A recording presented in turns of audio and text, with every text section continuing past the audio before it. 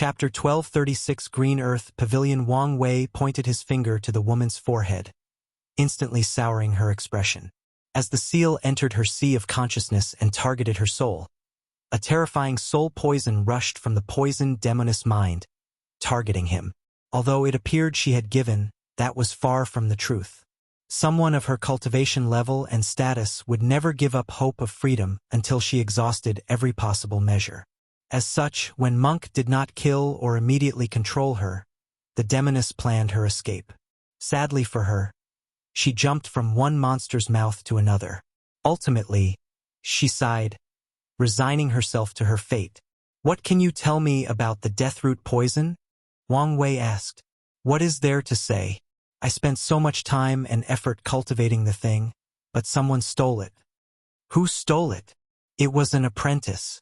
"No, not even an apprentice, but a medicine slave I bought," the poisoned demoness replied nonchalantly. Wang Wei frowned.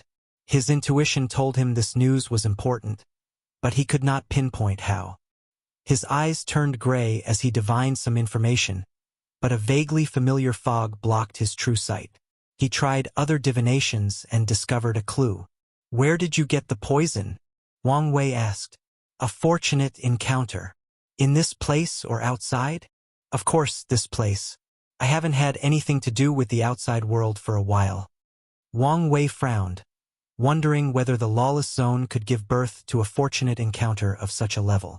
Although rare, it should be possible if someone who came to hide in this place brought the poison and died, thus leaving it as a fortunate encounter. "You said you bought the medicine slave? From who?" he asked. "The Green Earth Pavilion," the demoness replied. "Them? They sell people?" "One of the biggest sources of wealth from the Green Earth and Azure Sky Pavilion is selling slaves," the poisoned demoness calmly explained. "They even used the 4 gangs to help, especially the Crazy Thief Gang. That would explain the source of all the ordinary women and men in Monk's Battle Coliseum," Wang Wei thought. "Did you make a fuss to the Green Earth Pavilion after the medicine slave escaped with your property?" "I did," the demoness replied. "But they only offered twice the price I bought her for, which was nothing compared to the poison's value." "It seems you might be immediately useful," Wang Wei muttered. He instructed her of something before turning into one of the demoness strings of her. Green Earth Pavilion. The poisoned demoness calmly waited in the room where the pavilion received VIPs of VIPs. She had made trouble, asking to meet their pavilion master, and after she refused to be handled by their main manager, these people had no choice but to contact their leader. A few minutes later, the Earth Pavilion master entered the room, followed by 2 guards. He was a fat, middle-aged man, wearing a luxurious white gold robe with jades and gold jewelry pieces as accessories. He was a great emperor with a cultivation of 59%, and his aura reeked of debauchery/hedonism. It was apparent to anyone that this man had his cultivation achievements because of his wealth, and if not for his immortality, his body would be weak due to indulgence in food, alcohol, drugs, and sex. However, some credit should be granted to him since he could still use his power, meaning his Tao heart was intact, and his state of mind, no matter how twisted, had some sense of purpose and direction. A look of disdain flashed in the poisoned demoness eyes. However, she still gave the Earth Pavilion some respect, mainly because of the twin bodyguards accompanying him. Meanwhile, the Earth Pavilion controlled himself and did not gaze at her with any lustful thoughts or intent. On the contrary, he showed her the most respect despite detecting the disdain in her eyes. "Poison Master, what happened to you to make such a fuss?" the Earth Pavilion Master asked with a businesslike smile. The demoness was about to open her mouth and make a fuss about her poison, even demanding them to search for her medicine slave on the outside. However, Wang Wei did not give her, or anyone else, the time to react. A group of strings suddenly appeared out of nowhere to capture the Pavilion Master. The twins reacted and tried to protect him, but everything was sudden and fast. They did not react in time.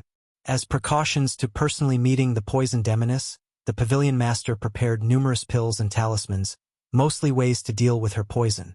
However, he also prepared if he needed to run away, so his talisman tried to take him away from the situation. Sadly for him, these strings contained the power of fate, thus blocking all possibilities of escape that he could think of.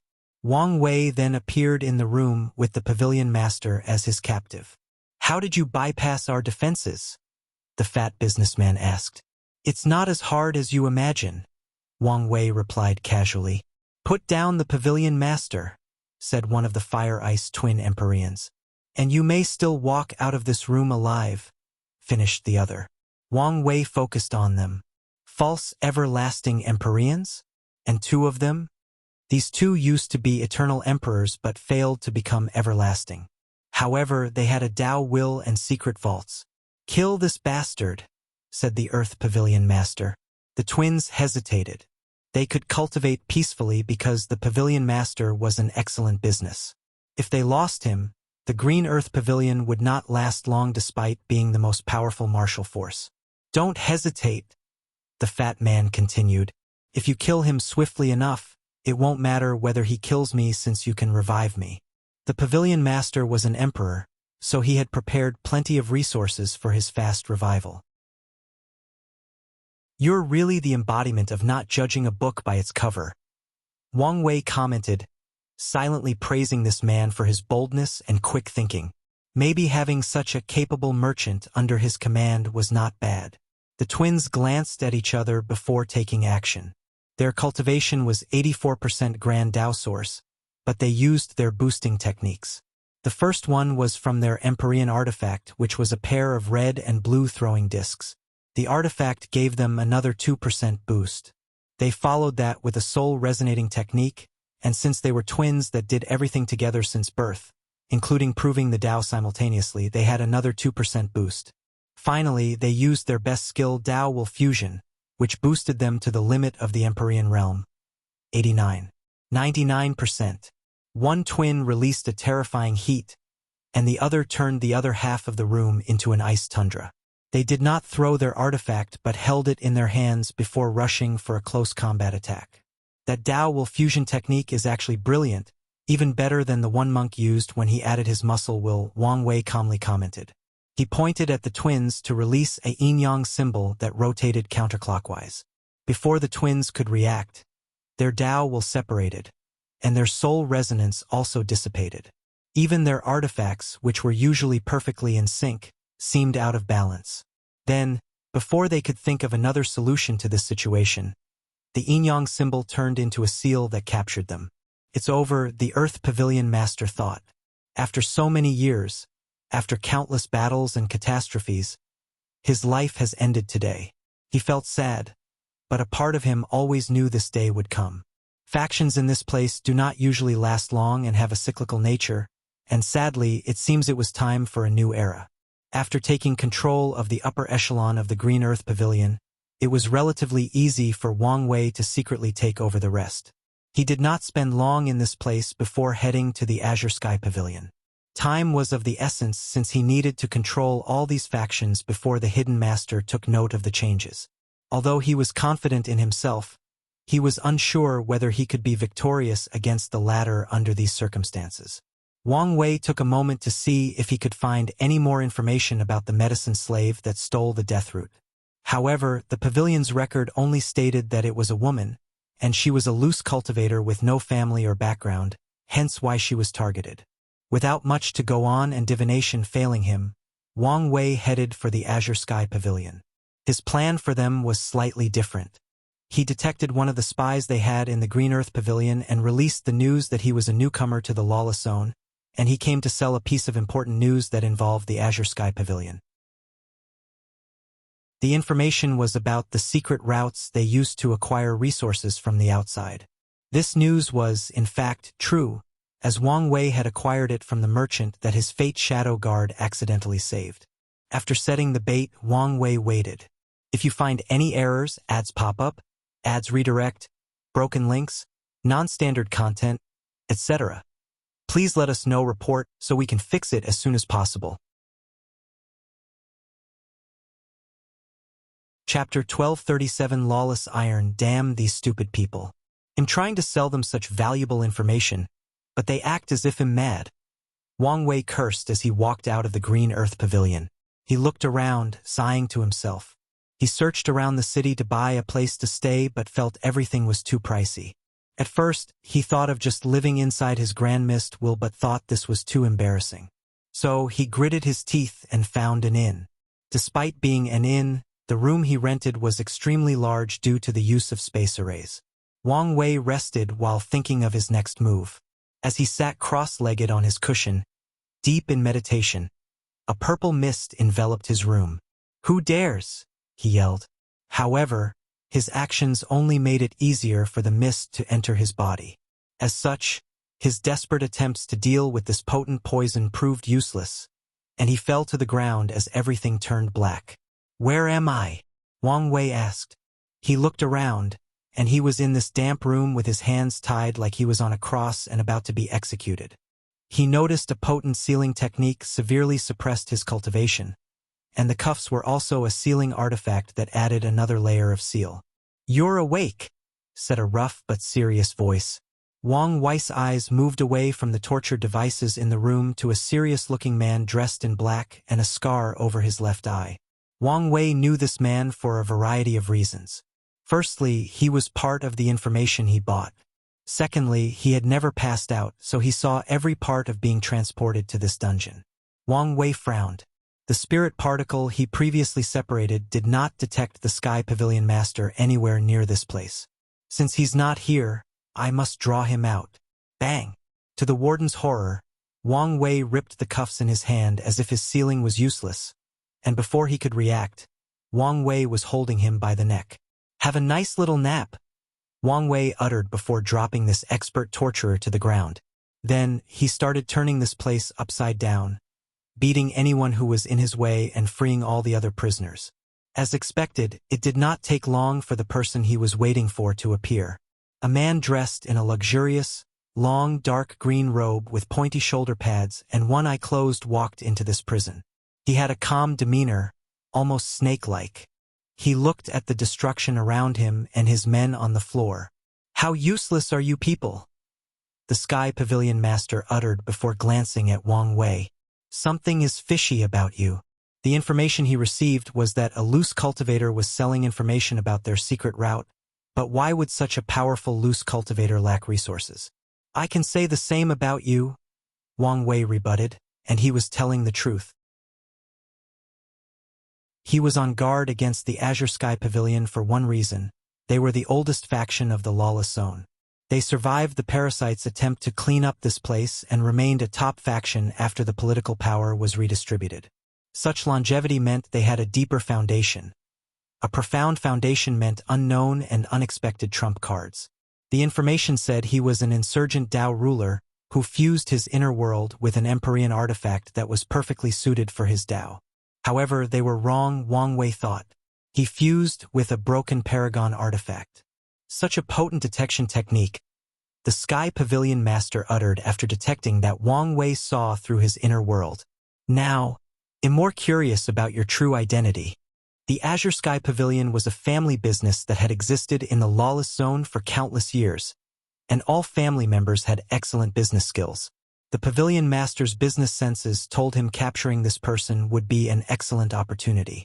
He activated his Earth Tao to surround his arms with rocks before also activating his Tao Will artifact. Strength of Earth, he rushed to his opponent to devastate them. After being empowered by the concept of the Earth itself, the Pavilion Master could fight directly with some of the best body refiners. Sadly for him, Wang Wei had labeled him as a threat and went all out. Wang Wei blocked the attack with his arm and secretly frowned. As expected, this man was not simple. This punch looked like a straightforward attack, but the bastard was secretly using his Paragon artifact to influence his mind/soul. Although the artifact was restricted in power level by the environment, its essence was still of a higher quality. The Pavilion Master used the higher essence to influence his opponent's mind and soul. In other words, people without a Paragon soul or strong will are easily influenced by him. Unfortunately, he met the wrong opponent. As soon as the two were closed, Wang Wei used his Fate Shackle innate talent to basically rewrite this man's past and made it as if the Paragon artifact did not perfectly suit him/his Tao. And since the Sky Pavilion Master's insurgency originated from that artifact, his strength drastically decreased. Wang Wei then immediately went for his throat in an attempt to catch him as swiftly as possible. However, his attempt failed. When his arm was less than 10 centimeters from his opponent, his own strength suddenly decreased. His cultivation realm was suppressed to the Emperor realm, and even his body refining realm dropped down to the Dragon Phoenix realm. The Pavilion Master used this opportunity to escape. "What in the 9 hells?" Wang Wei commented. His power had returned, but he was slightly baffled. "I can't believe you forced me to use it in less than 10 seconds of fighting," the Pavilion Master sighed. His aura returned to its normal state as this ruthless man sacrificed all the lives inside his inner world to remove the shackle on his fate and regain his connection to the artifact. This kind of sacrifice was permanent, meaning he could not recreate these lives again, showing his ruthlessness and decisiveness. He then opened his closed eyes, revealing an all-black pupil. The environment suddenly changed. Wang Wei's strength once again returned to the Emperor realm, and even the Sky Pavilion Master's aura had a drop in strength to the early stage of the Empyrean realm. "Lawless iron," Wang Wei commented. "Any unique environment will evolve unique material. That's one of the fundamental laws of heaven and earth." This law also applied to the Lawless zone, and the unique material this place created was the Lawless iron, which was an ore with the same effect as the cultivation suppression of this place. "I thought the parasites destroyed all the Lawless iron mines in this place," Wang Wei asked. "Lawless iron mines are rare and would appear in small quantities. However, when the parasites cleaned up this place, one of their main targets was the mines." "No, that's not important," Wang Wei continued. "The truly impressive thing is the fact that you found a weapon master that can refine lawless iron into such a small, powerful, and detailed artifact. Lawless iron is valuable even in the outside world because of its main use in creating prisons to hold powerful creatures or entities. However, it's not as valuable as an ore to create weapons or artifacts because of how difficult it is to retain its power of suppression after being processed or when fused with other metals. One of the lawless iron's natural characteristics is that it works better when there are large quantities of it. That's why Wang Wei found it incredible that he had an eye artifact with this effect. "You're very knowledgeable and astute, but you talk too much for a prisoner," the Sky Pavilion Master stated as he once again encased his arms into a rock armor before going on the offense. "I had no choice but to," Wang Wei replied with a smirk. Then, to the Rockman's horror, they clashed with both of them intact, meaning their strength was on par. "You? How is that possible?" Wang Wei smirked. He was not conversing mid-fight with an opponent for no reason. In this short time, he got a basic enough understanding of the composition and effect of lawless iron to use his freedom Dao to become free of its effect. He did not return to his peak, but he regained his Empyrean level strength and his limit indestructibility, which was enough for him to deal with the situation. "Damn you!" The battle waged for a while, but ultimately Wang Wei was the winner. In the same cultivation realm/strength, it's a sure thing to bet on Wang Wei. As the Sky Pavilion lay on the ground, he held the lawless iron eye in his palm. "Truly masterful work," he praised. "I have plenty of resources but not enough professional talent to put them to use. Now, it seems I'm about to recruit a master weapon refiner. If you find any errors, ads pop up, ads redirect, broken links, non-standard content, etc., please let us know report so we can fix it as soon as possible." Chapter 1238. A talented ally. Wang Wei followed the Sky Pavilion Master to a sun in a cosmic star area of the Lawless Zone. At the center of the sun was what Wang Wei would describe as a smithing house that used the sun to create samadhi flames for weapon refining. Wang Wei walked into a room with a muscular elderly man in a simple black robe, a long white beard twisted in a braid, and using a hammer on the mold of a sword. The sight was odd because the elderly man had the aura of an everlasting Empyrean, but his way of refining weapons resembled a blacksmith instead of a cultivator. The blacksmith did not pay attention to their presence and continued hammering. Once he finished, he used his fingers to draw a simple rune on the air that fused with the sword, releasing a golden light indicating its complexion. The blacksmith looked at the sword briefly and shook his head in disappointment. He threw it to the small weapon pile next to him before finally focusing on the people present. Pavilion Master? Are you here for another unreasonable request? I told you there is a limit to even my skills. No, that's not why I'm here, the Sky Pavilion Master swiftly said.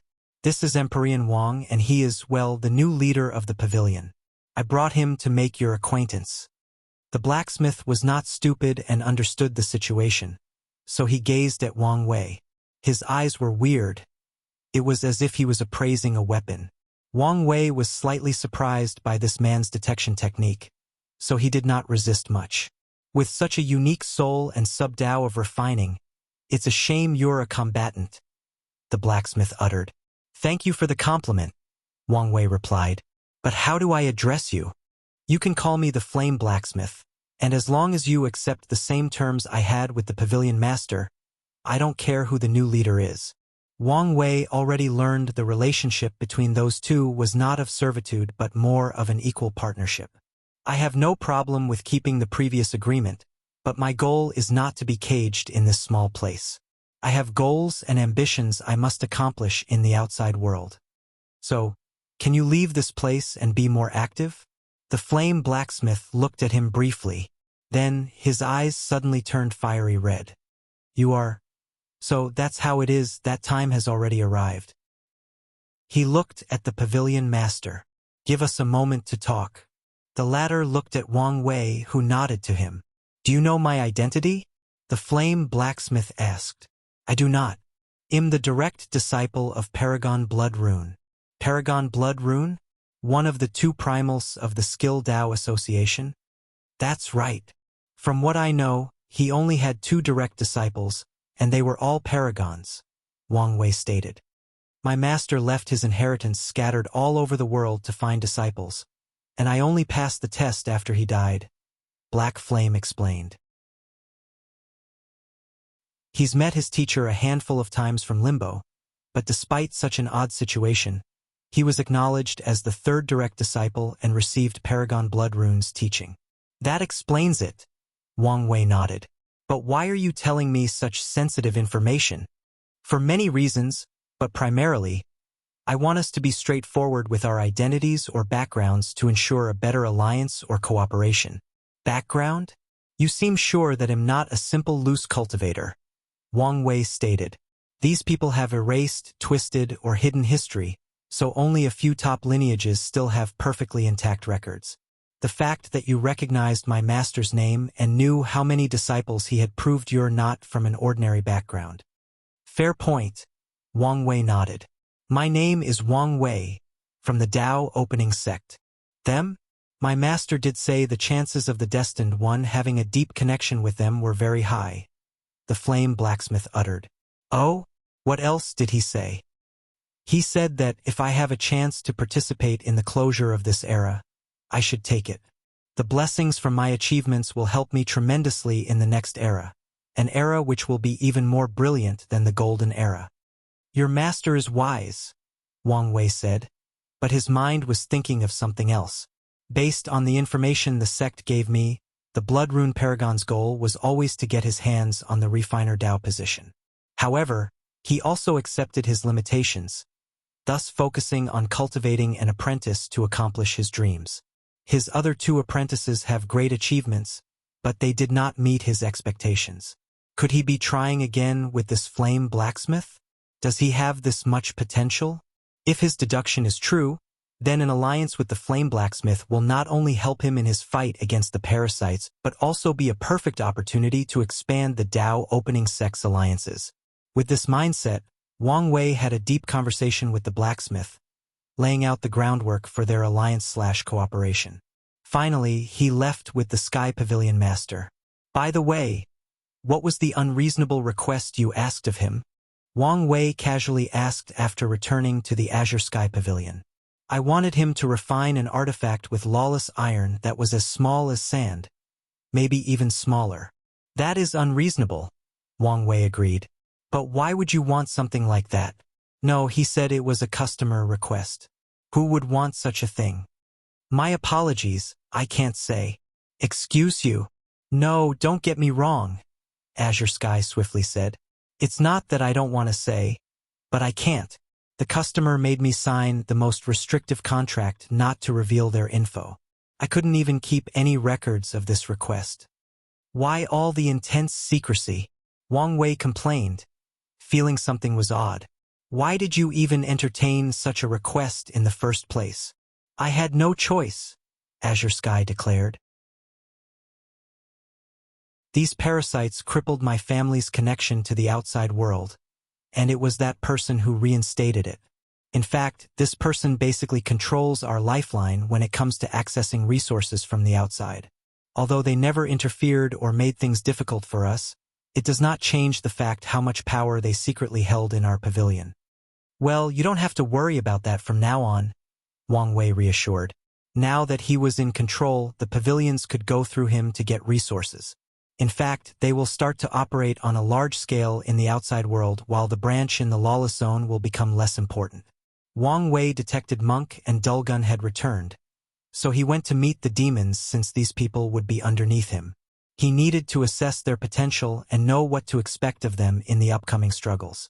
As such, he gathered all 5 of them, including the poison demoness that he had already met. He sat on a throne, observing all 5 of them. Wang Wei read their fate lines to have a better understanding of their personality, experiences, and capabilities. The poison demoness is an excellent poison cultivator. She's efficient and ruthless in her approach while also keeping a more experimental mindset. However, she becomes useless once her poison does not work. Maybe she should add Gu Dao to expand her repertoire. His gaze turned to the puppet demon. Another ruthless bastard. I guess all of them are ruthless, hence the demon in their name. However, this one even abandoned his flesh and turned himself into a puppet. However, he's too confident in his work as he made such a stupid mistake of leaving his puppet core where his heart was. Once he fixes that and I help him condense the other runes for his myriad Dao core, he will be a force to reckon with. Plus, I can take all his knowledge and experience as a gift for Kai Song. Wang Wei frowned as he looked at the flesh demon. This grafting technique is quite unique, but this bastard went the wrong way. He acquired the body of an indestructible Empyrean but not the strength of one. He used his grafting method to avoid the tedious and painful process of body refining, but that only made his flesh full of flaws and his willpower extremely weak. Despite his potent flesh, this demon did not even achieve willpower manifestation.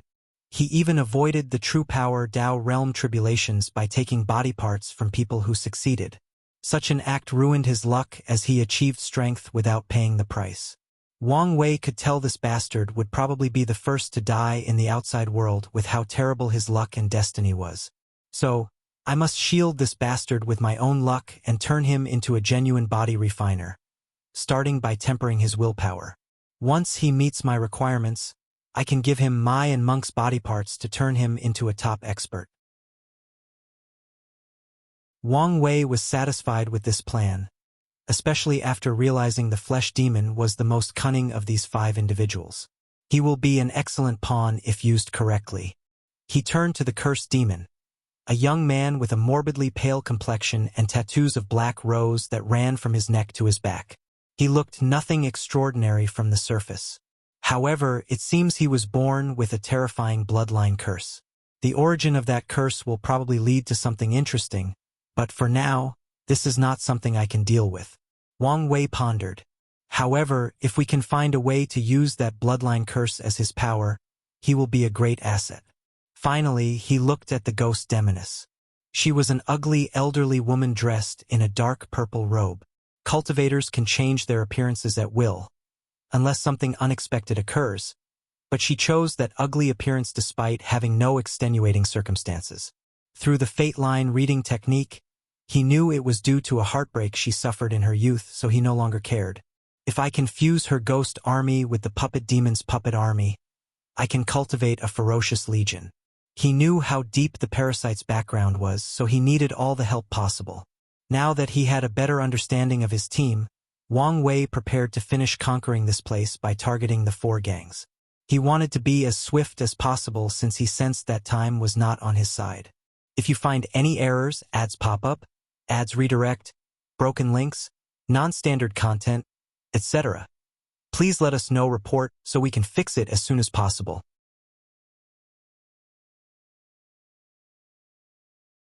Chapter 1239 The Ruthless King. After planning the next step, everyone separated to fulfill their task.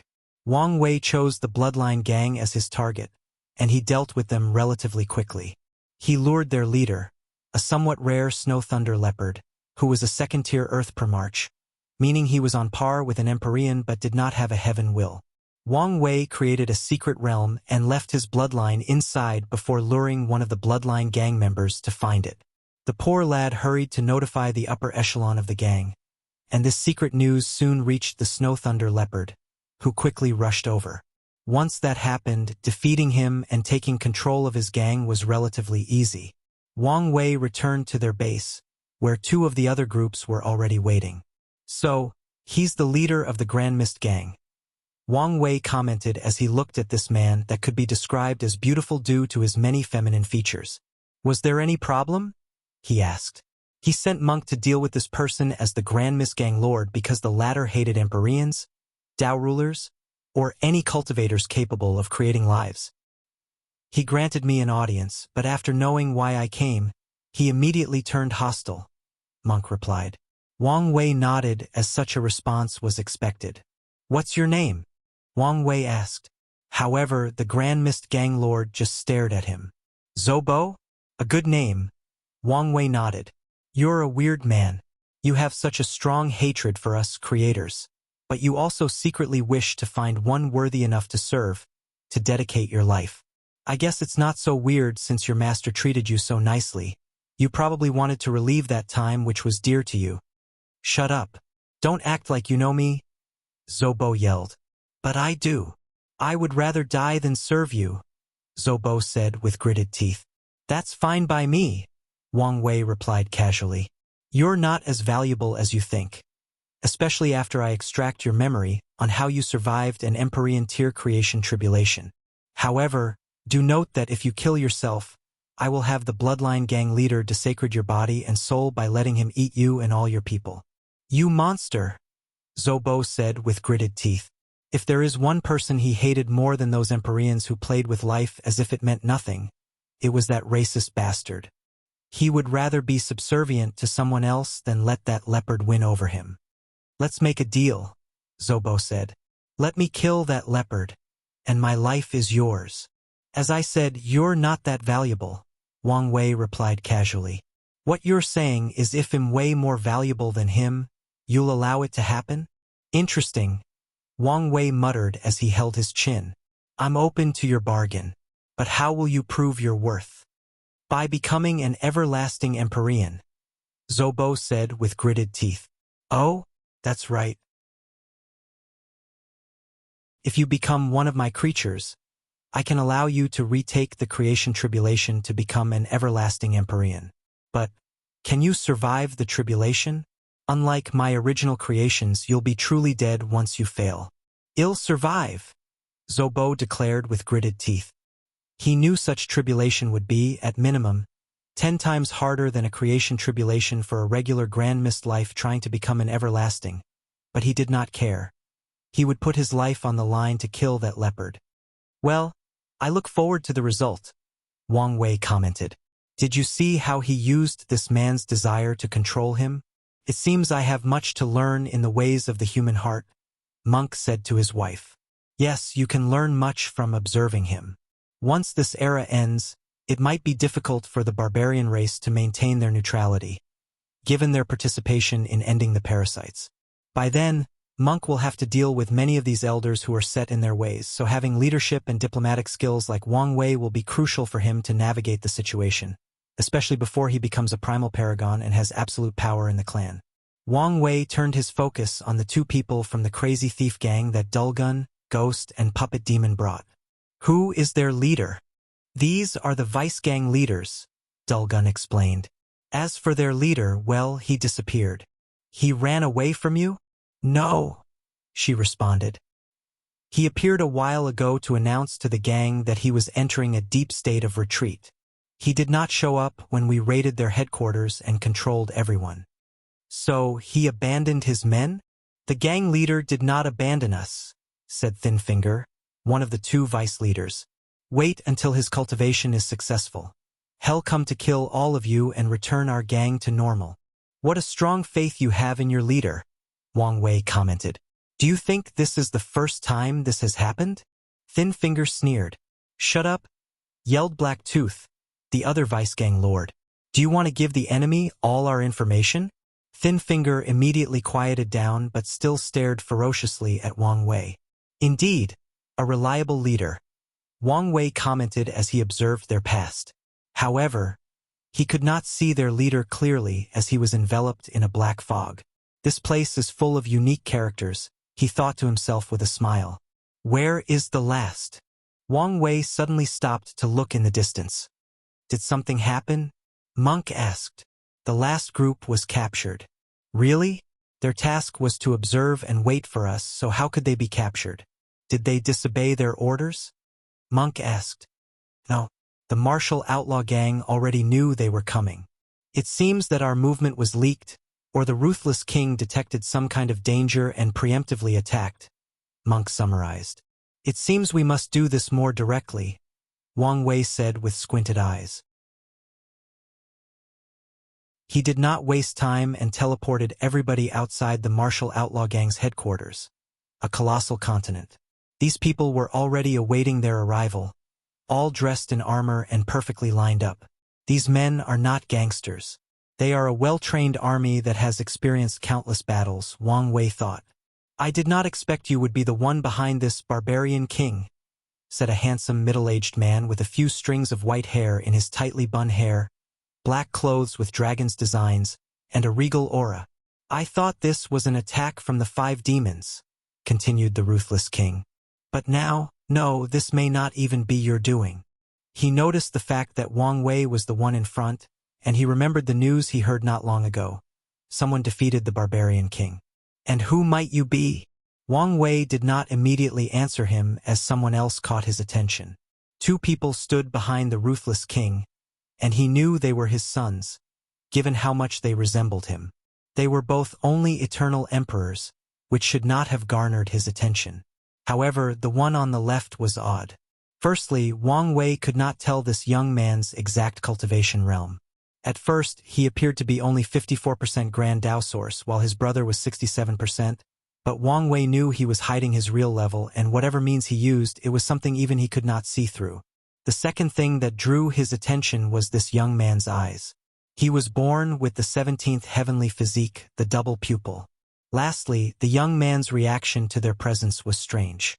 He first glanced at Monk with great worry before looking at Wang Wei with horror.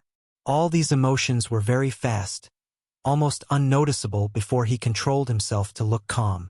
Another interesting character, Wang Wei thought before focusing on the Ruthless King. The name is Empyrean Wang. It's a pleasure to meet you, but what should I address you as? The Ruthless King, or would you prefer a more familiar term like His Majesty? The Ruthless King squinted. Ruthless is fine. After all, I'm just a nationless ruler. I know it must have been hard, but could you quench my curiosity? Wang Wei asked. How was your dynasty destroyed? I'm assuming the parasites did it, forcing you into exile in this place. But why did they destroy it in the first place? Was there a particular reason, or were you guys just part of a long list of places to clean up? I don't believe this is the kind of conversation strangers should be having. The Ruthless King responded with clenching hands, trying to control his anger. Fair. Wang Wei nodded. So, let's get back on track. I believe we reached the part in our conversation where you asked me why I'm doing this. What animosity do I have with you or your gang?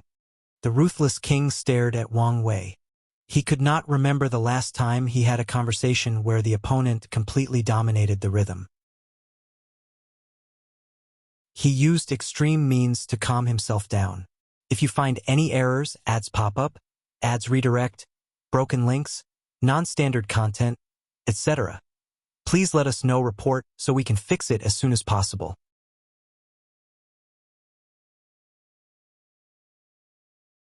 Chapter 1240, The Second Prince. There are no grudges or any relationships between us.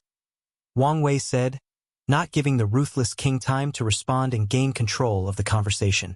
I need a new force to end the situation outside, and the lawless zone was the best place to amass power. The ruthless king squinted. So you're... That's right. Wang Wei nodded. How about this? If you join me peacefully, I promise to ally with you, and once we achieve our goals, we can go our separate ways. That is not happening, the ruthless king replied decisively. I figured as much. Wang Wei sighed. I guess I now understand why you're in this situation. You don't know anything about me, so don't pretend like you do. I don't, but it's not hard to deduce, Wang Wei continued casually. You're probably from a top dynasty with paragons. However, they died during the ultimate taboo or the cleanup afterward. Despite these circumstances, your dynasty should still have existed, even if they had to live in embarrassment. Unfortunately, your ego and pride hurt the entire nation. You probably did something that provoked these parasites, or they tried to use you in one of their ploys, and your pride made you bluntly refuse them, causing one of them to annihilate your dynasty. In the end, you had to run with your tail between your legs, living in this place in exile as a shadow of your former glory. That should be the gist of it. Did I miss anything? I should be off in some of the small details. The ruthless king looked at him, his killing intent almost palpable. The odd thing is it seems you haven't learned anything from that experience, Wang Wei continued. Your ancestors must be rolling in their graves in limbo. I assume you did not come to this place simply to hide from the parasites but also to hide from the consequences of your actions. After all, once your ancestors are revived, they will definitely dethrone you and may even directly execute you. This restricted place is your best chance at surviving their wrath. You have a sharp tongue, the ruthless king commented, secretly clenching his fist. It's a shame you used to spew nonsense. Wang Wei ignored his feeble comeback, his gaze focusing on the legion behind him. It seems you're not completely useless. Your men's spirit and morals have not wavered the slightest with my words. So, your forte is military training? It's probably how you became the successor in your generation despite your terrible personality and unsuitable mindset for a ruler. Wang Wei then turned to the princes behind the ruthless king. Your father's fate is sealed. If any of you can control his legion, I will be more than happy to work with you instead of him. If you wish to exercise filial piety, I can even spare his life as long as you promise to control him properly. Stop talking nonsense, yelled the first prince. You're stupid if you think we will betray our own father. I see, Wang Wei replied with a hidden smirk. His focus was on the second prince, the eye with the double pupil. Although the latter nodded in agreement, Wang Wei detected his hesitation. What a shame, Wang Wei sighed. Anyway, where are my people? The flesh and poison demons were captured, and he wanted to know their whereabouts. They are safely kept by me, the ruthless king quickly replied, feeling he finally had some sense of control over the situation.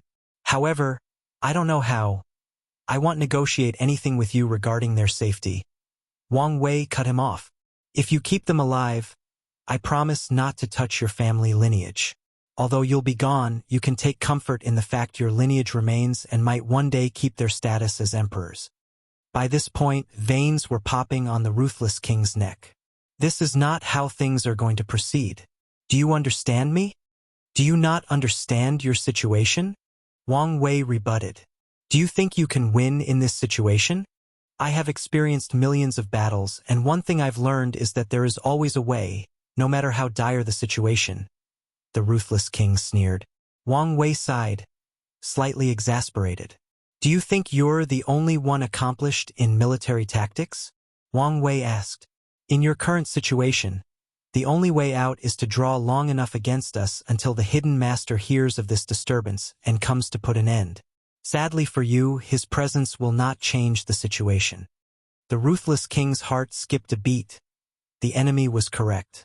As soon as he saw all these leaders show up, he knew this method was the only way for him and his people to survive.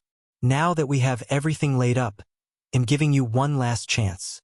Surrender peacefully and spare your people this bloodshed. Father, please accept his offer. The second prince thought to himself, despite knowing it would be pointless, giving his father's pride and stubbornness.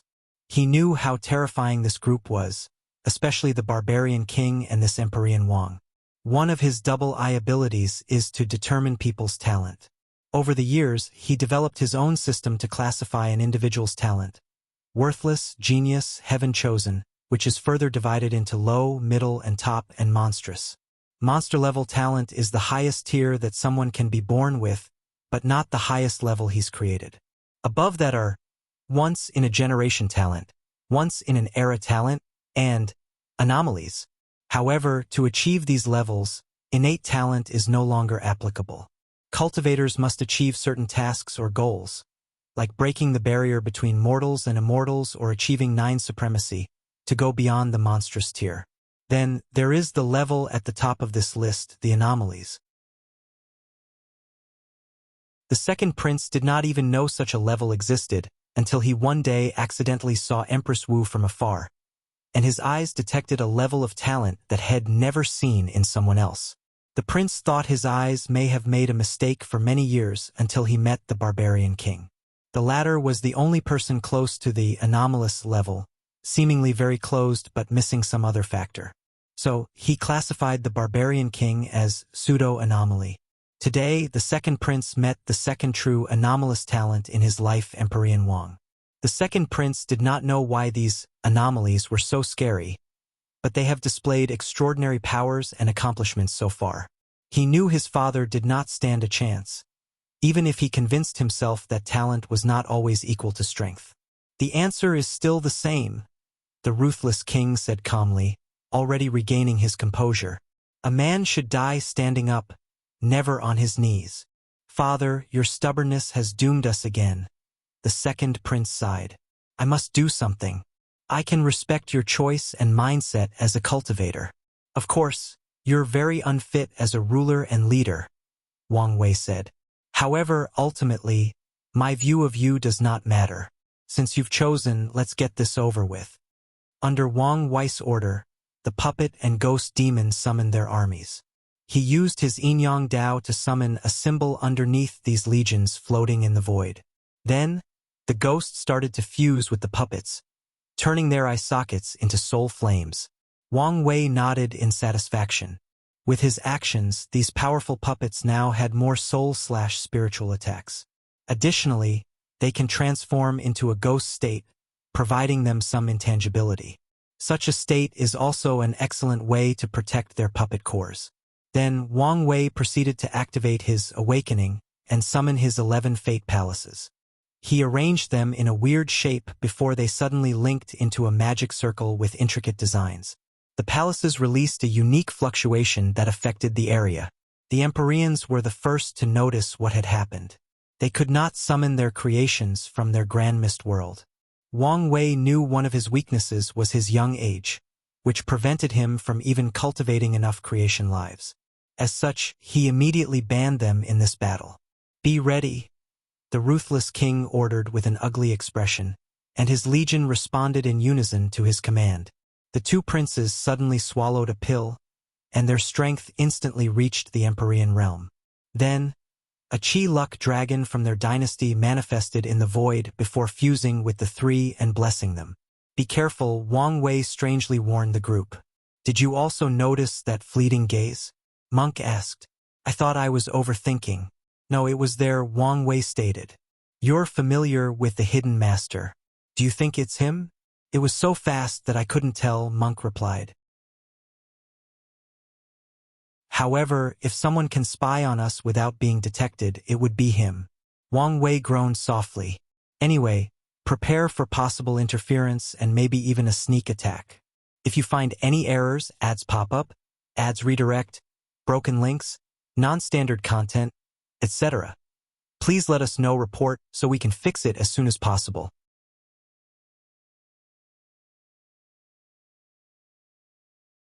Chapter 1241 Settle. Wang Wei did not want to spend much time in this battle, so he went all out from the very beginning. His body released a dark and eerie aura that enveloped the surroundings. The ruthless king was immediately on guard, which was a wise move. A ghost-like figure dressed in all black, with a bony face and a scythe, suddenly manifested behind him and swung its weapon. The ruthless king felt that death itself had come knocking on his door, so his intuition warned him to get as far away as possible from this embodiment of death. His feet turned golden, with small dragons rotating around his ankle. With one step, the ruthless king was a few hundred light-years away from the creature. However, Wang Wei had predicted his movement as he moved exactly next to a colossal black door that became visible due to his presence. The door opened, releasing a suction force, trying to capture him. The ruthless king heard the cries of millions of souls, many of which he felt were people he had once killed. He resisted the suction, trying to move away from this terrifying thing. However, Wang Wei suddenly appeared before him and punched him into the door. The ruthless king's dragon protection technique manifested the head of a dragon in the exact spot where Wang Wei's fist landed, protecting him from a direct attack from the fist. However, the force behind the punch still sent him flying into that terrifying door that resembled a ferocious beast's maw. As the ruthless king approached the death door, he finally used his Tao.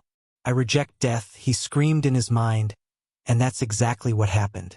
His rejection Tao allowed him to reject the very concept of death itself.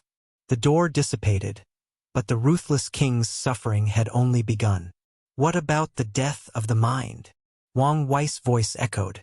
The ruthless king found himself in his sea of consciousness, but with each passing moment, everything around him turned slightly darker. He knew once everything turned black, this would mean the death of his mind, his memories, the death of his soul. He tried to reject death a second time, but this attempt was futile. The ruthless king reacted swiftly and changed tactics. He rejected all negative status affecting his mind, soul, and spirit. His swift reaction allowed him to block the enemy's technique, but his soul was slightly injured in the process. Boom! A powerful force hit the ruthless king on his chest, sending him flying away. His dragon protection cracked under the sheer power of that fist and the additional boost from the enemy's true will. Luckily for him, his Tao will was decent, and he protected himself.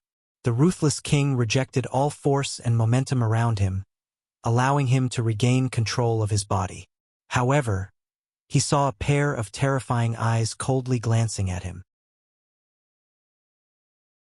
A terrifying pain rushed to his body. The pain was so intense that his soul, no, his very existence, could feel it. As he was about to reject pain from his body, Wang Wei's fist exploded his head and annihilated his soul with one punch. Such a swift and decisive move should have ended this battle. However, this was far from the truth. The ruthless king's headless body suddenly exploded, forcing Wang Wei to take 5 steps back into the void. "A longevity resource?" he muttered. Wang Wei could tell his opponent was not dead. However, with his background, it makes sense. He looked in the distance, and as expected, the ruthless king revived with a grim expression. The situation was less than ideal, and when it came to someone of this caliber, he could not even use his longevity technique to fake his death. What is taking him so long? The ruthless king was still hoping for the hidden master to come to rescue him. "Father, please surrender," the second prince suddenly transmitted through divine sense. "Shut up, you unfilial son," the ruthless king rebutted. "Look around. We have no chance." The ruthless king saw the situation. His legions first had the advantage, but with time, these mindless puppets that have no fear and are boosted by countless ghosts started to wear them out and slowly regain the lead. The barbarian king instantly captured his first son, while the second barely held on with the help of the martial gang lord, who was once his greatest general. "You should have noticed the difference between our power," Wang Wei said. "Now, why don't you do the smart thing and surrender? It's fine if you don't want to serve under anyone else. You can retire and choose one of your sons to become my subordinate." "Save your breath," the ruthless king replied without hesitation, making Wang Wei exhale deeply. "I truly hate people like you," Wang Wei stated. "His offers have been more than generous, considering he was trying to conquer this place and not play around. However, this man refused any and all concessions. His stubbornness reminded him of that guy from the martial hegemony world. "Fine. Have it your way," Wang Wei sneered. I'll ensure you stay dead this time. As Wang Wei went on the offensive, the Ruthless King responded in kind. His body released a strange yellow mist-like energy, which was, in fact, final grand mist. The Ruthless King used one of Empyrean's desperate measures. He sacrificed his Grand Mist world, destroying it and killing all the lives inside to revert them into Cosmos Grand Mist Chi. He then sacrificed his Grand Mist wheel to reverse Yang into Yin, turning the Cosmos Grand Mist into Final Grand Mist. The Ruthless King transformed the intense yellow energy in his palms into dragons to magnify their effects as he rushed toward Wang Wei with a brutal attack. No matter how good his defense or his control of true will, the potent effect of the final Grand Mist should be enough to severely injure him. Once that happens, it will be easier for me to prolong this battle, the Ruthless King thought, his actions decisive and ruthless. Sadly, the Ruthless King made two mistakes. Firstly, he severely underestimated the effect of limit indestructibility, especially in the Empyrean realm. As such, even if he were facing Monk, this attack would only lightly injure him. The second mistake was he did not know his opponent well enough. Grand Mist is considered the first chi/force/power of the Chaos Universe. But that's not entirely true. Nothingness was the first. Although it only existed briefly before becoming Grand Mist, it is still the predecessor. As such, Wang Wei, whose body was nourished by nothingness, had an extremely high immunity to Final Grand Mist. However, he did not use this immunity for this clash. Instead, he used an absorbing spell to swallow all of the Ruthless King's Grand Mist Chi and convert it into the power of nothingness. As such, the final result of this clash was Wang Wei holding a shocked Ruthless King by his neck as he looked at him calmly. "You're lucky.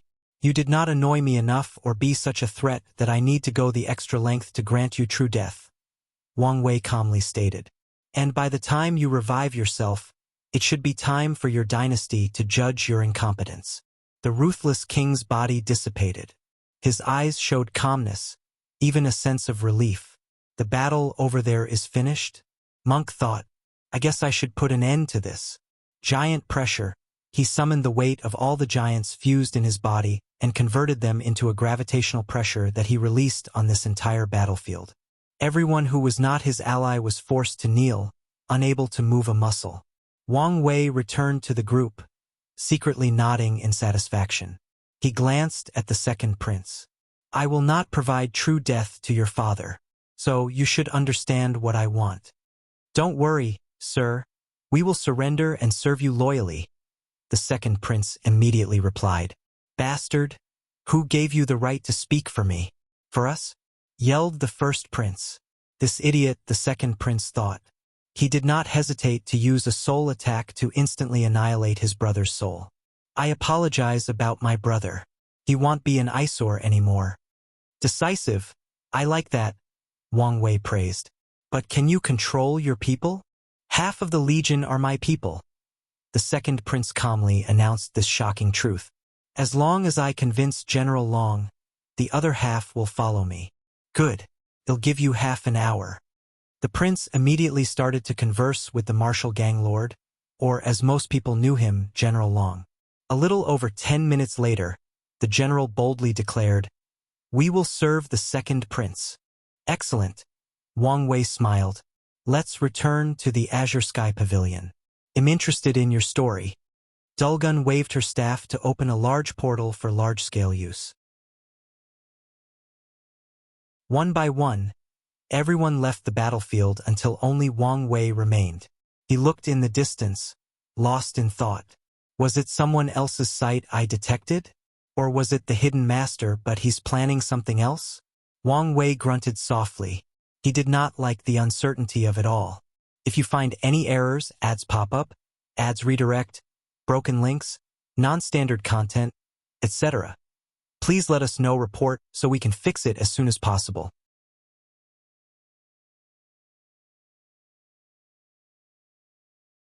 Chapter 1242 The Double Pupils. After settling the martial outlaw gang, Wang Wei summoned all his new subordinates. He sat on a throne in the middle of a room, with Monk and his wife on his right and the flame blacksmith on his left. He looked at everyone else, but his gaze did not immediately focus on the second prince but on the poison and flesh demon, who were fine after being rescued. You should understand that it's not a good look for you two to be captured on the first task I assigned you, right? We understand. The flesh demon bowed, accepting this reprimand. Meanwhile, the poison demoness felt this was unfair given the situation. However, she also apologized. This is your first failure, and there were extenuating circumstances, so I'll let you off with a verbal warning. Wang Wei continued. However, all of you must understand what is at stake. We are about to fight a war to end an era, so I don't need to remind you what failures will mean for us or anyone we care about. Wang Wei let his words simmer for a few seconds before addressing the second prince. What's your name? I am Jia Ping, the second prince of the Great Tan Divine Court. Great Tan? I remember you guys were top members of the Dynasty Assembly. Wang Wei stated. This assembly was not among the 13 overlords since Great Qin was the only dynasty-form faction in the 13. However, the Great Qin Saint Court was too ambitious, forcing countless dynasties to fuse or bow to them. So, the other 13 supported the establishment of the Dynasty Assembly to quell their ambitions and balance them out. That was in the past, Jia Ping replied. Our dynasty was destroyed and looted by these parasites. Now we are a shell of our former past. What exactly happened? The Five-Feather Phoenix wished to use us as pawns against the Earth Emperor, who started acting like the human emperor and the Great Qin Saint Court. The official warned my father to use diplomatic means to remain neutral and isolated, but he wouldn't listen, Jia Ping explained, sighing deeply. He was first rude to the envoy, and afterward, he tried to contact the undead phoenix to join him in eliminating Five-Feather. He probably thought he could take her out and replace her amongst the 7. As you can guess, his actions backfired, and the others used this opportunity to eliminate us and plunder our territory and resources. It appeared as if your father was not the best ruler. So how did he get the throne? Dulgun asked.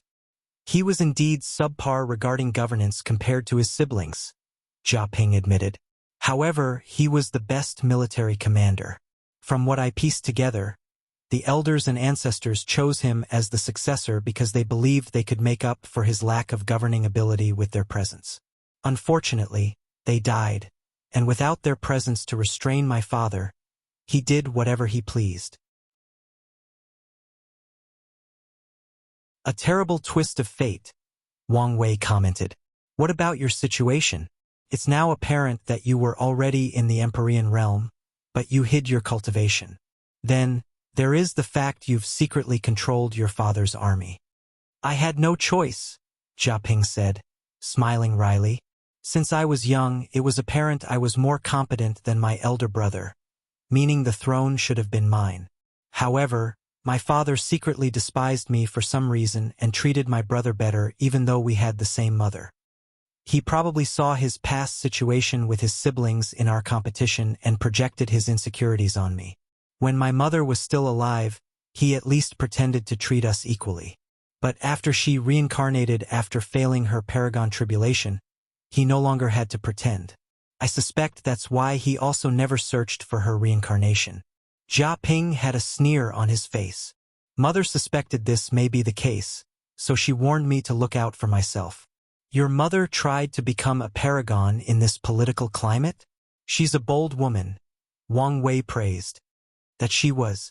One of the main reasons the elders allowed my father to ascend to the throne was his marriage to Jia Ping's mother. She was to be his anchor, reigning in his arrogance and pride. So what method do you use to hide your cultivation? Wang Wei wanted to know what method could hide from him. It's nothing impressive. A Tier 12 talisman, Jia Ping replied, showing the jade talisman to everyone. My mother gave it to me before entering the source chi space for her tribulation. It's one of the few things I have left of her. Jia Ping looked at the talisman with love and care. However, you can have it if the Lord wishes. Although it can only be used to hide cultivation, it's an excellent resource for the correct opportunity. I won't take such a precious thing from you for no reason, Wang Wei declined. However, if the situation arises, I may need to borrow it. He knew he needed all the resources for this upcoming fight, but he did not need to take it from his subordinate. Such an act is detrimental to the team's cohesion. No problem, Jia Ping nodded. I have 2 more questions, Wang Wei stated. Firstly, it's about your reaction when we first appeared on the battlefield. Your eyes saw something. What was it? Jia Ping hesitated briefly after hearing this question before explaining his talent classification to the room. Anomaly, huh? Wang Wei muttered. He was surprised that the second prince had some kind of connection with his future wife. However, as for this talent classification, Wang Wei was only mildly intrigued, and that's because there was too little information to determine what made him and Wu Hong an anomaly. For example, would his ancestor, the Sword Empress, known for her unparalleled talent, be an anomaly or someone close to it like Monk? Does it have to do with achieving a perfect 9 supremacy? Or do other factions come into play? There were too many questions and no answers. Lord, what do you think I'm missing? Monk asked. He suddenly felt this question was crucial to his future. I can't say for sure since there is too little information, Wang Wei replied. It could be that you need to double cultivate the Tao. But I'm a body refiner. Could it be that a single focus path cannot become an anomaly? Like I said, there is too little information to tell, Wang Wei reinstated. Another possibility might be you must achieve Taboo Realm. I did it in the Emperor Realm, so maybe that's what you're missing. Wang Wei theorized his future wife might have achieved Battle Realm Taboo Realm in the Empyrean or Paragon Realm. However, these were all speculations. Taboo Realm, huh? Monk muttered. You should not focus too much on this now, Dulgun reminded him. This classification is based on the lad's visual prowess and personal interpretation, and as the Lord said, there is too little information to go on. So don't lose your focus. Dulgun knew how her husband could easily become obsessed with strength or achievements. As such, she warned him not to put all his focus on this classification and lose sight of their current situation. On to my second question, Wang Wei continued, secretly nodding that Dulgun reminded Monk of his current priority. Did your eyes awaken? They did, Jia Ping responded proudly. The double pupil was a top physique in itself, but if its own could awaken it, its value would be comparable to the top 5 heavenly physiques due to the ability it will acquire, Copy Tao. As the name implied, this ability allowed the owner of the double pupil to copy someone else's cultivation level and acquire their Tao. In other words, Jia Ping could copy Wang Wei's Fate Tao and instantly achieved the same level of cultivation as Wang Wei, now 77%. Jia Ping could then choose whether this LY acquired Fate Tao is his primary or a sub-Tao. Which level? Wang Wei asked with a smile. The highest. Wang Wei's eyes lit up. Meaning you can copy a Paragon's Tao. Although the limit of the double pupil was 90%, and Jia Ping could only use it after becoming a Paragon himself, it was still a terrifying ability. After all, who wouldn't want a free Tao that reaches the Paragon tier? If Wang Wei had those eyes, he would definitely use them to raise one of his professional Tao to the Paragon realm. You're more talented than I thought, Wang Wei praised. Awaking the double pupil was slow, tedious, and challenging. On top of that, it can only be accomplished before proving the Tao. Wang Wei suddenly sighed. Your father was truly a moron. Jia Ping was a prince, meaning his awakening task would use this identity as the basis. Heaven and earth would slowly cultivate Jia Ping into the perfect emperor/ruler, and his double pupil would evolve accordingly. The fact his eyes developed the ability to detect talent was proof of this. Yet, despite knowing all of this, the Ruthless king still isolated such a talented heir. If you find any errors, ads pop up, ads redirect, broken links, non-standard content, etc., please let us know, report, so we can fix it as soon as possible.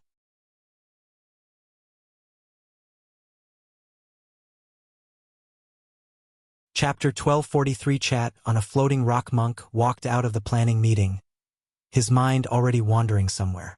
When he returned to his quarters, Monk summoned a pen and parchment and started writing. Despite how small the brush was, Monk's writing was impeccable due to his ungodly control over his body. He wrote notes or observations about Wang Wei, from the latter's behavior, mindset, tactical abilities, and even subtle micro-expressions. Monk even wrote about Wang Wei's flaws like his often casual demeanor, which Monk viewed as not appropriate for a leader. If your subordinates are too comfortable for you, it becomes easier for them to walk out of line. Of course, Monk also recognized that Wang Wei can instantly switch from joyous and casual to noble and intimidating. His personality could not walk this fine line, so Monk decided not to learn from this aspect. Another critique he had was that Wang Wei was not ruthless enough. He believed Wang Wei should have been more harsh on the demoness, especially the poison demoness. Her resentment at being reproached was visible, and if he were him, he would have punished her harsher. Maybe this was a wise choice since the group has just been established. Monk pondered on the last criticism. Kindness is also a weapon that can be used as a means of control. I can learn from this mindset.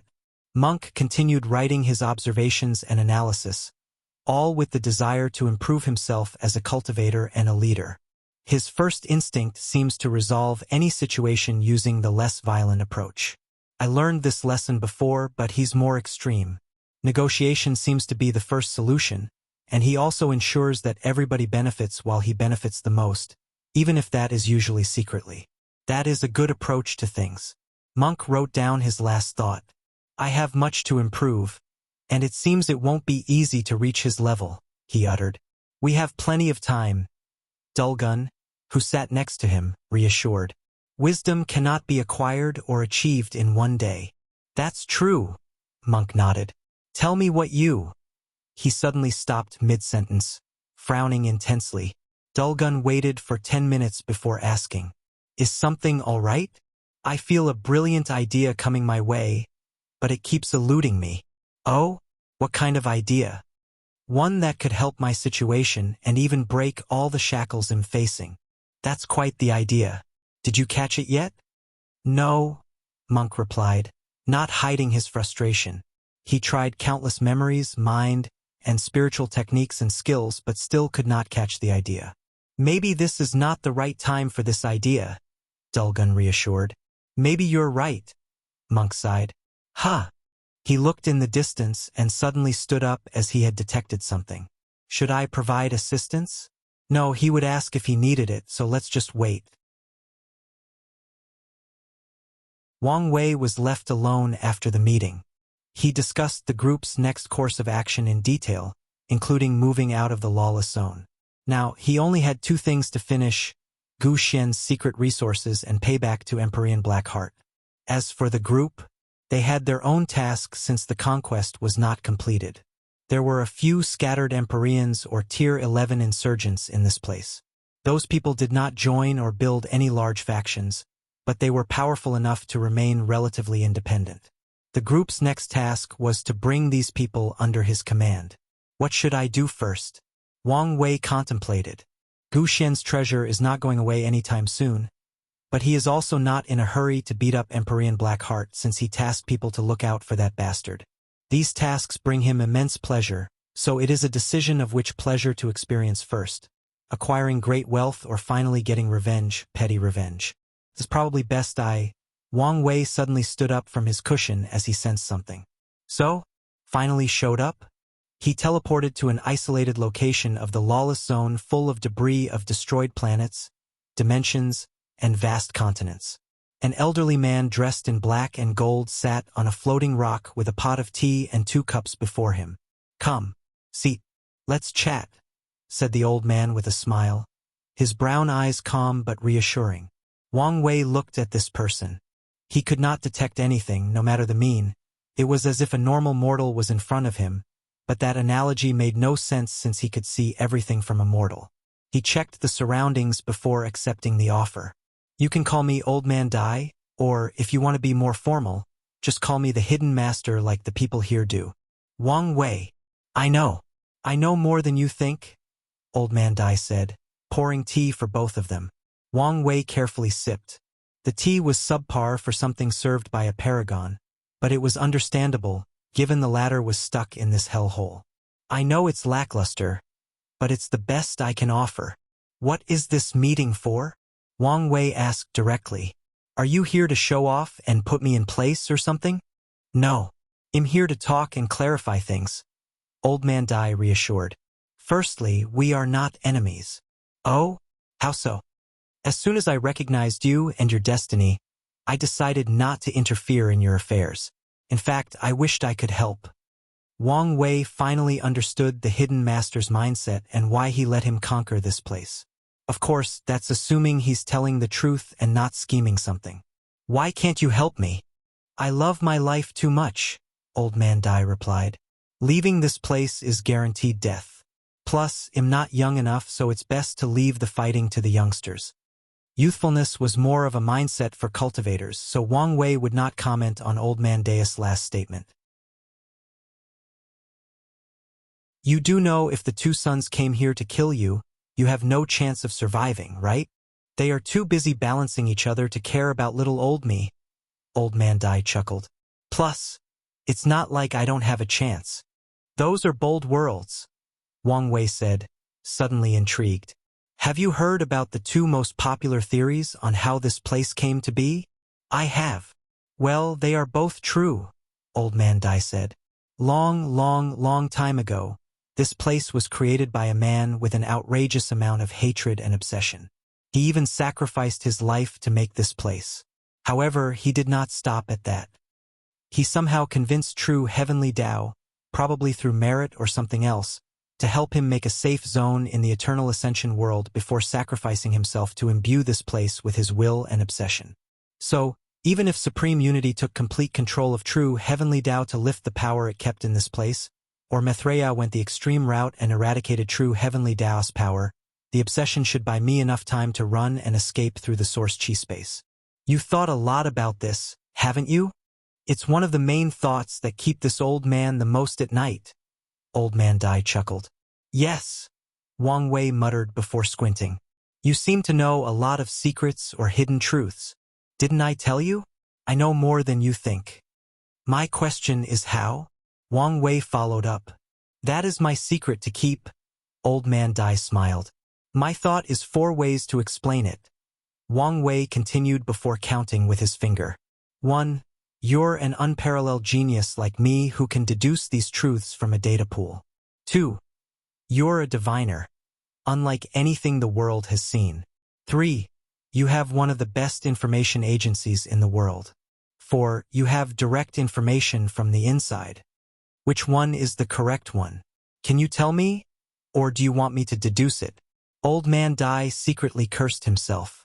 Why did he have to show up by appearing more mysterious and revealing so much information? I think you're overthinking, he responded, his expression unchanged. Let's see, Wang Wei continued, looking him in the eye. You talk like you know a lot about me, but this is the first time we've met. So where did your information come from? We can start by eliminating the fact that you're an unparalleled diviner.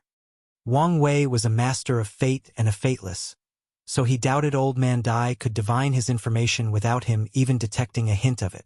This might be possible if the old man was a top paragon.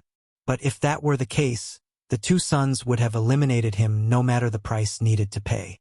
The subsequent elimination is the best information agency in the world. You would need a lot of money and resources to build something like that. And if you had succeeded, your way of life in the Lawless zone would not be much different on the outside. Additionally, the parasites would put more effort into eliminating if you had access to such resources. The third to eliminate is intelligence. You don't conduct yourself in such a manner. However, that's not a completely valid reason to discard your intelligence. After all, you may be putting on an act capable of even fooling me. No, I eliminated intelligence because that also requires data. You can't deduce such knowledge and secrets without some basic information. You don't know me and we have never met. So how would you know much about me? How did you know enough about Maitreya and Supreme Unity to deduce their strength and capabilities? We've already determined you don't have one of the best spy agencies in the world. So where did your information originate from? Wang Wei asked, looking him directly in the eyes.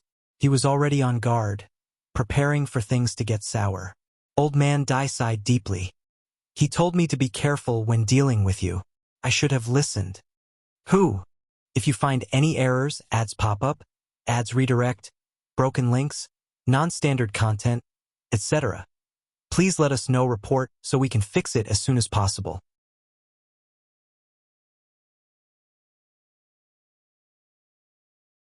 Chapter 12:44. Fate. Oh, fate. Old Man Dai pondered briefly. It was no use hiding at this point since he may figure it out given enough time. Plus, revealing the news has no downside, and it might allow them to establish some level of trust. It was Disaster who told me. The hidden eighth moon? Yes. I see. Wang Wei nodded. You don't seem surprised, Old Man Dai asked. He was on my list of people, albeit not at the top, Wang Wei explained. Logically speaking, it explains some things. For example, I now knew why you could hide from the parasites when they came together to clean up this place. Thinking about it now, the fact you could hide at all means you have a decent technique. Did it come from Disaster? From what I deduce about him, he should be excellent at hiding, probably the best in the world currently. That's right. I did use his technique of avoiding disaster to hide myself, Old Man Dai acknowledged. That means you must be closed, Wang Wei added. But how? Brothers? Apprentice? Lovers? Which is it? Old Man Dai's lips twitched. It wasn't hard to guess since your personality is very similar, Wang Wei continued. You both value your life above everything else, and you have no shame in hiding and running when necessary. However, Disaster seems more extreme since you're willing to fight the parasites under the right circumstances. Old Man Dai sighed. This conversation has been nothing but frustrating. We are disciples under the same master, he replied. Our sect only had 3 of us, and the master's philosophy was extreme caution will lead to a longer life. He repeated those words to us every time he had a chance. I was right. The Disaster Paragon does follow the Go Dao, Wang Wei thought. Your master must be very talented if he cultivated 2 paragons in his sect. I guess. Is he dead? No, he's very much alive. Old Man Dai replied with probably the most confidence since this conversation started. He didn't participate in the ultimate taboo? Hell no. Old Man Dao shook his head. He saw the trouble miles away. As soon as everything ended and he heard 99% of the participants died or were injured, he ran away from the Eternal Ascension world. I have no idea what corner he's hiding in. Wang Wei was momentarily silent. I don't know if I should praise this man's wisdom or, well, everyone has their way of living or cultivating. Maybe I should not judge. Regardless of his feelings about this school's philosophy, he could not deny that they've cultivated 3 paragons. This result is proof enough that they are a substantiated philosophy. Wise words, Old Man Dai said. Most people who learn of their philosophy call them cowards who don't deserve their power and achievements. It's rare for someone to be polite or even acknowledge the wisdom in their philosophy. There is something I've been trying to figure out. Maybe you can help me, Wang Wei continued. How did Disaster become one of these parasites? His personality indicates that he should have run away from this trouble. He didn't have much choice, Old Man Dai sighed. As you may have already deduced, the true leader of the Moon and Sun Council were the 2 sons, but that also meant the Moon Council was left with 5 individuals, meaning they were not balanced. Their plan from the beginning was to have 8 members. And when they chose the 8th, they selected Disaster because of his personality.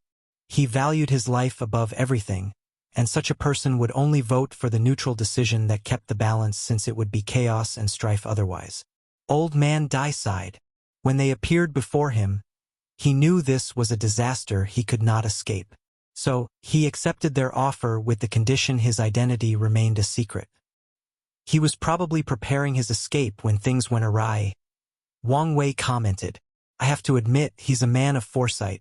It was not a simple act for Disaster to predict the eventual end of the parasites' era the moment they recruited him.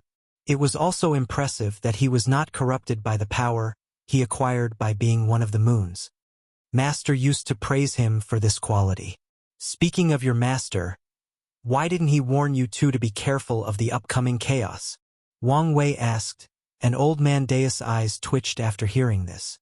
He did, but only after he had found the perfect hiding spot. Sadly, it was too late for Disaster by the time the warning arrived. Luckily, Disaster did not forget our brotherly bond. He hid our connection and warned me of the many dangers coming my way. Wang Wei nodded. I have only one thing left to ask. Is it possible for you to help me contact Disaster? You want him to join your cause? If possible. I advise you to give up this idea, Old Man Dai said.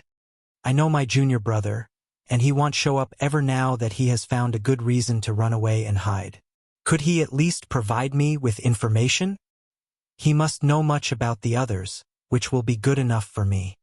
What's in it for him? Old Man Dai stated. Whether you're victorious and end this era, or they are victorious and prolong it, or you end this era and some of the parasites successfully survive, it will only bring him trouble if he associates with you. Riches mean nothing to him, Old Man Dai continued. Our sect doesn't rely too much on resources, and he has already amassed more than he could imagine during his time as a moon. So, choosing your side will only increase the chances of someone retaliating against him. Dealing with Go Dao people is genuinely frustrating, Wang Wei sighed. He's used to using people's desire to get them to do as he pleases. Sadly, this tactic is useless to these paranoid people. Go Dao? This word perfectly encapsulates our ideology, Old Man Dai uttered, his eyes shining brightly. It's as if we were destined to acquire this name. The master should also be pleased. It was Wang Wei's turn to stare. There is one fundamental truth that anyone who cultivates Fate Dao will always understand. There is no such thing as a coincidence. Wang Wei just witnessed how his experience from Earth was used to officially give birth to the philosophy of Go Dao in the Eternal Ascension world and maybe even the entire Chaos universe. Oh, Fate. Oh, Fate. When are you going to stop slapping me in the face? Wang Wei thought to himself, his calm mood instantly ruined. Is something wrong? Old Man Dai asked. Wang Wei has been an enigma to him during most of the conversation. However, he could detect his terrible mood all of a sudden. No, Wang Wei answered. But we need to fight.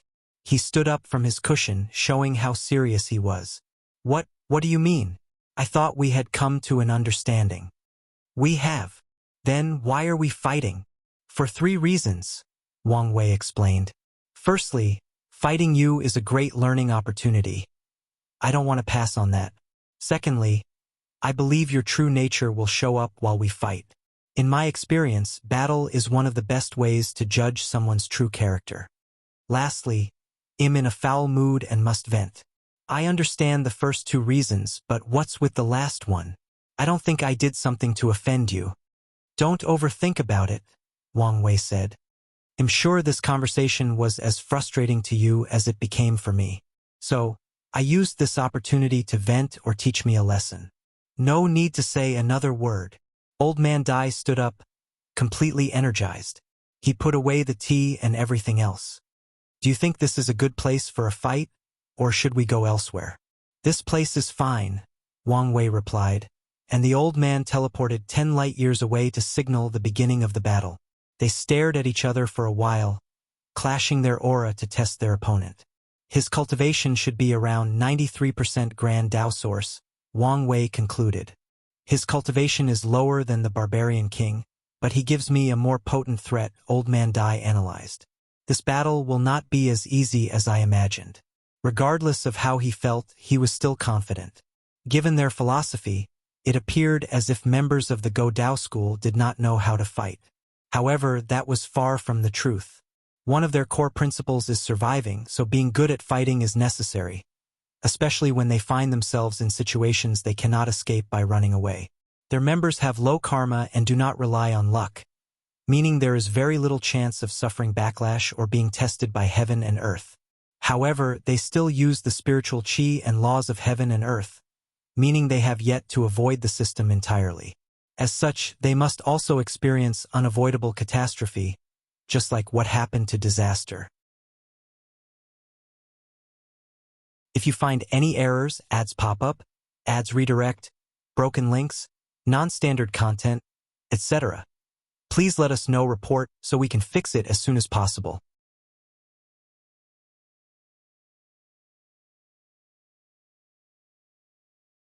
Chapter 1245 Paragon Will. Rain Domain. Old Man Deus' reaction was slightly faster than Wang Wei and took the initiative. The void was suddenly filled with raindrops that Old Man Dai controlled, and he unleashed them on his opponent. Wang Wei squinted his eyes as he realized each of those drops contained enough force/power to do severe damage to any peak indestructible paragon with any immunity to power Dao. However, Wang Wei himself was not safe because he detected a very subtle infusion of Dao will in each of the drops. Wang Wei waved his hand to create a universe that swallowed these raindrops.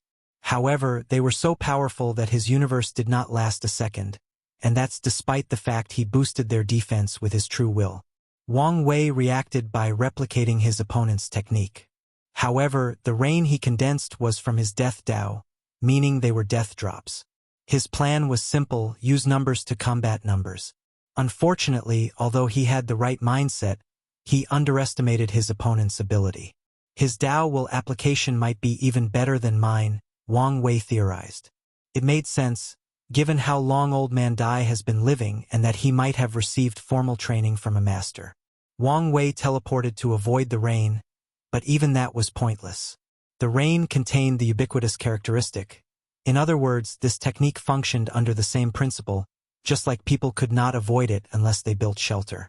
A few drops of rain touched Wang Wei's body, leaving minor shallow cuts that healed instantly. Wang Wei summoned a time shield around his body, and it could speed up time, forcing the raindrops to age billions of years before reaching him. This move took him some time to breathe, so he went on the offensive. He condensed a thunder spear that he threw with ungodly strength. Old Man Dai was wise, knowing that using water to block this attack was unwise. So, he gathered his rain to make water, which he then changed into ice. With an ice spear in his hand, he casually pushed the thunder spear to the side. Their speed was great, but he also reacted in time, blocking 90% of them. His time shield should have dealt with the remaining 10%, but these raindrops contained the power of time and bypassed his defense. He suddenly remembered that paragons had a much easier time traveling through the river of time. Thus, it was common for their techniques or skills to touch on time Dao. Wang Wei suddenly exchanged position with the spear, placing himself directly next to Old Man Dai. He did not hesitate and went for a punch full of the power of death. The old man exploded, but not into a pool of blood, but into countless raindrops, which rushed toward Wang Wei. Their speed was great, but he also reacted in time, blocking 90% of them. His time shield should have dealt with the remaining 10%, but these raindrops contained the power of time and bypassed his defense. He suddenly remembered that paragons had a much easier time traveling through the river of time. Thus, it was common for their techniques or skills to touch on time Dao. After bypassing his defense, the raindrops also broke through his true will. The enemy's Dao will was sharp, like a great swordsman capable of cutting through defenses. Tiny holes appeared on Wang Wei's body, but he reacted swiftly. He used a true will application that copied a magnet to remove Old Man Deus' Dao will from his body. He really is much better than me, Wang Wei thought. Such news was good and bad. The good news is he had someone to learn from. The bad news is he probably will suffer in this battle, which was against his goal of venting his frustration on this old man. I can't allow this, Wang Wei thought, so he decided to take a page from Monk's book. Since he lost skill-wise, he would make up with numbers or quantities. Wang Wei no longer hesitated and used the technique he created after his fight with Monk. Although it was a prototype, it would have to do for now. Fate will, a projection of the river of fate condensed above his head. Then, Wang Wei gathered the willpower of the trillions upon trillions of mortals that fate had absolute control over, from ancient to modern times, alive and dead, and condensed them into a will which he fused with his true will. There are indeed a few kinks, Wang Wei thought, as he controlled himself not to hear the murmur, complain, and memories of all the beings he took willpower from. Want to use quantity to beat quality? Old Man Dai asked with a smirk. Well, two can play that game. His body released a mighty, noble, and beautiful will that can be described as infinite, as boundless. Paragon's will? Wang Wei asked incredulously. How is that possible? You failed to become a boundless paragon, so how did you acquire a paragon will? Fortunate encounter? Or someone gave it to you? Wang Wei suddenly paused as he figured something out. Your master, is he a boundless paragon? As expected, you immediately figured it out. Old Man Dai did not deny it. The essence of their Go Dao is survival, so walking the eternal path was a requirement. Their master succeeded until the end, but Old Man Dai and his junior brother failed at the boundless mark. Wang Wei sighed. Empyreans can train their true avatars to be in the same cultivation realm as them so they don't have to worry about experiencing the long, tedious process of returning to their peak. Meanwhile, boundless paragons can cultivate Paragon true avatar. However, they also have another ability. They can stack the Dao will of their true avatars, making their Dao will leagues more potent than the Empyrean realm. Due to incredible change, the Dao will was called Paragon will. It's another way to distinguish from false boundless like Old Man Dai, who still has a Dao will. So, Old Man Dai asked, not hiding his smirk. Do you still want to continue? He had never used his Paragon will out of fear the parasites would increase his level of threat. Why would then lead to them putting more emphasis on eliminating him? However, this battle was an excellent opportunity. Wang Wei's lips twitched. As soon as Old Man Dai used a Paragon will, he knew he could not win. It didn't matter if it was not his power and from an artifact. The sheer difference between those two power would mean Wang Wei had no chance, and that's not even taking into account his lack of skill compared to Old Man Dai. Why not? Wang Wei replied as he exhaled to calm down. As I said, this is a learning experience. Your new strengths only mean a great opportunity for growth. Wang Wei's fighting intent did not reduce in the slightest. On the contrary, it intensified. Without hesitation, he rushed toward his opponent to confront him. A raindrop rushed into his head, and his danger sense went haywire. He dodged, but the drop penetrated his shoulder. Wang Wei was injured, and it was a genuine injury. For the first time since becoming an Empyrean, his defense failed him. Wang Wei reacted decisively by isolating the Paragon will before blowing his shoulder off. However, the thing did not regenerate due to the residual power remaining. Luckily, such a minor injury was not enough to stop Wang Wei. He fought ruthlessly with Old Man Dai for 100 years before stopping. Wang Wei looked terrible. He had a massive hole in his abdomen, showing his ribs, which were missing a few bones. His left arm only had the forearm, while his right hand was missing his skin and muscle. His legs had dozens of holes, and the right side of his face was also gone. Meanwhile, Old Man Dai looked the same without even a scratch. This did not mean Wang Wei did not hit him even once. On the contrary, Wang Wei landed many decent hits during this long battle. Sadly, Old Man Dai's Paragon will was too overwhelming, meaning he could regenerate since Wang Wei's true will was basically useless. Had enough? Yes. Wang Wei nodded. Old Man Dai secretly sighed in relief. It was terrifying how much this man stole his technique in this short period. He reckoned that if they kept fighting, it would only take him 10,000 years to learn all his Dao will skills he spent billions of yuan epics honing and mastering. Are you sure? Old Man Dai asked, trying to pretend. It's fine, Wang Wei replied casually.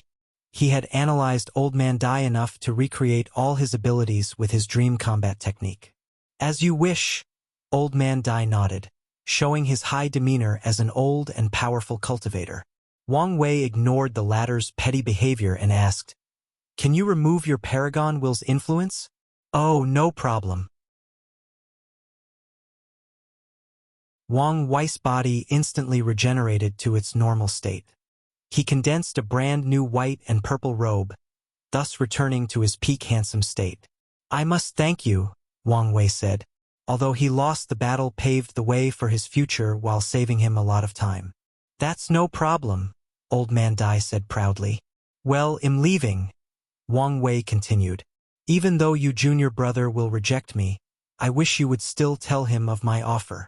No problem, but as I said, don't hold your breath. Wang Wei nodded before teleporting away. If you find any errors, ads pop up, ads redirect, broken links, non-standard content, etc., please let us know, report, so we can fix it as soon as possible.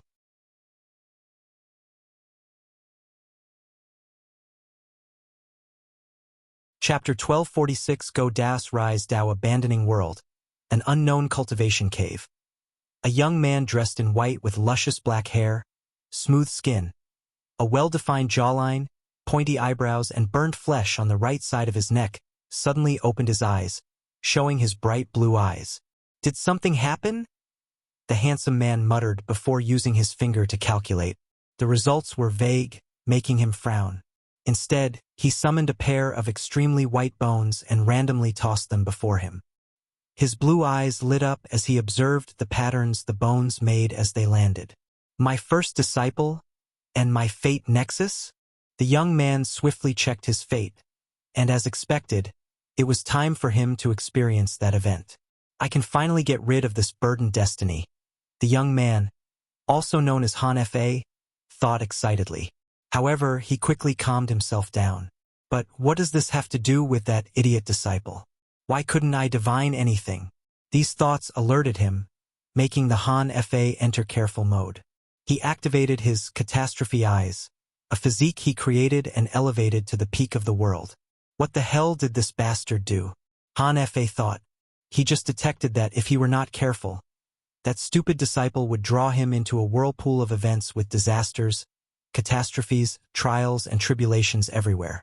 I knew that stupid disciple would be my downfall one day, Han Fa. Compared to the second, the first did not inherit enough of his cautious nature. The worst part is I still need to know what happened to him, Han Fa complained. He needed to deal with that fate nexus so fate could stop paying attention to him, and he could continue his peaceful life. In other words, as long as that fate nexus still exists, he will never be able to sleep peacefully. I guess I have to take some risks, Han Fa thought before glancing outside the cave.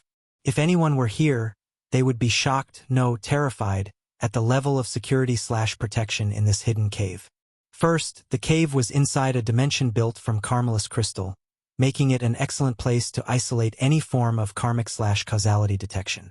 Secondly, there was a sea of immortal energy around this cave, which was so intense that it was enough to train more than a dozen immortal kings. However, Han Fa used the energy to interfere with all kinds of detection methods. The third layer of protection was the countless formations around. There were millions of them, and they involved myriad aspects: anti-divination, anti-calculation, anti-karma detection, anti-time retrograding techniques, information control, and many others. Finally, there is the secret transmission array that will teleport the hidden cave to different locations in case of an emergency, including to other chaos worlds, the River of Time, or the Source Chi space. However, this was not the end. The fourth layer was the chaos world, called the Dao Abandoning World. This place had this name for a reason. Grand Dao abandoned this world, thus limiting the latter's influence/control over it. This world situation limited the use of many techniques, turning it into a perfect hiding place. This place's fifth and final layer of protection was the fact that Han Fa was a fateless. In his life, he took a few risks, and one of them was to kill a fateless to get the status, just like Wang Wei. Han Fa held a communication talisman in his hand, his face very ugly. He was angry that his stupid disciple was putting him in danger. He trained them because he knew they might be helpful one day. He's alone, and sometimes having a few powerful allies might be beneficial for his survival. Of course, his primary reason for acquiring disciples was because he deduced it was the best way to get rid of his fate nexus. After Han Fa sent that talisman, primordial chaos experienced a small but unnoticeable vibration. It was like someone dropped a stone on a large body of water, but no one detected the fluctuations. The talisman headed to one chaos world before disappearing as if it never existed. However, its message was then redirected to more than 1,000 chaos worlds. It went back and forth another 1,000 times through the Source Chi space and another 1,000 dimensions in primordial chaos before reaching the Eternal Ascension world. While this message traveled to these worlds, countless people of different races, sexes, and cultivation realms were involved.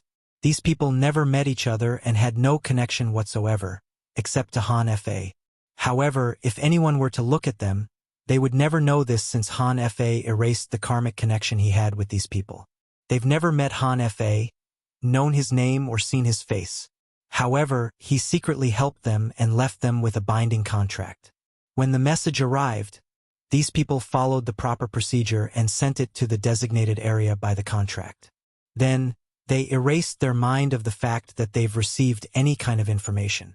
Some people had harsher contracts and had no choice but to enter reincarnation to hide the message tracked. Some people were embedded with terrifying curses to kill whoever tried to get the information from them. Han Fa did all this to ensure no one could trace the message to him. He was so careful because the Eternal Ascension world had those monstrosities called half-step transcendent. His train of thought was if one of those two captured his message and tried to trace it back to him, the trouble would deter them, and if not, it should buy him enough time for his catastrophe eye to warn him of danger and he can run away. Han Fa's message did not reach Old Man Deus until after his fight with Wang Wei 100 years later. However, that's only relative to the Eternal Ascension world.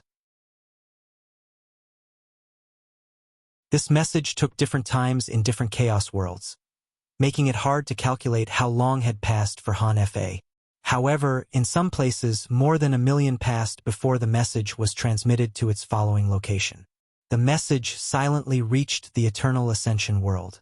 Supreme Unity and Maitreya did not notice for 2 reasons. Firstly, they were locked in battle. Secondly, many top factions communicate with other chaos worlds.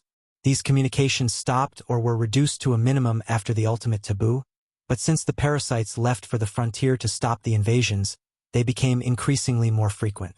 So, Han Fa's message could easily enter undetected underneath the countless other more open modes of communication. Old Man Dai was happy to suddenly receive news from his master. The message was encrypted, so he had to spend time using their sect's unique decoding method before he knew its content. He was then slightly surprised by his master's content and replied accordingly. The return message experienced a similar process before arriving, but this time, it was another group of people unrelated to the first. Dao abandoned world. Go Dao! Han Fa muttered. So, my destiny was to build a new philosophy. If it were any other individuals, they would be pretty excited. After all, only a few people had such destiny, the most famous being the creators of Taoism, Buddhism, and the Way of Virtue, also called the Scholarly Way, the Gentleman Way, or the Way of Literature. Now, I finally understand why I felt that unfilial bastard was connected to me, Han Fa muttered. He had a third disciple that he took after leaving the Eternal Ascension world. That disciple was the most talented of the 3. He became a peak Empyrean in rapid record, and Han Fa was confident he would be the second boundless Paragon in their faction. However, the third disciple only absorbed a small part of his philosophy. The third one wished to create a large faction, to gather people who wanted to cultivate peacefully without getting involved in the chaos and strife of the cultivating world. However, Han Fa disagreed with this idea. It was one thing if it was a hidden faction, but his disciple wanted a proper sect. Since he wants the limelight so bad, he can have it, Han Fa muttered. He can inherit the destiny of the Go Dao school, and I can get rid of fate's sight. Han Fa chuckled before sending words to his third disciple. He was not as paranoid as when he contacted the first, but it was still very hidden. Han Fa exhaled, feeling a burden uplifted from his mind. He looked in the distance, his mood suddenly becoming somber. What should I do now? Han Fa had hit a wall. He became a peak boundless Paragon before the ultimate taboo, and since then, no matter what he tried, he made no progress. After many failures, he decided to temper his body and recently opened the gate of flesh. Han Fa knew this path would increase his survivability and strength, but it would not help him reach the next realm. Do I have to take the risk and participate in the upcoming tribulation to have a chance at enlightenment? If you find any errors, ads pop up, ads redirect, broken links, non-standard content, etc., please let us know. Report so we can fix it as soon as possible.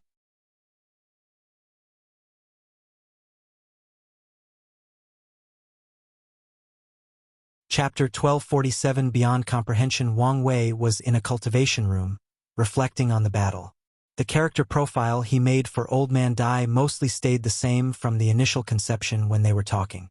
The only thing new he confirmed was that the old man was not as low-key as he should be, and he wanted some attention and glory. This was further proven when he used his master's Paragon will, which he should have hidden as a last result trump card. He also should not have revealed it so quickly that it came from his master. From what little Wang Wei could gather about these two's masters, I don't think he's a man who would be glad that his cultivation realm was revealed. Could I draw Old Man Deus Master in the current mess? Wang Wei thought. The situation would become much more complicated if a boundless Paragon suddenly appeared.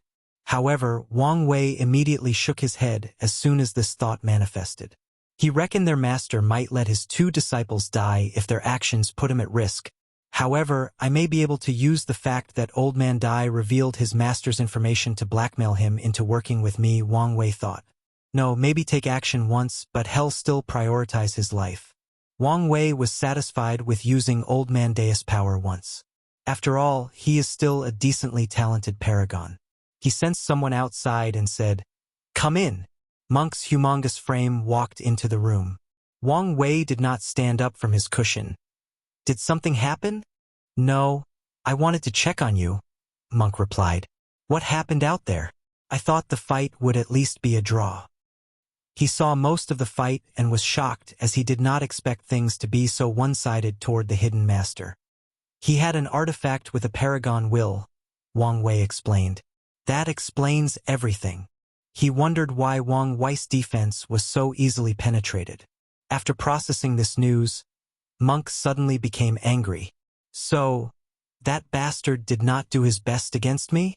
"Apparently so," Wang Wei nodded casually. "Let's change the subject. What happened during my absence?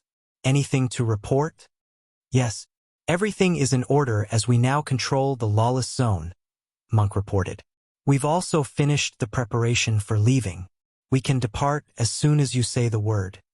"That's good to hear," Wang Wei nodded. "You should have observed Jia Ping in the past 100 years. What are your thoughts?" Although he trusted his subordinate, Wang Wei needed to remain cautious. No matter how Jia Ping felt about his father, he had some respect or affection for him. So Wang Wei needed to ensure he was not raising a snake. "He's quite capable and focused," Monk replied honestly. "And from what I can tell, he showed no abnormal signs. Of course, it's only been 100 years, so it's hard to tell." "That's good to hear," Wang Wei nodded. "What about General Long? Does he follow Jia Ping without issue? Or is he a problem we must deal with secretly? We haven't had any significant deployment of troops, so it's hard to tell the truth. But so far, he appeared to be loyal to Jia Ping. But not to us," Wang Wei added. "However, that's fine. As long as Jia Ping is loyal, they are not an issue." Wang Wei had plenty of time to convert these men into his loyal subordinate or use them to train his personal legion. Regardless of which tactic he uses, he'll be the one benefiting the most in the end. "Anything else?" "No, that's it," Monk replied. "Oh right, we captured Empyrean Blackheart." "Oh." He detected the spy we had watched him, and he ran away using this weird method. I had to capture him personally. "Weird? What do you mean by weird?" Wang Wei asked. It was odd for Monk to call the method weird. He was using a spatial technique, but it was unlike anything I've seen or known about, Monk explained. He appeared to be using another space as a point to teleport, but this space was unknown. It was not the source chi space. There were no fluctuations from the river of time, and it seemed foreign, something I couldn't recognize. Monk's brow furrowed as he explained. Luckily, there was a limit to the distance he could teleport, and there seemed to be some limitation with the starting time.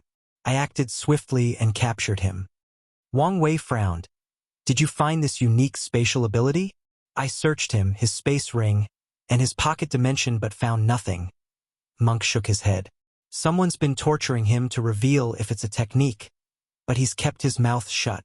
With this conversation, Wang Wei suddenly realized he had overlooked a few crucial details about Empyrean Blackheart. How did Zhen Chao contact Empyrean Blackheart? He found a ceremony to contact an unknown entity who would grant him any wishes at the cost of his life. The ceremony allowed Blackheart to interfere in the lower dimension, which is not something an Empyrean should be able to do, Wang Wei analyzed. Secondly, he was about to kill me and take my soul. The way Blackheart came to hide in this place shows he is a person who cares about his life. But, back then, he had no qualms about breaking the rules and interfering in the lower dimension as an Empyrean. So, what made him so bold? Wang Wei previously chalked off these anomalies as true heavenly Tao, giving Blackheart preferential treatment for his outlaw trial. But what if it was the opposite?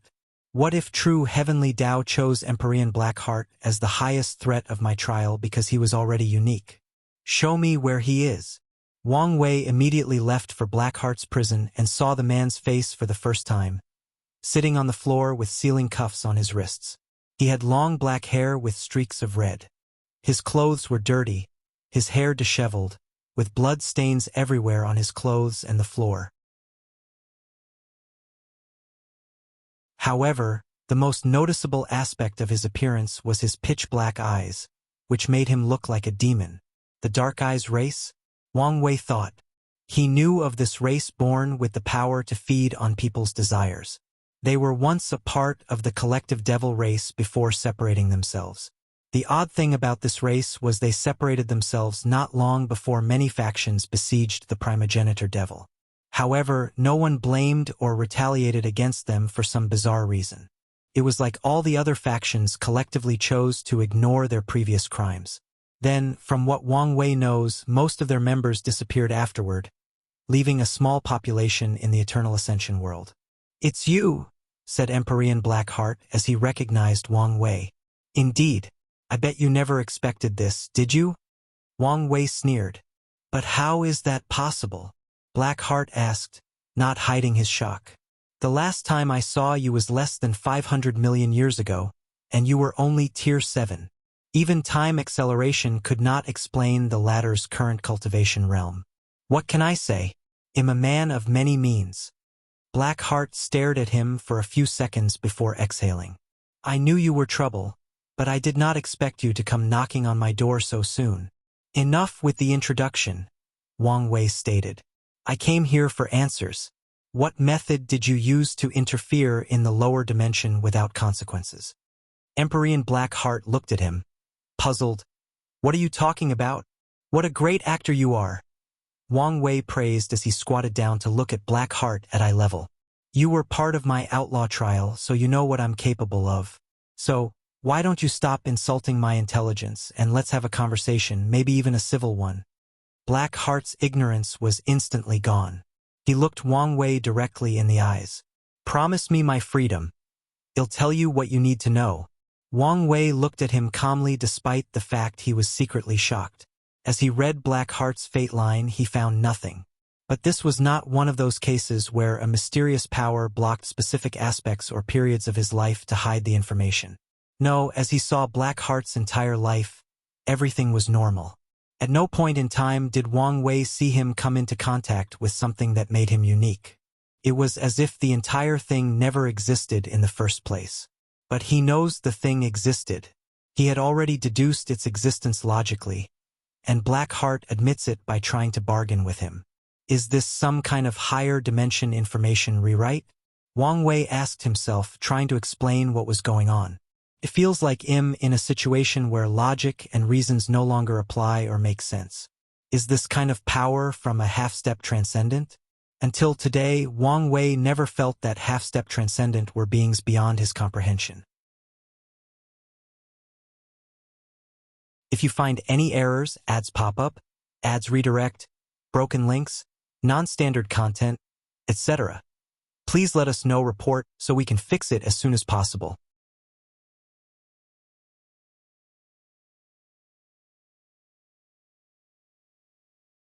Chapter 1248 The Heart Desire Palace. Wang Wei secretly exhaled to remove these scary thoughts from his mind before focusing on the current situation. "I cannot promise you freedom. However, I can make life easier for you.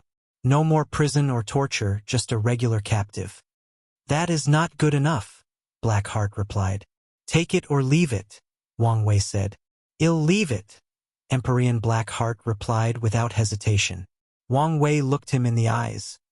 He suddenly realized something. "Why is your primary concern about your freedom but not your death?" He saw no fear of death in this man's face, which was odd given his situation.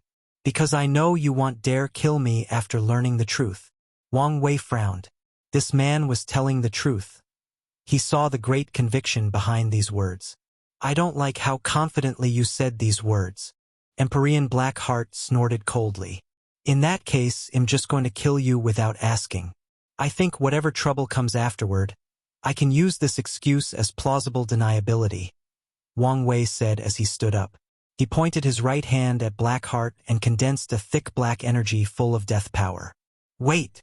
Blackheart yelled, immediately panicking.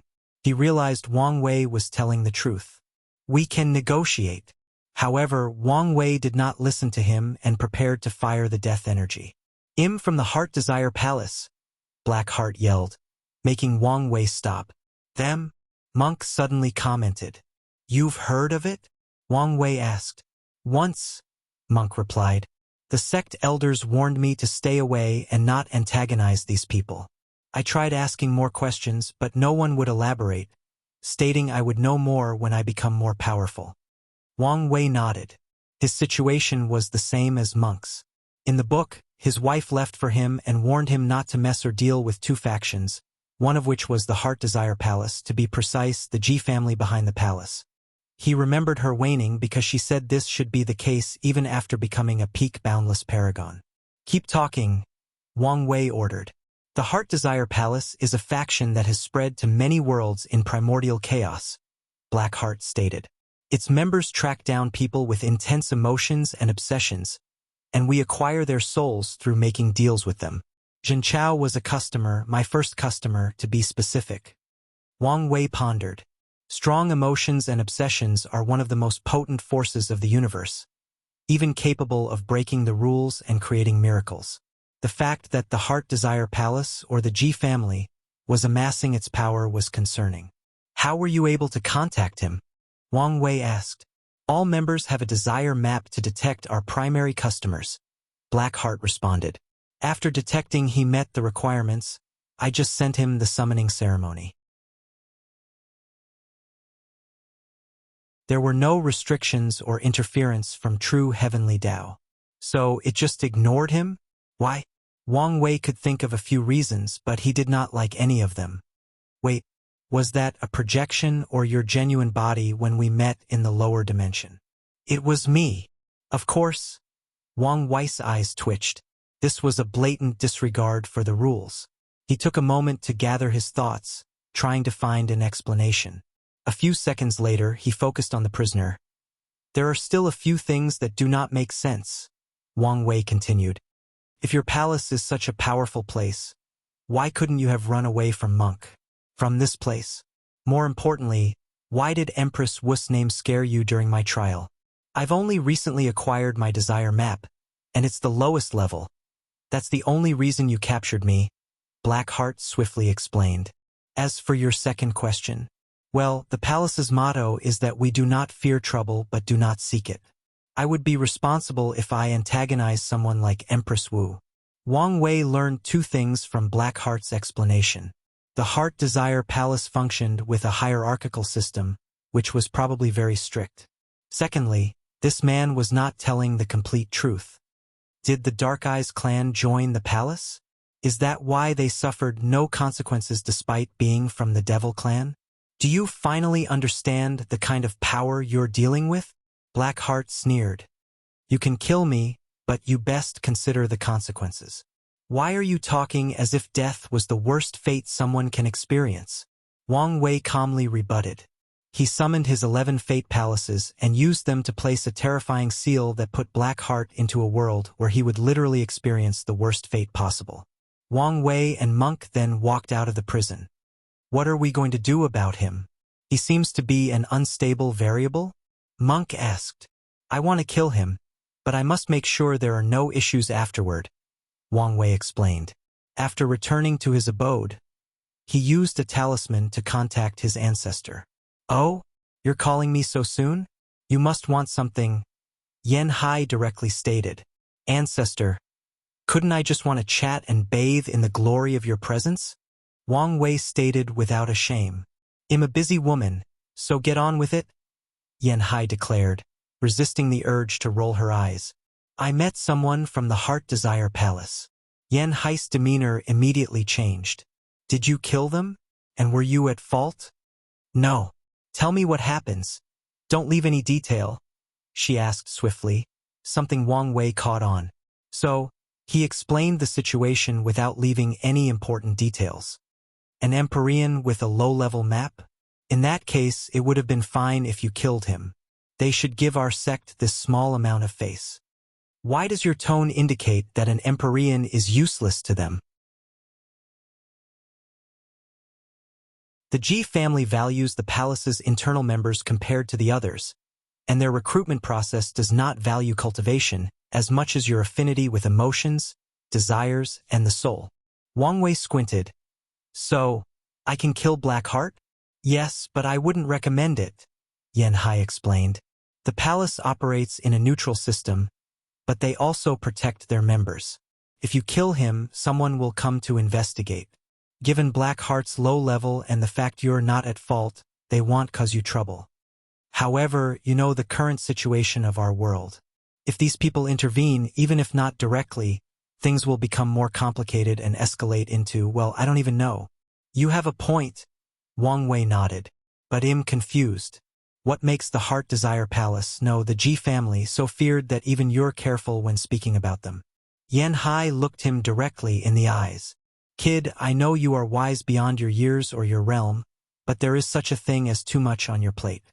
You have plenty to do now, so don't add unnecessary stress to yourself. All you need to know is stay away from these people. Don't antagonize them if you have to deal with them, and no matter what, don't make any contracts with them. Understand? Wang Wei could tell she would not say more. I understand. Good. Yan Hai nodded. You should be preparing to meet my future daughter-in-law at Sun Junyo's celebration. Do you need any advice on how to proceed? As if I would seek advice from someone who's been eternally celibate, Wang Wei thought to himself. Yan Hai's eyes suddenly turned fierce. You just thought something offensive, didn't you? Boy, don't you know my sword can reach you instantly with a thought?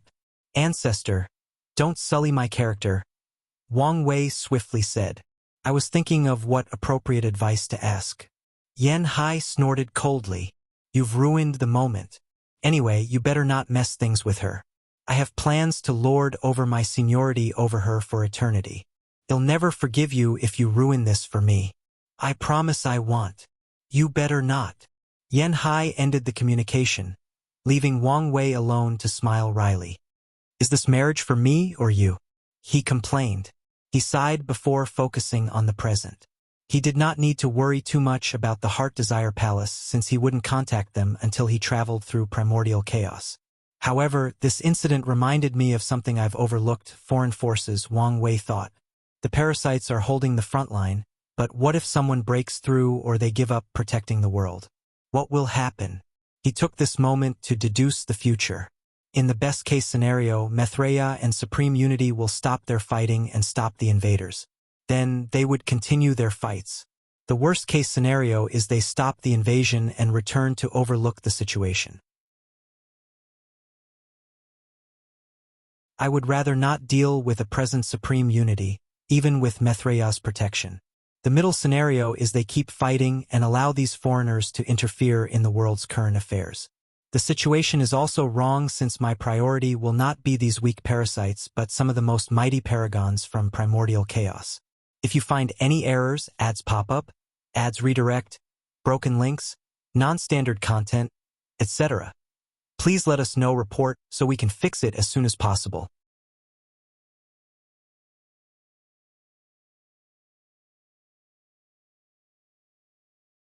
Chapter 1249 Gu Xian's Treasury. Wang Wei could not think of a good solution. The best option would be for these transcendent beings to allow the paragons from Limbo to return to the world to deal with the situation. But this plan is also complicated. It seems Maitreya no longer requires the world to be peaceful, so she might support the paragons' return. However, Supreme Unity is another thing. Wang Wei pondered. It would be great if they could come up with an agreement. For example, the Limbo Paragons can return, but they can only stay outside of the world.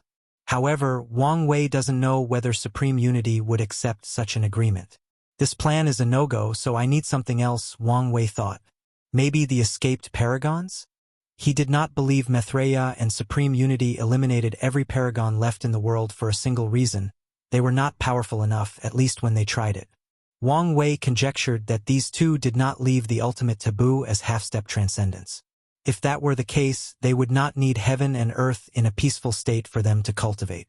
They were probably in the transition phase of becoming half-step transcendence, making their powers leagues ahead of even the best boundless Paragon. Their strength at that time meant plenty of room for a few Paragons to escape and survive. So Wang Wei's plan was for them to return and deal with these foreign invaders. This plan is even worse than the first one, Wang Wei smiled wryly. These Paragons would be extremely careful if they return, and that is if they choose to return. Additionally, these people must have scattered in countless worlds throughout primordial chaos, meaning Wang Wei had no way of knowing who escaped or how to contact them. Chen Tong would be an excellent choice for such a situation, Wang Wei thought. He's powerful, already has enough resources to revive himself, and he doesn't seem like the kind who can remain indifferent to the situation of his homeworld. Wang Wei then smiled wryly. He exiled Chen Tong into the source chi space, but he did not know exactly where. In other words, finding him would be worse than searching for a needle in a haystack. So, unless Chen Tong chooses to show himself, there is no need to consider him for any plan. The only solution left is for the ancestor and my future wife to sit on the frontier and intimidate everyone else, Wang Wei concluded. He sighed before muttering, "Hopefully, I'm overthinking," and those two chose a temporary truce when dealing with these foreign invaders. He slowly stood up from his cushion and teleported away. He wished to use the treasure from Gu Xian's treasury to relieve his current stress. Wang Wei appeared on a desolate planet on top of a volcano spewing blue lava. He pointed into the void to open a secret dimension. However, Wang Wei did not go in as he knew this was a decoy. Instead, he gathered a unique aura before teleporting to 10 more locations and doing the same. He condensed a token from the aura of all these decoy dimensions and activated it. However, Wang Wei did not enter this one as well. Instead, he entered the 7th decoy dimension. That bastard took the word deception to the core, didn't he? Wang Wei complained. I hope this bastard has some useful stuff. Wang Wei did not have all of Gu Xian's memories, but he knew these resources should be high-end since the bastard had prepared them for his future rise after becoming an unparalleled genius. Wang Wei smiled after seeing the inside of this dimension. He first checked a few talismans with cultivation techniques. This soul technique is decent, Wang Wei commented. Gu Xian had a soul cultivation technique that could cultivate a paragon soul. Although this technique was not top-notch, he could still use it for his subordinates. As for himself, well, Wang Wei needed to start cultivating his soul like everybody else, but he didn't have to worry about cultivation techniques since his Wuhong left him one of the best soul techniques. Wang Wei checked the other talisman, and he found something interesting. Gu Xian was working on turning his heaven deception art into a longevity technique usable for tier 11 and 12. Although he failed, there should be enough data to succeed in his stead. He turned to the last interesting talisman, which contained a body refining technique called Thunder Body Refining Scripture. So, he also planned to walk the true power Dao realm? He was indeed ambitious. Wang Wei flipped through it and decided it might be helpful to his creation lifeforms to pass their tribulation. He put everything away before focusing on the other resources. The ones for tier 10 were the most abundant and contained the rarest types of resources. Sadly, they were useless to him. His gaze then focused on the Empyrean tier resources, and he immediately noticed two things appealing to him. Fiend God Heaven Pill and Gentian Fruits. Wang Wei commented with shining eyes. The pill would help him ascend in the adult Fiend God realm, while the Gentian Fruit assisted in the body will fusion. With those two finds, Wang Wei was satisfied with this treasury, so he put them and everything else away before focusing on the small tier 12 piles. Firstly, there were 5 Dao Monarch puppets, which Gu Xian probably prepared to serve as his Dao protector after acquiring a talented body. After all, talent did not mean strength, and Gu Xian, who understood that clearly, prepared in case something went wrong. The second thing in this section was a small pile of purple stones, which he recognized as third-rank Dao sources. Wang Wei nodded, as using these sources to cultivate in the Empyrean realm should significantly accelerate things, albeit it would be a waste given how rare or valuable they are. The third thing in this section was another small pile of white stones with a vision of dragons circling on their inside. Primal luck stone, Wang Wei uttered.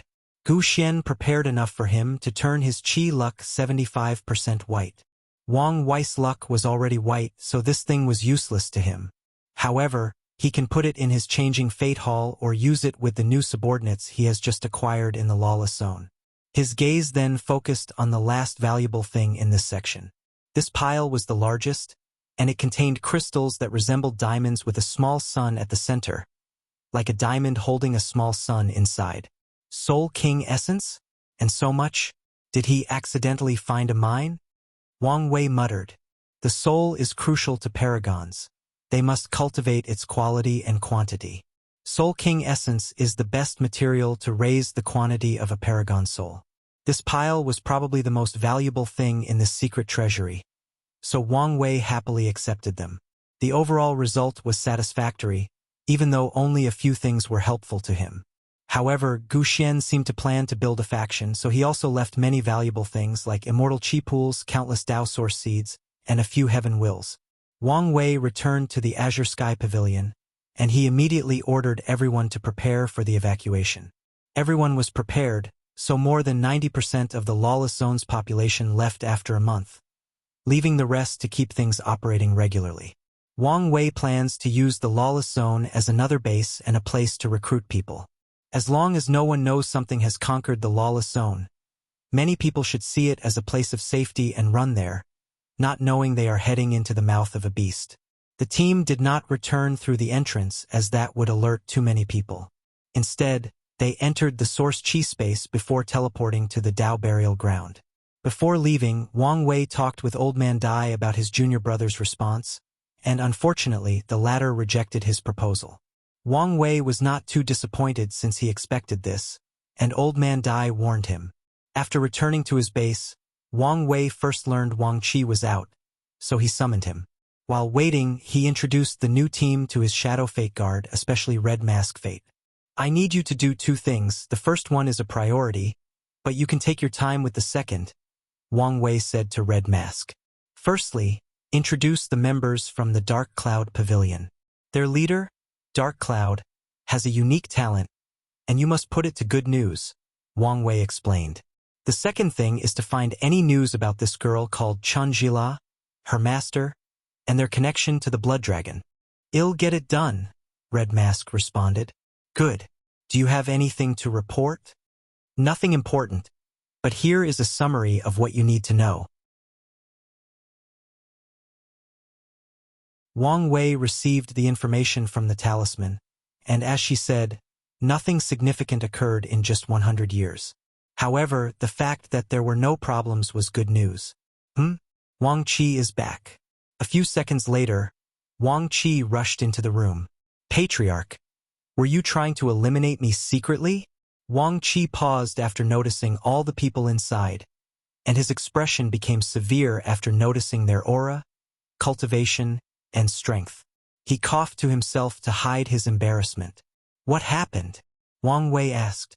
If you find any errors, ads pop up, ads redirect, broken links, non-standard content, etc., please let us know. Report so we can fix it as soon as possible.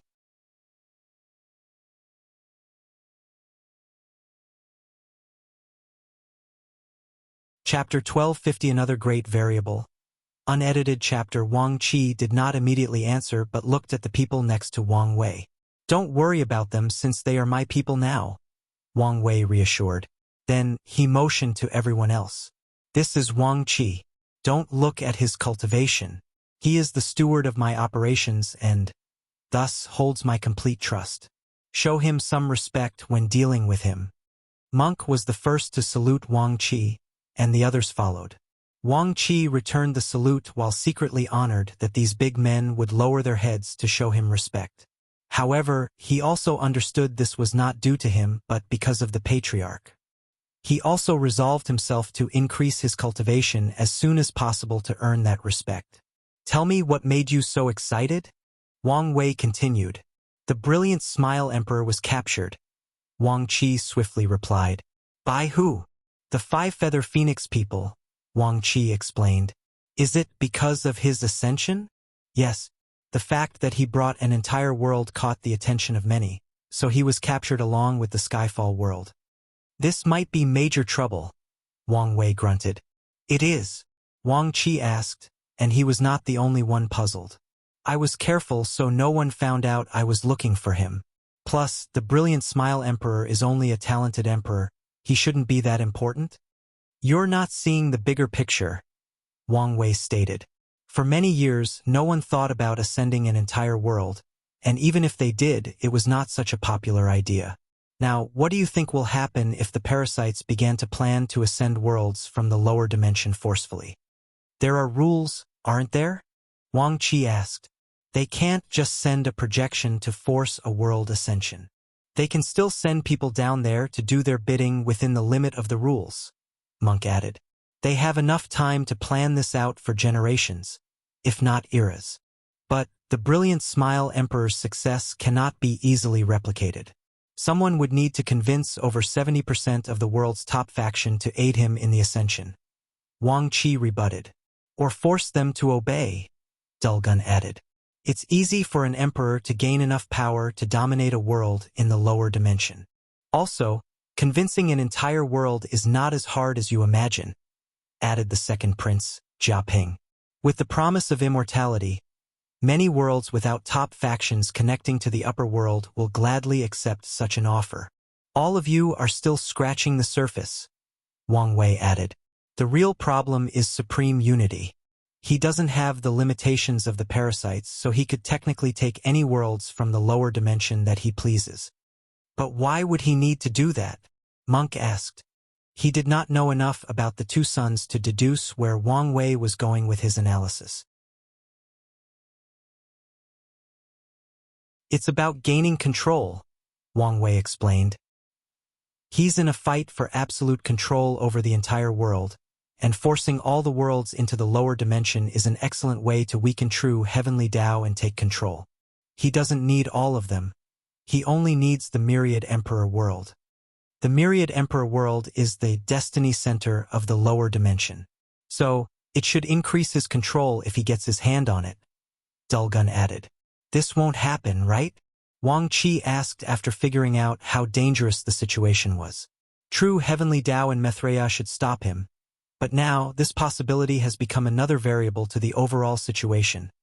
Wang Wei sighed, slightly blaming himself. He would have stopped the brilliant Smile Emperor if he had figured this out long before. So, what should we do now? Someone asked. There is nothing we can do currently except for killing these parasites and return the world to its time of prosperity, which will, in turn, strengthen true heavenly Tao, Wang Wei added. What about the brilliant Smile Emperor? What do we do with him? Wang Qi asked. Maybe we can rescue him later, but as of now, he's not our priority, Wang Wei decided. Anything else I need to know? There is good and bad news, Wang Qi said.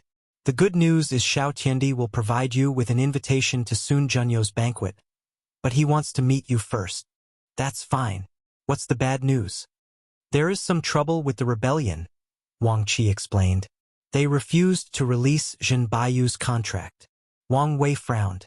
He agreed with Zhen Baiyu that she would report to him now instead of the rebellion. However, it seems these people are refusing to release such an asset. So, they won't give me face, huh? Wang Wei sneered. Contact them immediately. Fine-tune the formation so the person on the other side can feel everything. Wang Wei then ordered his men. Hide your faces, but release your auras. Monk, hide your body shape. Wang Qi fetched the formation disc used to contact the rebellion in the secret realms. After modifying it accordingly, he returned it to the meeting room and activated it. On the other side was a middle-aged man in yellow with a straight face and fierce eyes.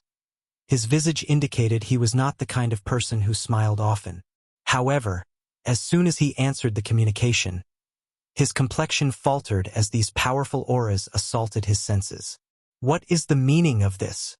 Wang Wei did not answer but looked at Wang Qi. Who is he? He's the temporary leader, Empyrean Fierce Tiger, Wang Qi explained. Wasn't our communication with someone called Old Ma?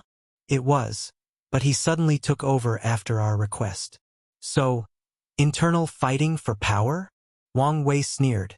They've been without a leader for a couple of thousand years, and they are already crumbling from the inside. No wonder their cause didn't get any traction until I revitalized them with these superb talents. Bold words, said Fierce Tiger, eyes flashing red momentarily. He had calmed down by now and successfully resisted the pressure of everyone else. Of course, he's lucky Wang Wei did not participate in this activity. Are they? Wang Wei finally looked at him. Empyrean Jimin was a capable leader, but your cause did not have much traction or success until I sent my people, blessing you with their tremendous luck and destiny. Now, I ask for a simple request to relinquish control of one of them after I repay what they owe, but this is your response. But your response was not simple, Fierce Tiger responded, trying a softer approach after realizing this person, likely the destined one, had already built such a powerful force in such a short period. Jinbayu's status and situation had made her a valuable asset, maybe above the others. Her role is integral for us to keep tabs on Taoism. That's why I offered to share the information she provides, Wang Wei countered. But here comes the issue. We cannot trust you regarding something of such significance. Who's we? Wang Wei asked. Your entire cause, or your faction that suddenly took power after Empyrean Jimin's disappearance? Fierce Tiger could not answer. I've been working fine with them so far, and we've established some level of trust. If you had an issue with complete separation from Jinbayu's contract, you could have talked to me to reach a compromise. Instead, you outright rejected my request.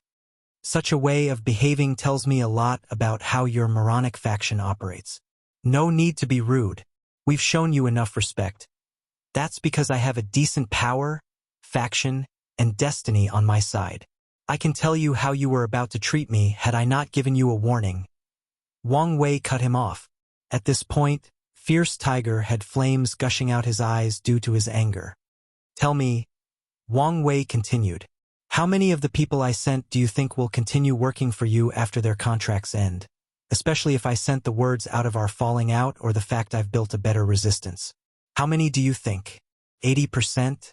Probably as high as 90, right? Fierce Tiger did not answer. Release the contract or not, Wang Wei continued.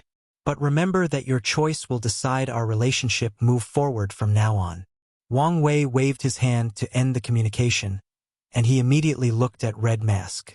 How is your infiltration of the rebellion? Decent. We've infiltrated many lower-tier factions and a few middle-tier ones. Red Mask replied truthfully. Accelerate the speed, Wang Wei ordered. Additionally, find out how many people know about Jinbayu's status as a double spy. I don't trust these bastards not to reveal it out of spite. It will done, Red Mask bowed, disappearing to get started on her task immediately. If you find any errors, ads pop up, ads redirect, broken links, non-standard content, etc. Please let us know, report, so we can fix it as soon as possible.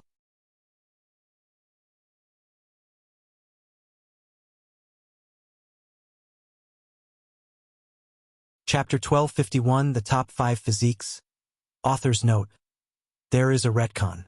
The Wuji Tao physique was the 5th heavenly physique, but now it's the 6th. After the debacle with the rebellion, Wang Wei contacted Xiaotiandi, and they chose a meeting place. However, Wang Wei did not directly head there but detoured to a small temple near the border of Buddhism territory. He ensured no one was around, and he isolated the space before talking to a statue of Mithraea. Forgive the intrusion, but I came to warn you of something. I don't know if you are already aware, but I think I should mention it just in case, Wang Wei stated before telling her about the brilliant Smile Emperor and his worry. He waited for a response, but nothing occurred. Wang Wei sighed and was about to live in disappointment when the statue released a golden light for a few seconds before returning to normal. Wang Wei sighed in relief and bowed again before teleporting away. His next destination was a small domain called the Red Plateau Land, situated between the Undead Emperor and Five Feather Phoenix's territory. This place was an indication of these people's relationship, as members of both their factions often clashed on this border. Many outlaws, including the rebellion, have bases on the Red Plateau Land, as it was an excellent hiding place and a great way to gather information. Of course, these two parasites have cleaned up this place a few times. As such, it was a skill to be able to keep a base in this place, as you needed to evade the sudden cleanups. The resentment in this place is intense, Wang Wei noted as he observed this place. Now that I think about it, the overall resentment of the entire Eternal Ascension world should have been much higher. The parasites and the two suns killed many people to keep their reign. Additionally, they created a second potent source of resentment by exploiting most of the world's resources, turning the lives of mortals and cultivators into a living hell. Wang Wei raised his head to look at the entire world's destiny. It's indeed odd. The resentment should be noticeable and affect the overall destiny of the whole world. But there is nothing. Did Supreme Unity and Maitreya deal with it? Such an explanation does not make sense. Supreme Unity wants the world to be weak, while Maitreya does not, meaning such an issue should have been one where they balance each other, thus ensuring nothing was done, which would, in fact, benefit Supreme Unity. Alright, let's add it to the list of things to investigate, Wang Wei thought as he headed to his destination. He soon found himself above a small lake with a pagoda at the center, surrounded by flowers and a rainbow arc above. Since when were you so cultured? Wang Wei commented. You don't know me well enough to make that statement, Xiao Tiandi replied. He wore a luxurious black and purple robe, a gold ornament to hold his bun, and a jade hanging on his waist. His appearance was leagues compared to when Wang Wei last saw him, but more importantly was his eyes, demeanor, and aura. His depressing aura was gone, replaced by a bright, lively young master who loved art and poetry. His eyes were full of life, full of passion, determination, and a sense of duty, a sense of purpose. Xiao Tiandi was a new man in every way possible.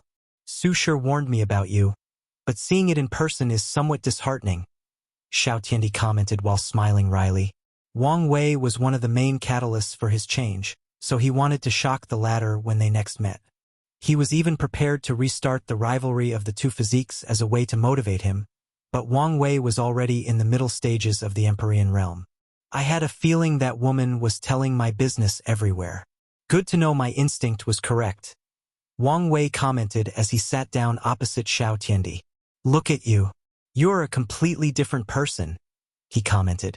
Xiao Tiandi's current cultivation was 50%, which shows how much he has improved since their last meeting. However, this was not the most promising thing about him, nor was it that he succeeded in achieving a 5-root 9 extremity foundation before proving the Tao. His most impressive achievements were the fact he was a Tao Lord and that he awakened his physique for a second time. Heavenly physiques in the upper and lower dimensions differed in their purpose and the fact that some have an awakening process.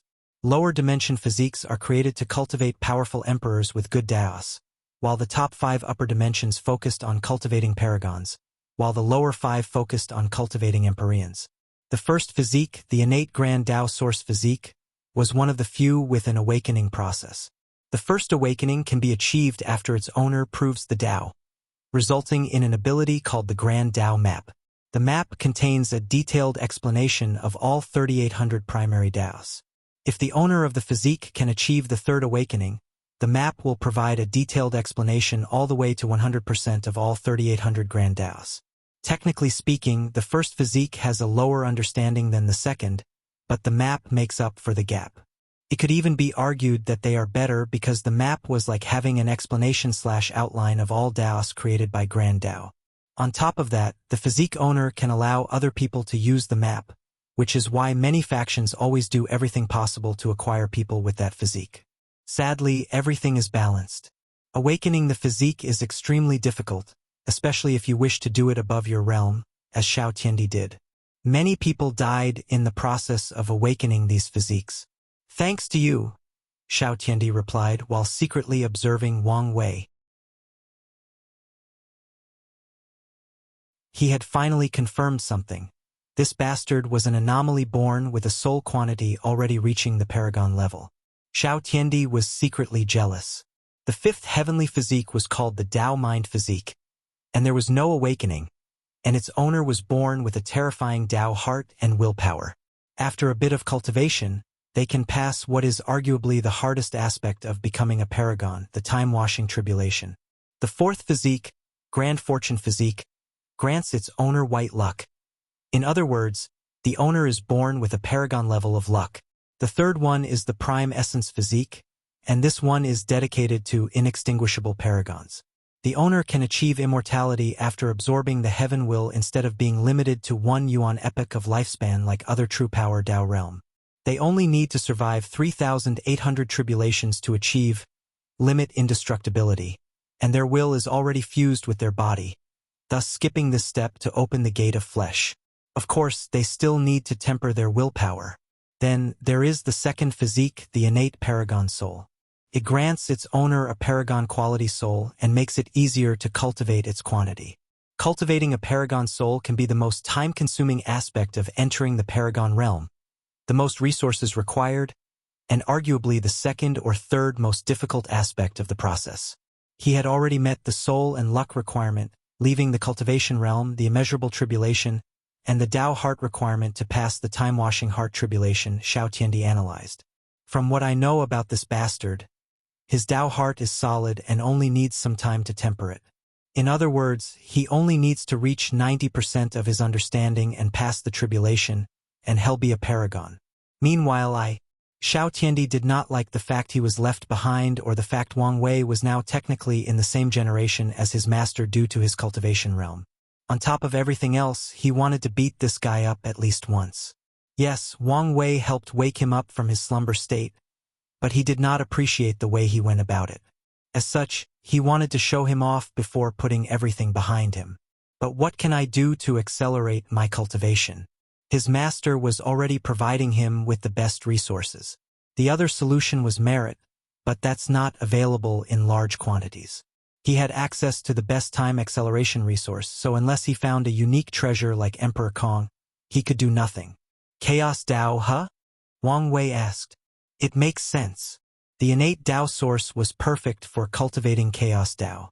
It was probably created for that purpose. Additionally, the physique even allowed its owner to only pass the outlaw trial, and not the supreme trial to cultivate Chaos Tao. So, why did you want to see me? Wang Wei asked. Xiao Tiandi did not answer but took out a small mirror and glanced at it. I knew it, he uttered before looking at Wang Wei with a fierce gaze. What's your intention with my master? If you find any errors, ads pop up, ads redirect, broken links, non-standard content, etc., please let us know. Report so we can fix it as soon as possible.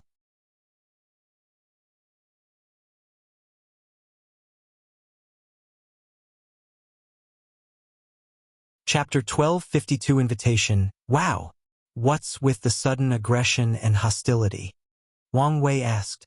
When we first thought, I felt you had some kind of connection with my master. At first, I thought I was thinking too much, but now, I just checked, and your destiny resonated with hers, Xiao Tiandi stated with red eyes. She told me about her fate nexus and her fated love. Are you the bastard fate chose for her? So, what if I were? Wang Wei asked calmly. You're not worthy. Oh, do tell me how I'm not worthy of her. Xiao Tiandi opened his mouth to say something but almost choked on the words as he forcefully stopped himself. Wang Wei was handsome, his strength was very high considering his age, his talent reached the top of the world, and his background was amongst the best in the world. By all categories, he was perfect for Sun Junyao. All these facts made Xiao Tiandi speechless. Luckily for him, Wang Wei was hiding his perfect aura.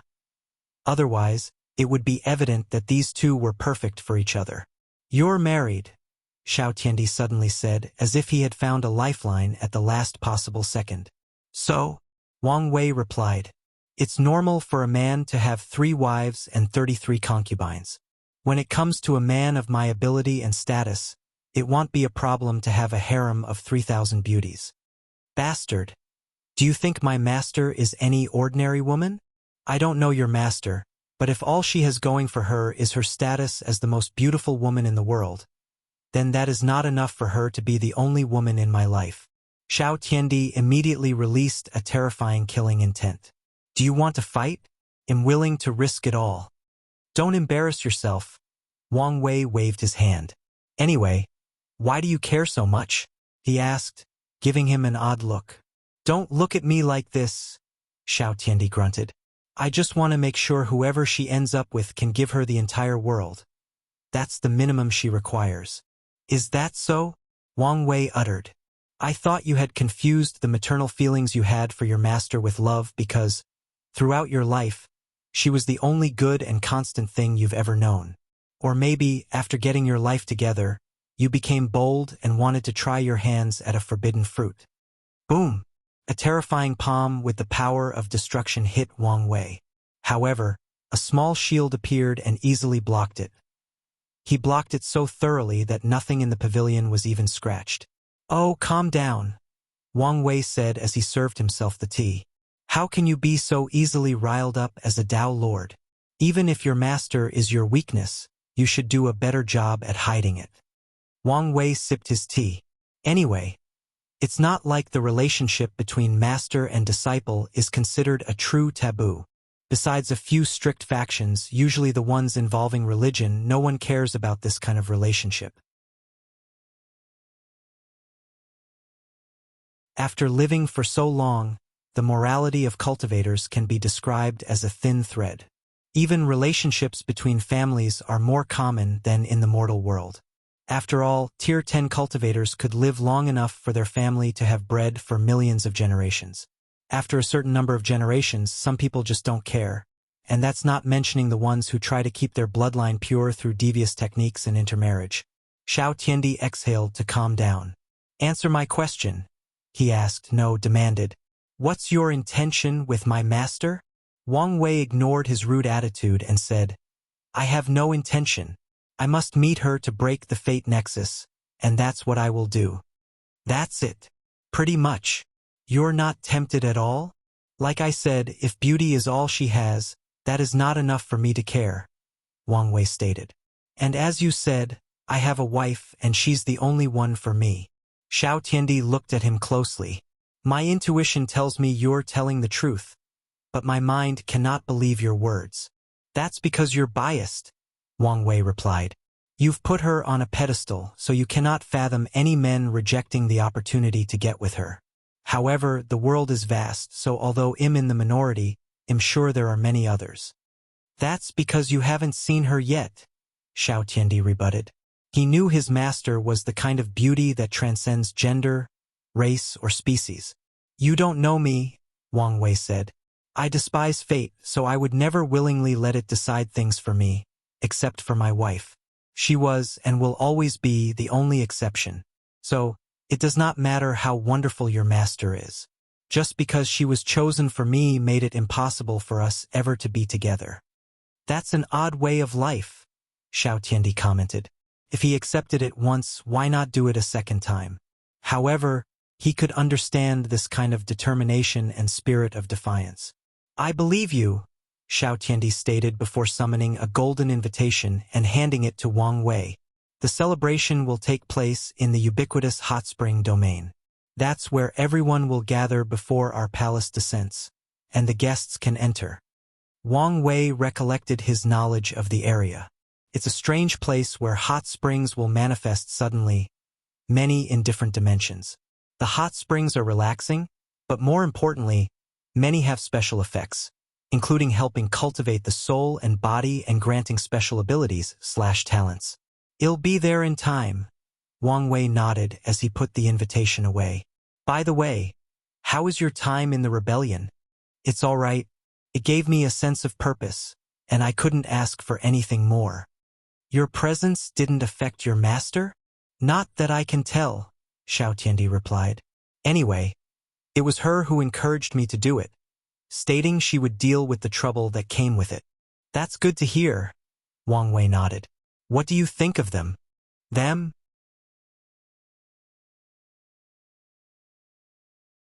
Xiao Tiandi took a moment to organize his thoughts. Their leader, Emperor Jimin, is a talented individual. However, he made a grave error when organizing the rebellion. He did not centralize power and recruited too many people, creating a situation where so many factions vie for power. Xiao Tiandi squinted. I reckon it was not a mistake, but he did it purposefully.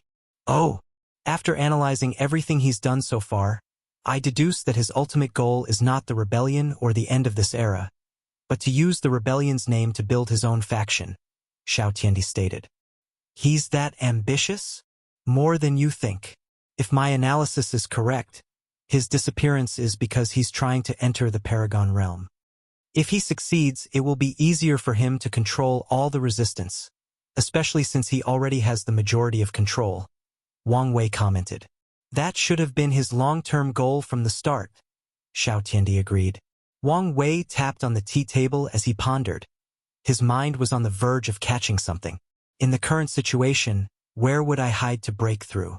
He asked himself, and the answer was simple. There were 3 possible situations.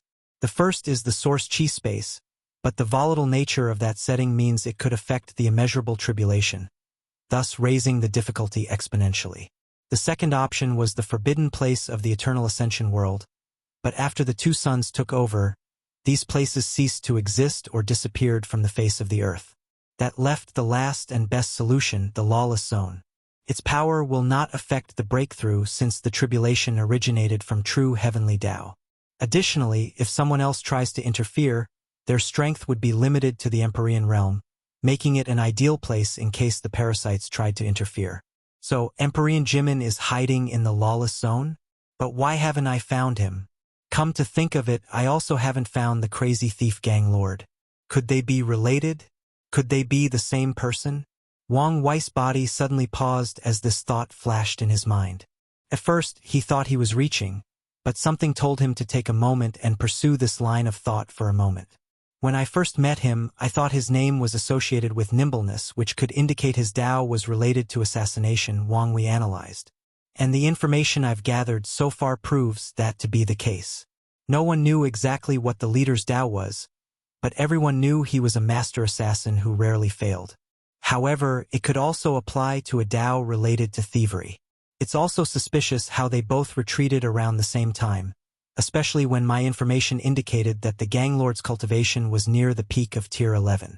Wang Wei realized his deduction was a stretch, but his guts told him he was onto something. Emperor Jimin was either the same person as the crazy thief gang lord, or they were connected somehow. Regardless, he was prepared to investigate. If you find any errors, ads pop up, ads redirect, broken links, non-standard content, etc., please let us know. Report so we can fix it as soon as possible.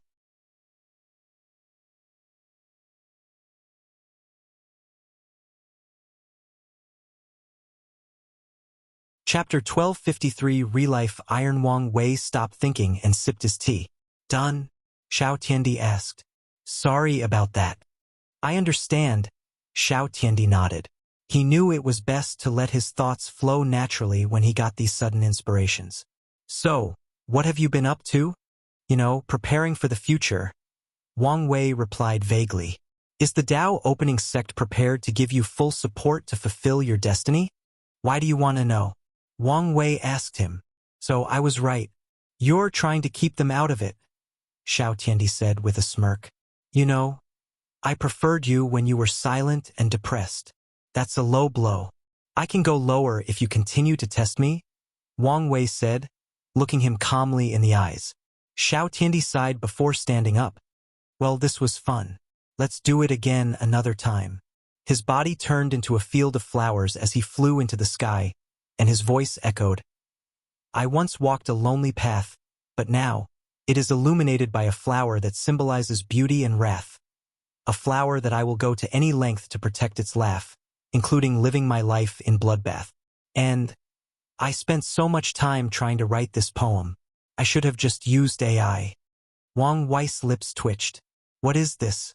Could it be that Sun Junyao is so beautiful that it made this bastard turn into a poet? He shook his head before flying away.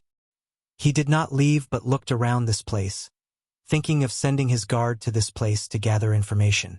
Wang Wei flew to the place in this territory with the most condensed destiny and also where most of the chaos occurs. Snow Sky City is where most events would happen, so it was the best place to create a branch. He might even extend the missions of his changing fate hall to this location. This city was enormous, as are most things in the upper dimension. However, this was not the most unique part of this place. As soon as Wang Wei arrived, he caught people's attention for one reason. He wore ordinary clothes while almost everyone else had a fur coat on. Snow Sky City was built long ago on top of Celestial Ice Crystal Mine, causing the temperature to be extremely low. Celestial Ice Crystal is a top-tier 11 material, and if enough is concentrated on an area, even an Emperia, a conceptual being, can freeze to death.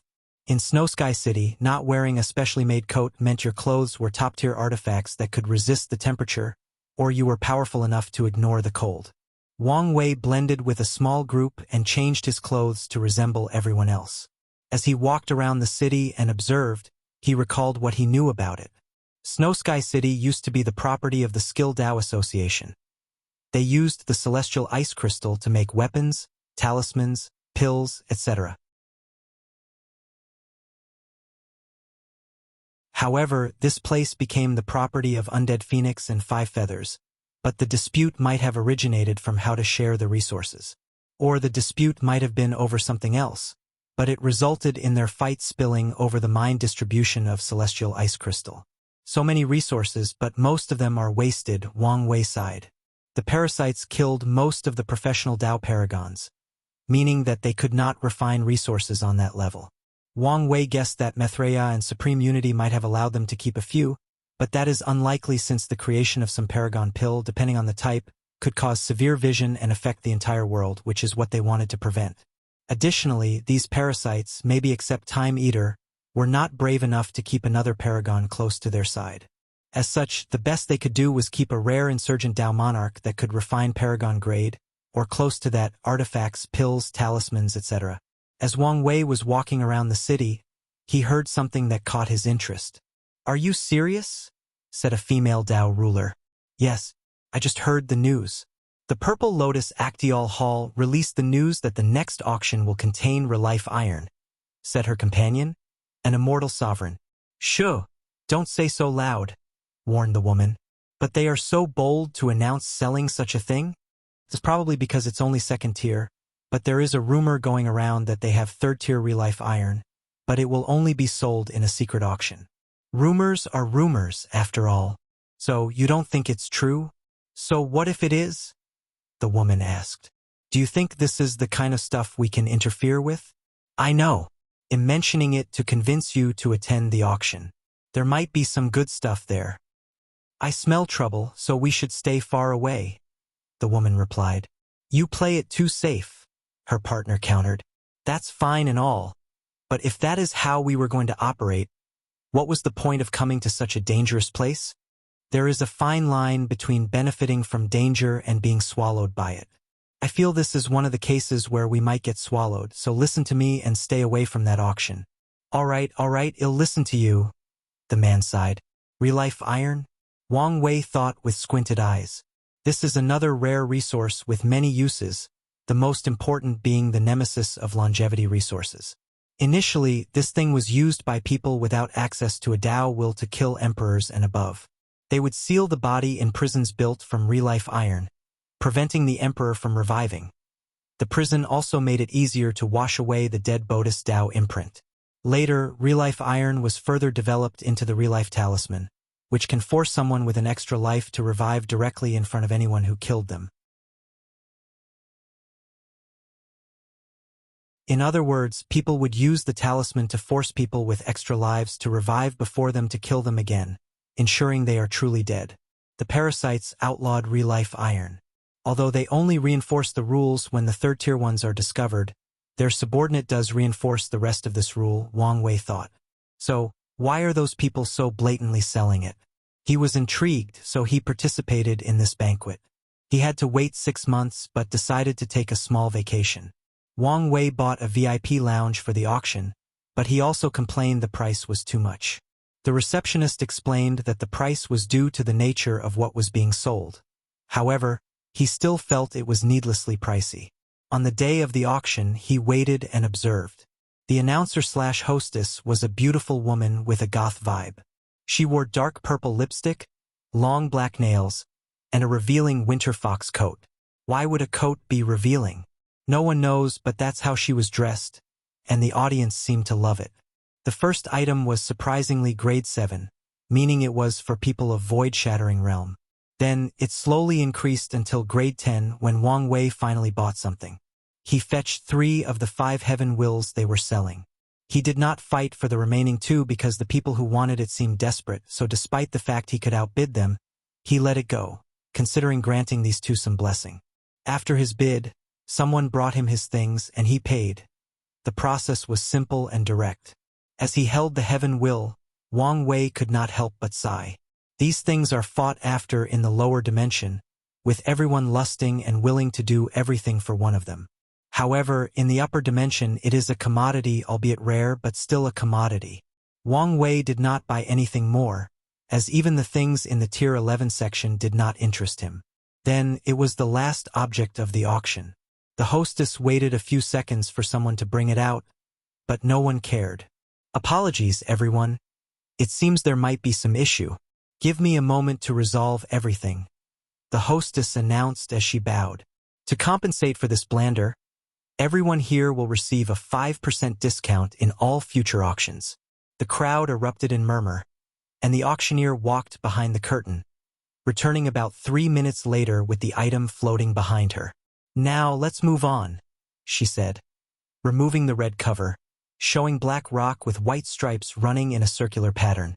Countless divine senses checked this thing to ensure it was the real deal, and the auction allowed it since this was an unwritten rule of the auction business. "You all know this thing's value, so I won't repeat it," the auctioneer said. "For the starting bid," she paused for dramatic purposes and to build suspense. "Your life," she said in a severe tone, her eyes full of disdain and killing intent as expected. Wang Wei thought. A barrier suddenly surrounded the auction, and 2 armies wearing Phoenix-designed armor rushed into the place and immediately attacked everyone present. If you find any errors, ads pop up, ads redirect, broken links, non-standard content, etc., please let us know. Report so we can fix it as soon as possible.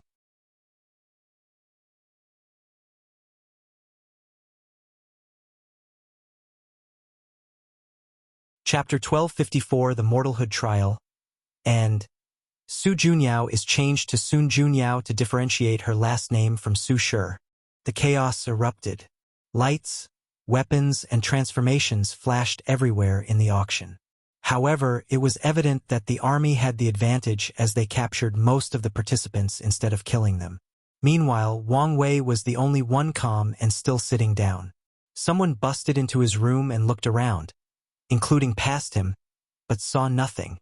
Then, the person left in confusion. As soon as the trouble started, he used his time Dao to enter or maybe create a parallel spacetime similar to the mirror dimension so he could see and interact with everyone else, but they couldn't do the same to him. Well, I might as well get something out of this, he thought. Wang Wei did not leave but went directly to the auction's treasury. These people were confident in themselves, probably thinking that no one would be brave enough to steal from them, so their protective measures were mediocre, to say the least. Wang Wei stole everything, including a small amount of real-life iron, probably enough to make 1 or 2 talismans. The problem now is where to find someone to make it for him.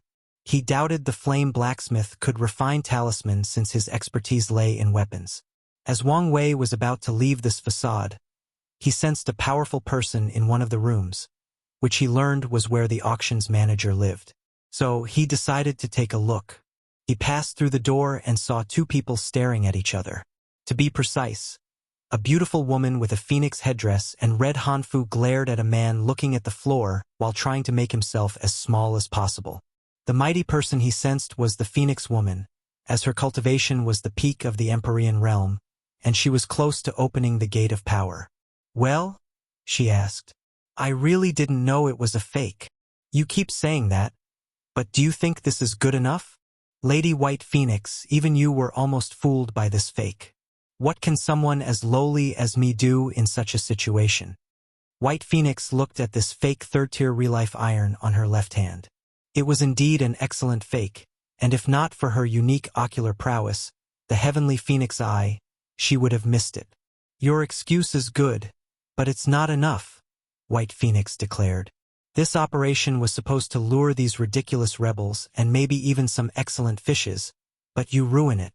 According to the plan, they wanted to use the excuse that the price the iron sold was not to their liking, so they would delay this auction by another month, all in the hope of the news traveling far and luring some important individual.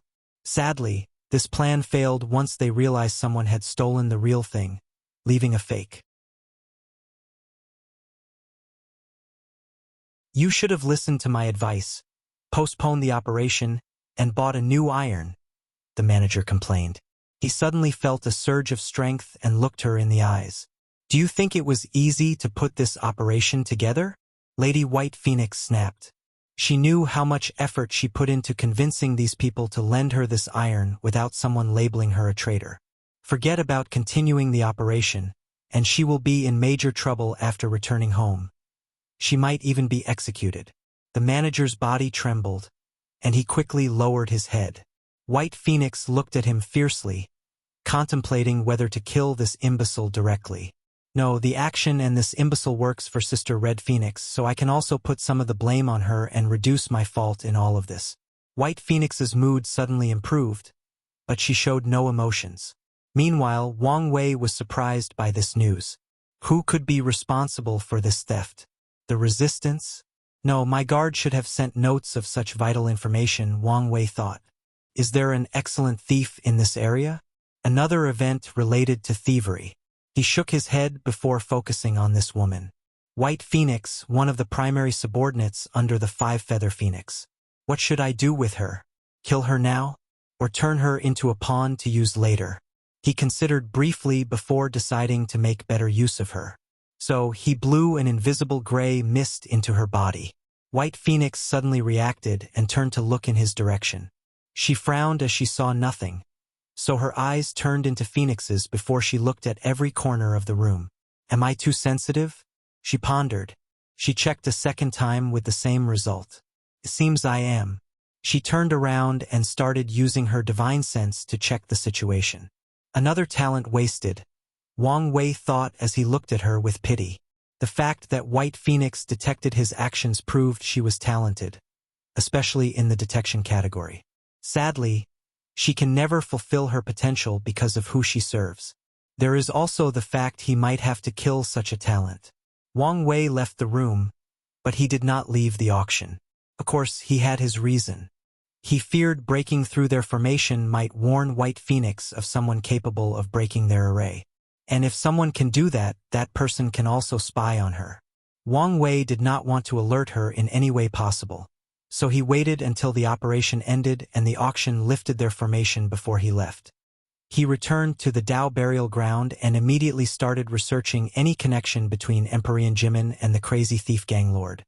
He also asked Red Mask Fate to send the next batch of train guards to the Red Plateau land, even tasking her to look for a talented individual with the Dao of theft.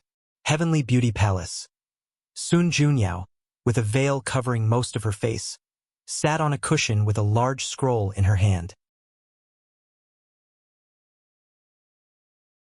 The scroll's content kept changing as she read, and she mulled over every word. Once in a while, after reading the content, Sun Junyao would wave in the air to send information talismans to different places throughout the palace. She had one of the best intelligence agencies in the world, and she built it simply because of her beauty. Many men and women in the world are willing to tell her any secrets just for the chance to get close to her. And this closeness doesn't have to be something excessive. Most of them are happy as long as she writes a letter to them, or some tell her their deepest secrets as long as she acknowledges their presence. Everything is prepared perfectly, Sun Junyao pondered, and with a thought, the scroll disappeared. At the same time, a spatial wave spread into the room, and Xiao Tiendi appeared in the room. You're back, Sun Junyao said. How did it go? It was fine. So, who was this friend you went to see? It was the asshole from the lower dimension I talked about. Oh? What did you talk about? He wanted an invitation to your celebration? So, your friend is also intrigued by my beauty? Sun Junyao asked with a playful voice. Something like that. Is something wrong? Sun Junyao asked. Master, is there a way for me to become an Empyrean in like a few yuan epochs? What's gotten into him? Sun Junyao thought. How few are we talking about? Let's say, less than 1,000, no, less than 500 yuan epochs. Are you crazy? I'm serious. Xiao Tiandi has been thinking about this on his way here, and he could not think of a solution other than gathering merit. He could try to awaken his physique a third time, which would boost his cultivation speed, but the chances of succeeding were astronomical low. From the records, only one person in the Eternal Ascension world achieved a third physique awakening while an emperor, but the record stated clearly this person was extremely lucky to have survived. Sun Junyao looked at him intently. What did your friend say to make you act like this? That's not important right now, Xiao Tiandi replied. So, do you know of a way? I can only think of the Mortalhood trial, but that might as well be a myth, Sun Junyao replied. What is it? It's a trial for immortals in which they sacrifice their eternal life for an exponential boost in cultivation speed. The participant will have a limited lifespan based on their cultivation realm, and if they cannot get through to the next stage before time runs out, they die permanently. Just like true power realm body refiners, Xiao Tiandi thought. And it's true death? That's correct, Sun Junyao said. Being an eternal or other cannot save someone who enters that trial. How do I get into that trial? As I said, it might as well be a myth, Sun Junyao replied.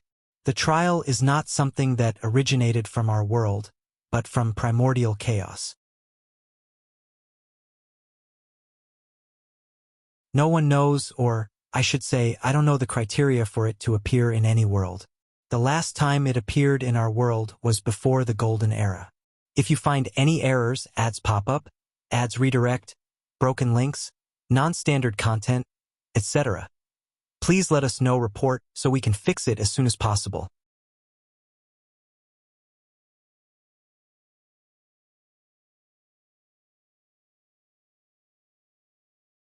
Chapter 1255 The Frontier Situation. Xiao Tiandi frowned, thinking about this trial. Don't worry too much about it, Sun Junyao said. You're a person with a great destiny. Who knows? It might appear now that you have such an intense desire for it. She did not want her disciple to revert to his former self because of this small inconvenience, so Sun Junyao chose to give false hope. Technically speaking, it was not false hope since she did not know the exact requirements for the trial.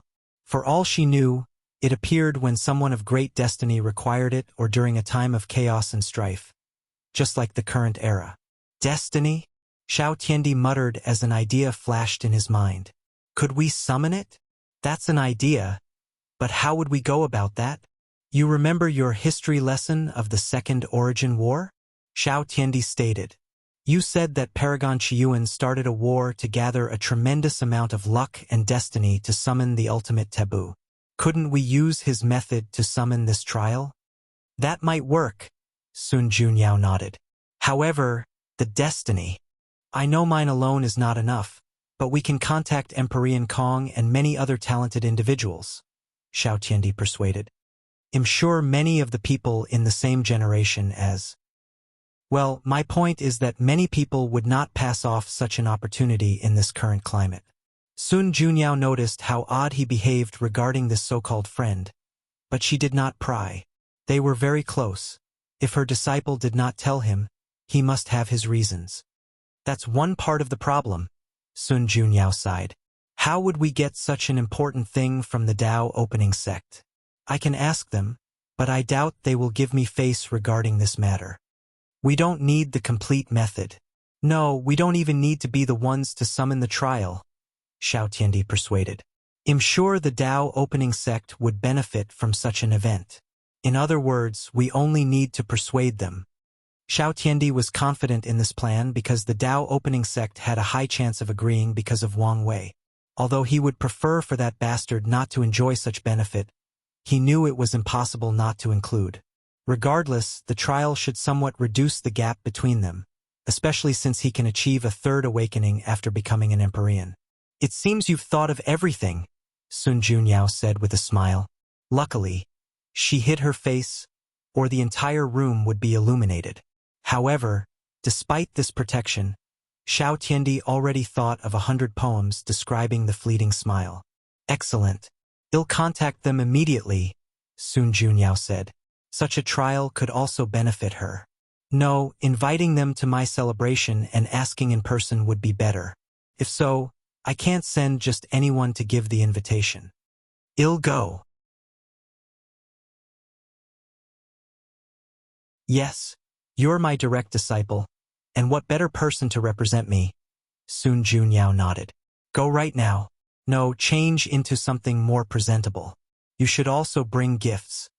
No problem, Xiao Tiandi stated. By the way, is the trial also useful for paragons? No, you must leave after becoming a paragon. That's good to hear, Xiao Tiandi sighed. If those people could also use the trial, the current situation would worsen to a terrifying level. He walked out of the room, heading to his quarters to change. Wait, Sun Junyao yelled. What about the thing I asked you to fetch? Oh, I almost forgot, Xiao Tiandi replied.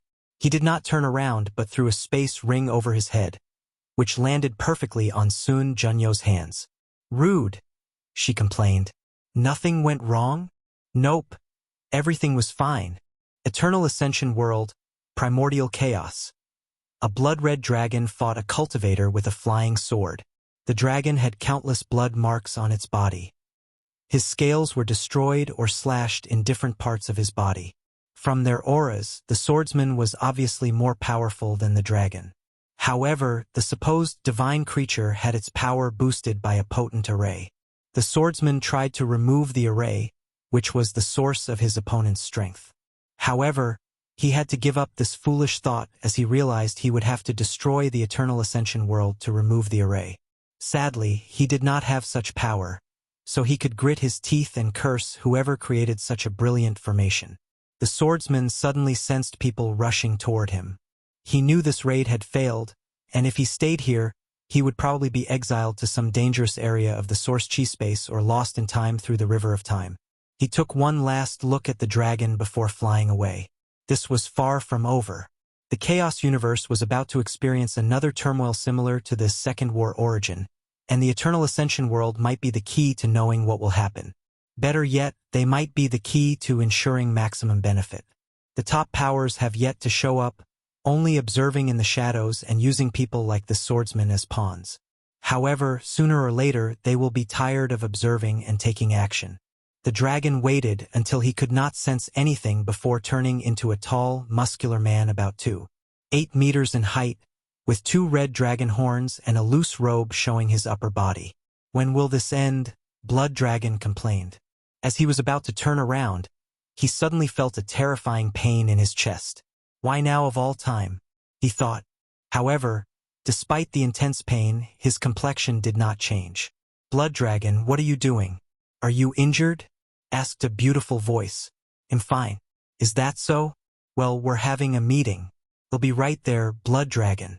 He secretly teleported a few pills from his pocket dimension directly into his stomach, and a few seconds later he could move.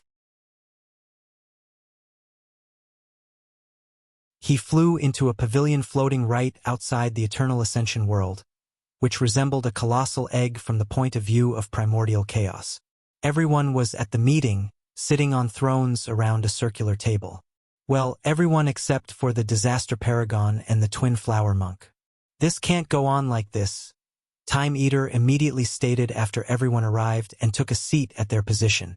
Someone must be chosen to return home and cultivate a few paragons to aid us.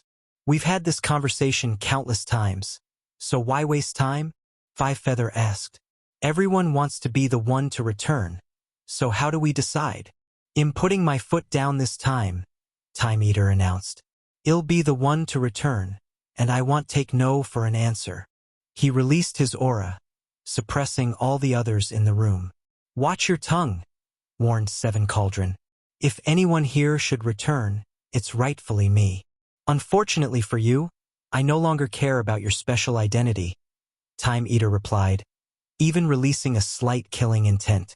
You, do it, and it'll burn everything down, Undead Phoenix said. It'll either open the formation and allow these people entry or run away and sell all your information. You wouldn't dare, Time Eater growled. Try me, Undead Phoenix replied before looking at Five Feather. I might even find someone willing to kill this bitch for me. Bold words, Five Feather replied, releasing her own killing intent. Can we even return? The Earth Emperor asked calmly. Their orders were to protect the world at all costs. Would they consider our return an act of treason? The room was momentarily quiet until Time Eater spoke. We're only doing so to better accomplish our given task. Will they care? The Earth Emperor rebutted. His words again plunged the room into silence. Let's not talk about such pointless speculation, Earth Emperor continued. How about we summon people here instead of fetching them? They can become a paragon here, and the problem will be solved. As long as we each get to pick someone, I'm fine with this idea, Five Feather added, and soon everyone agreed. You make it sound simple, but have you considered the implications? Time Eater sneered at these idiots. We can hide these people for the most part, but what about when they have to undergo the immemorial tribulation? He pointed outside. Do you think these people are stupid? They won't guess what we're trying to do and stop us. You're right, but this is the best compromise we can come up with, the Earth Emperor replied. We can deal with these people's reactions when the time comes. At worst, we will send our people to the Source Chi space to pass the tribulation. Time Eater looked at the Earth Emperor in the eyes, and the latter did not lunch. Xuan did not know why Time Eater desperately wanted to return home, but knew he needed to stop it at all costs. Fine, let's discuss how many people to summon and how to choose. This discussion did not last long as everybody agreed on one person, and it had to be someone they trusted or could easily control. Once the decision was made, everyone scattered to their rooms for the summon. Meanwhile, the quiet blood dragon had a glint in his eyes as he calmly returned to his quarters. If you find any errors, ads pop up, ads redirect, broken links, non-standard content, etc., please let us know. Report so we can fix it as soon as possible.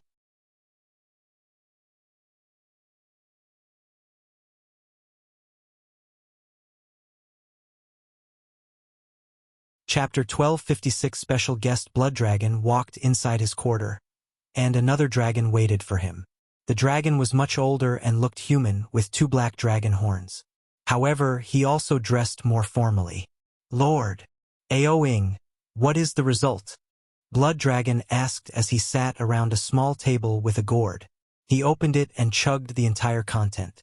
According to my investigation, you're the only one Lady Sun Junyao invited to her celebration, Aoing reported. And you're sure? I've done my best, and as far as our intelligence goes, none of the other factions seems to have a personal invitation from her. Good, good, good, Blood Dragon repeated 3 times, his voice echoing in the room. Luckily, there was a sound-insulating array. I haven't heard such good news in a while. Lord, how will you attend the celebration without being noticed? Blood Dragon looked at him. I guess you should be a part of this plan in case something goes wrong. Come with me. He waved his hand to summon a portal before walking in.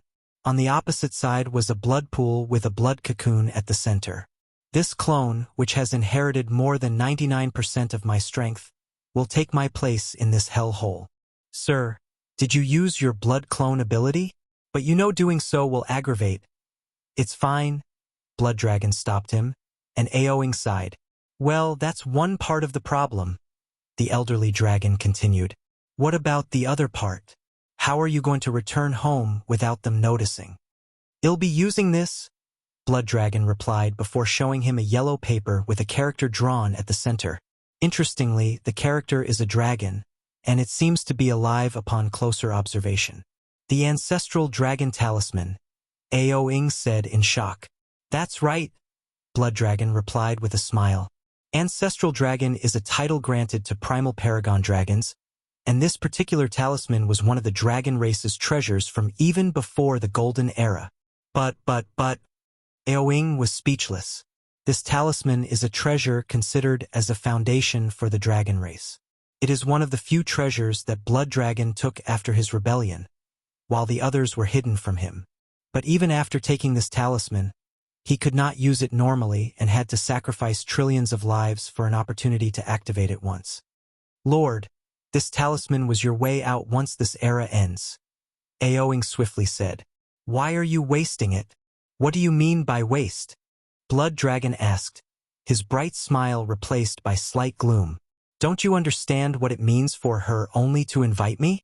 It means that out of that gloomy bastard undead, the boring and prideful Xuan, and the scheming Time Eater, she chose the fearless and valiant me. How can a mere talisman be compared to her? In fact, I might tell just to show her how much I appreciate her.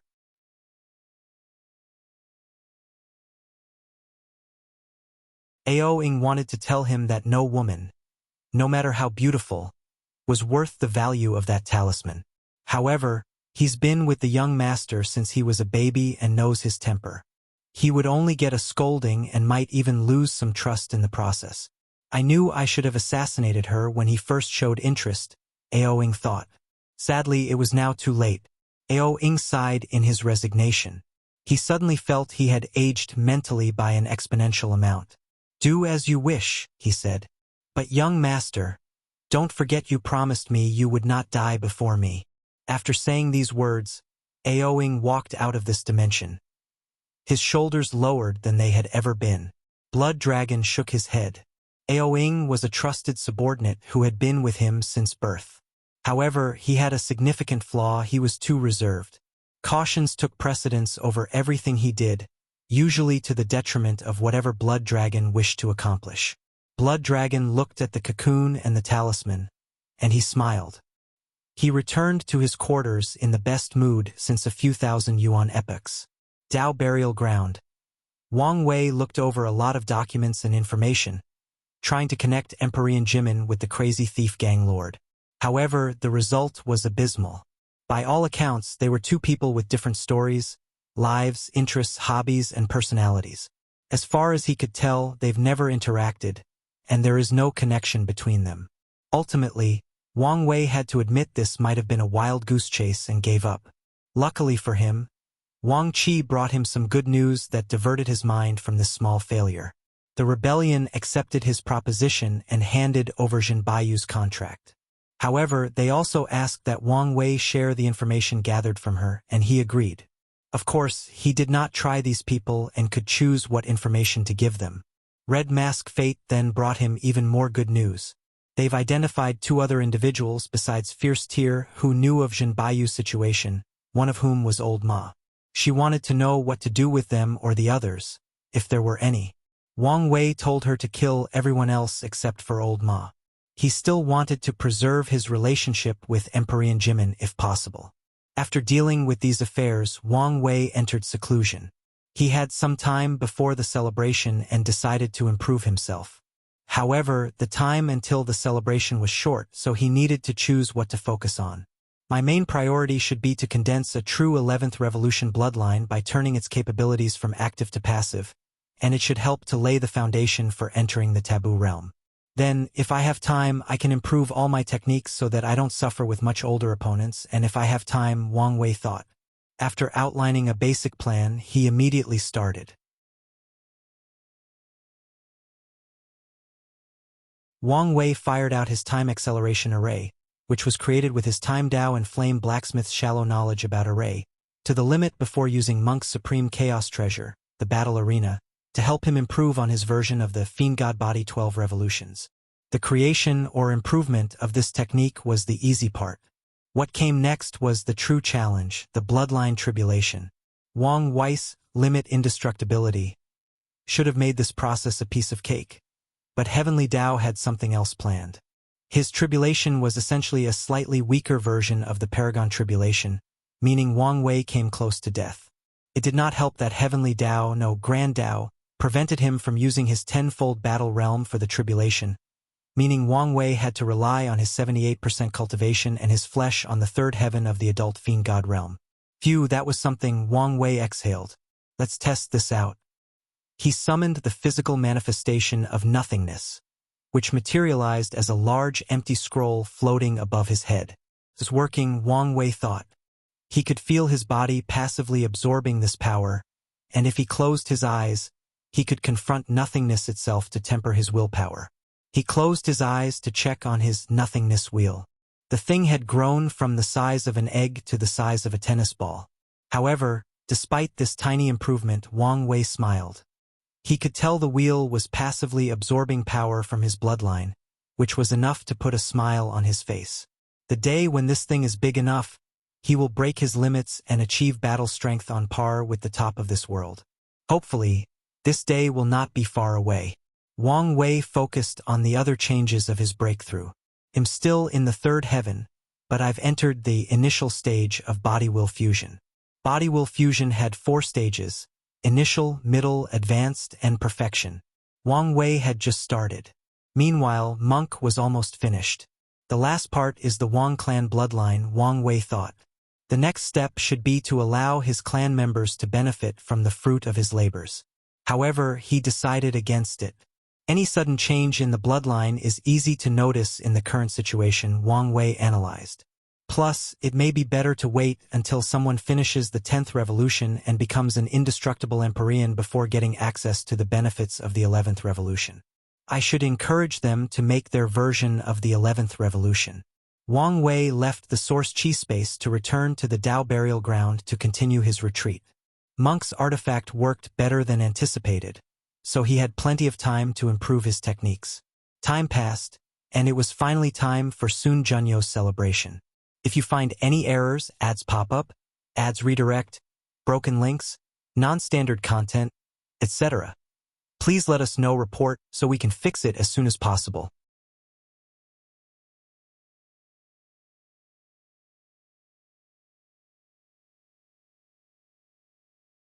Chapter 1257. Odd meeting. Wang Wei walked out of the cultivation room, and Wang Qi came to see him. However, Wang Wei could tell this was just a clone, and he knew the fact that the real one had entered seclusion. Why do you seem stressed out? Wang Wei asked. I haven't figured out what gift to bring to the celebration, Wang Qi said. That's what's gotten so you riled up? You should take this seriously. On such a grand occasion, we must bring the appropriate gift, or we will lose a lot of face. It's not like I'm going as my real identity, so it doesn't matter as much as you think. But aren't you going to meet Lady Sun Junyao in person? Since it's your first meeting, you should bring a worthy gift. It's fine since I already prepared the perfect gift. Please don't say something as stupid that your presence is the best gift, Wang Qi warned, making Wang Wei speechless. I was going to say that as a joke, but now you've ruined it. Patriarch, this is a serious matter. I know. Wang Wei waved his hand. So what gift did you prepare? You're persistent, aren't you? It's one of my best qualities. Wang Wei sighed and told him the gift he had prepared. He even summoned it to show him. It's indeed perfect for her, Wang Qi said, and Wang Wei rolled his eyes. However, wouldn't it be better to refine it into something else? Maybe a hairpin, bracelet, or a mirror. Oh, I forgot she hates mirrors. She does. It's a known fact, Wang Qi explained before handing Wang Wei all the information he had gathered about Sun Junyao, and it indeed stated that she would return any mirror she received as gifts and even publicly admitting to not liking them. The most beautiful woman in the world doesn't like to look in the mirror? Wang Wei muttered. I had the same reaction after finding out, Wang Qi added. Do you think she doesn't like what she sees? Or she's afraid of falling in love with herself? Wang Wei joked as he thought about the Greek myth about the man named Narcissus. Is that possible? Stranger things have happened. True. Wang Qi nodded before changing the topic. Did you prepare a gift for the first meeting with the madam? That's not necessary. But I don't want to complicate our first meeting. Wang Wei stopped him. So, there is no need for any gifts or grand gestures. We only need to talk. Maybe you have a point. Wang Qi did not bring up this topic again. Did anything special happen during my absence? No, everything was calm. Everyone seems to be waiting for the celebration. Including them? Yes, including them. I expect the men's faction to behave in such a way, but I thought someone like Five Feather would be jealous of Sun Junyo's beauty and make trouble, Wang Wei commented. That might still happen at the celebration, Wang Qi added. However, knowing that her actions might turn everyone against her, she might restrain herself. I hope she doesn't, as that would make things more interesting, Wang Wei sneered. Where is Red Mask? I'm here. She appeared in the room, kneeling on one knee. Anything to report? I've assassinated Fierce Tiger and anyone who knew about Jin Biu except the one called Old Ma, she reported. Good work, Wang Wei praised. He did not ask how she did it as long as she did. What is the reaction? I've made it look like a retaliation for one of their previous missions against the Great Chu dynasty, Red Mask responded. And since then, they've become more cautious. Did they enact a new leader? No. They are still fighting to decide. I guess I shouldn't have expected anything else. Wang Wei shook his head in disappointment. His current plan for the rebellion is to replace their members with his Fate Shadow Guard and take control from the inside. Then, when Emperor Jimin returns, he will decide their ultimate fate based on how he returns. If he succeeds in becoming a Paragon, Wang Wei will remove most of his people, leaving the minimum number to gather information. Then, he will continue a cooperative relationship with them.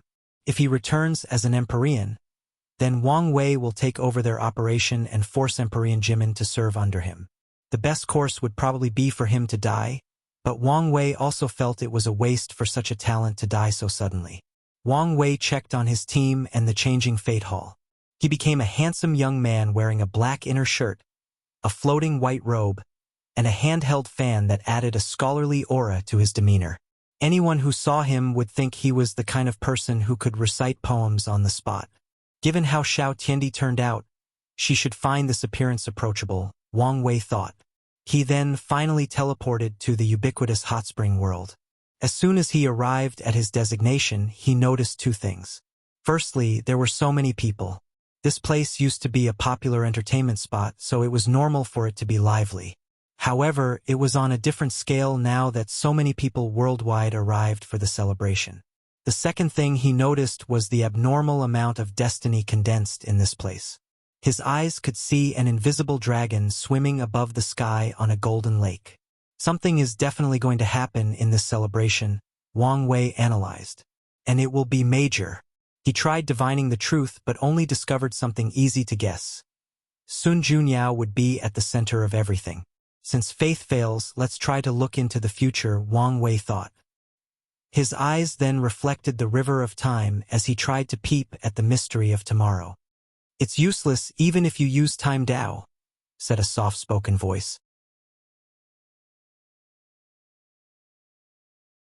The celebration is a critical node in history, a time nexus, if you will, so the future is not set well, at least for us who have not escaped the shackles of time. This voice was correct. In Wang Wei's eyes, the future was an entangled ball of threads, each representing a different possibility. There were so many of them that even his mind could only peep at a fraction.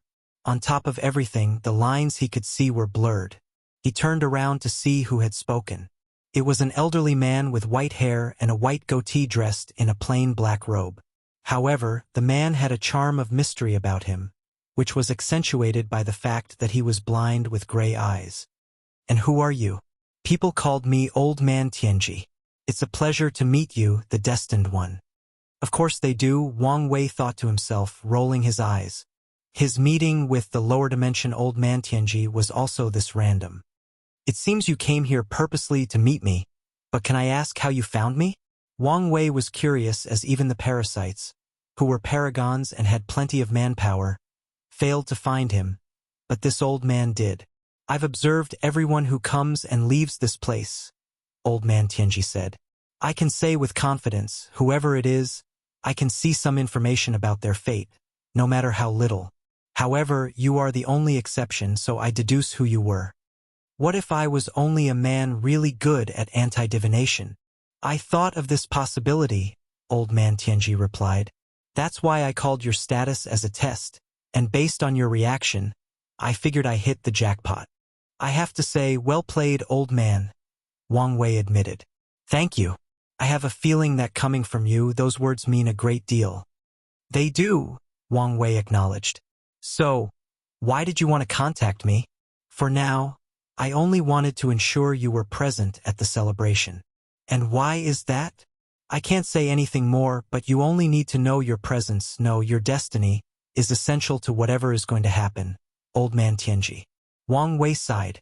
I don't appreciate how you know something but keep talking in riddles. I am not blessed like you, Old Man Tianji responded, his tone not hiding his envy.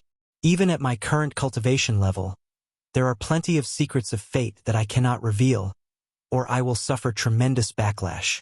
He was very talented and achieved the realm of everlasting, but even then, he was permanently blind because of peeping too much into fate when he was immortal. Then, don't say anything, I'll just look it up myself, Wang Wei said as he directly looked at Old Man Tianji's fate line. It's useless, the old man said calmly. What's this? Wang Wei immediately saw something interesting. You have more than one fate line? No, that's not it. If you find any errors, ads pop up, ads redirect, broken links, non-standard content, etc. Please let us know, report so we can fix it as soon as possible.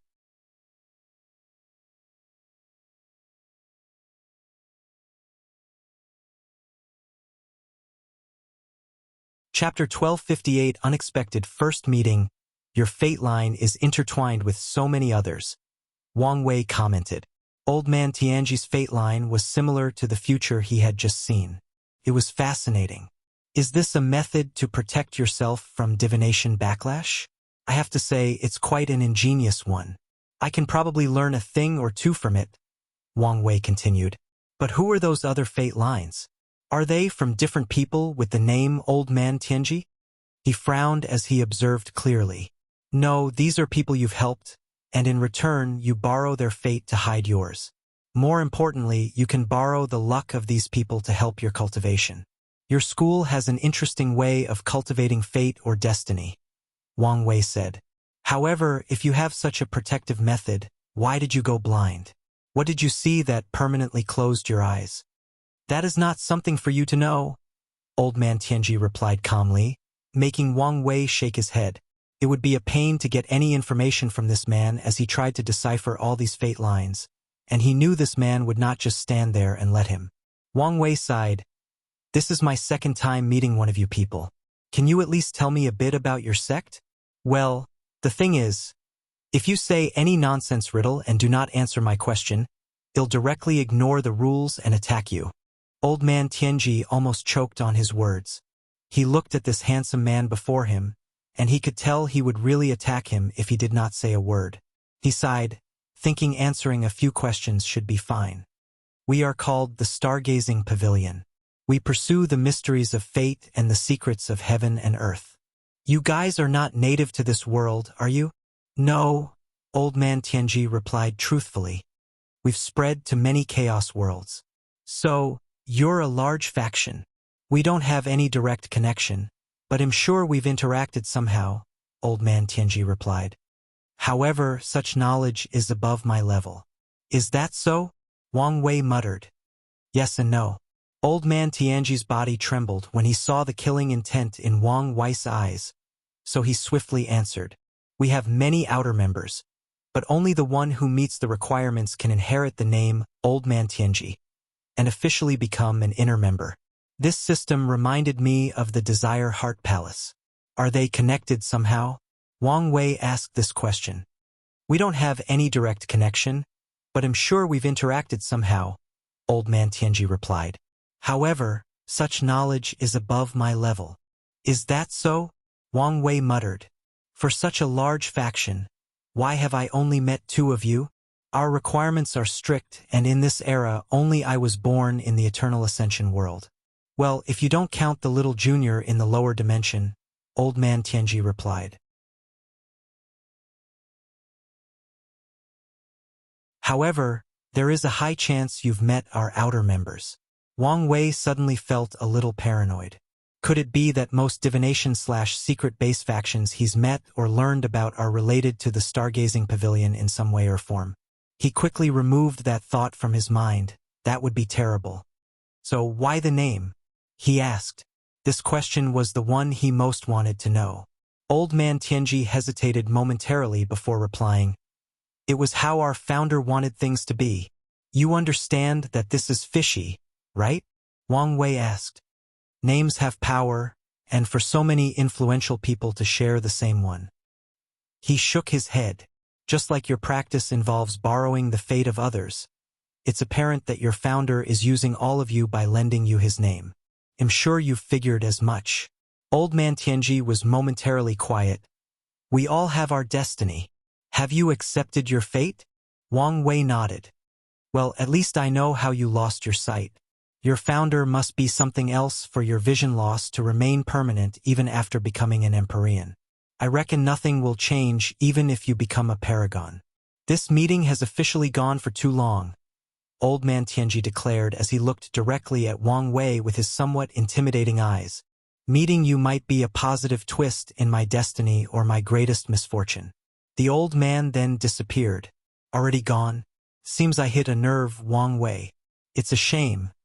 I wanted to ask him if his sect was connected to the all-seeing temple in any way. He shook his head before his mind focused on something more substantial. The founder of the Stargazing Pavilion is definitely a half-step transcendent, and he's likely the kind that achieved it before the ultimate taboo. If he had participated in that event, he might have found a way to walk further down the transcendent path. Wang Wei looked at the sky. Foreigners are invading this place. Why? Is it merely because the Eternal Ascension world is weakened, and they want revenge? That is possible, especially if someone detected the Maitreya and Supreme Unity battle. However, from the information I know, these parasites left for the frontier before Maitreya decided to initiate the fight, meaning these people became interested in the Eternal Ascension world before learning of the internal conflict between our transcendents. Something must have riled them up. Wang Wei did not have to think long to make the connection. The Eternal Ascension world is the same as the Myriad Emperor world, but on a much larger scale. As the destiny center, or very close to it, of the entire chaos universe, it is the place to most likely start a significant event that affects everyone. From Wu Hong's note and the information the sect provided, they mention the all-seeing temple and how these people, despite their greedy practices, usually predict major events affecting the chaos universe, including Qiyuan's Second Origin War. Could they have predicted the Third Origin War? Could they have foreseen the havoc I will bring to the chaos universe? Wang Wei was not being narcissistic or self-absorbed with that last statement. Many signs have shown that he's done or is doing something that affects the entire world. Many of the events in his life have proven that his future self is in a war with Grand Dao. However, the most apparent confirmation of his suspicions was the hooded figure that killed him during Gu Xian's trial. It's evident that someone sent him from the future to prevent him from growing up and wreaking havoc on the universe. Wang Wei sighed. If whatever is happening in the frontier is the prelude to the upcoming chaos, then my meeting with this old man Tianji was not accidental, he thought. He's either a pawn sent by his sect's founder to contact the young version of my future self and plan something, or my future self sent him on my path to prepare to contact or deal with the Stargazing Pavilion. Wang Wei grunted softly as he flew away in a bad mood. Given how little control he had over the entire situation, he hated all these time shenanigans. He also needed to warn himself not to let the motion of his future achievement dull him into thinking he was invincible and destined to survive any trouble or difficult situation. With all these transcendent players involved in this ultimate game of chess, rewriting the past becomes a common thing, no, a necessity. Let's enjoy the hot springs as a way to de-stress, Wang Wei thought. The ubiquitous hot spring world was divided into 6 areas related to the elements: flame, water, gold, wood, earth, and the central area. Each location had a large hot spring containing the power of the 5 elements, and after bathing in all 5, people would head into the center for a combination. Each area provided immense benefit to all cultivators under Tier 10, and after completing the 5 sets at the center, even great emperors will receive a cultivation acceleration blessing.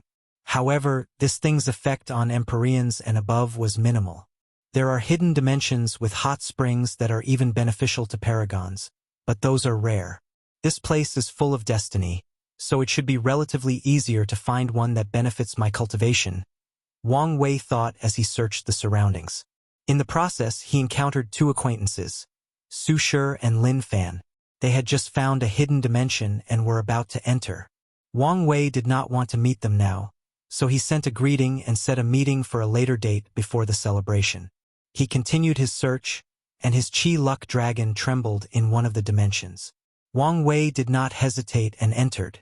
A strong mist covered the spring, but Wang Wei did not care about that. He placed his hand on the water, nourishing the body and accelerating the body-will fusion. Excellent. His clothes disappeared, and he entered, exhaling deeply as the sensation was pleasurable. You seem distraught instead of being excited. Who? Wang Wei yelled as he stood up for any trouble. He was shocked that he never noticed someone so close to him. The mist dispersed, revealing a beautiful woman with gray hair on the opposite side. Honger, Wang Wei said instinctively. This is our first meeting. So don't you think calling me so intimately inappropriate? Wu Hong calmly stated. If you find any errors, ads pop up, ads redirect, broken links, non-standard content, etc. Please let us know report so we can fix it as soon as possible.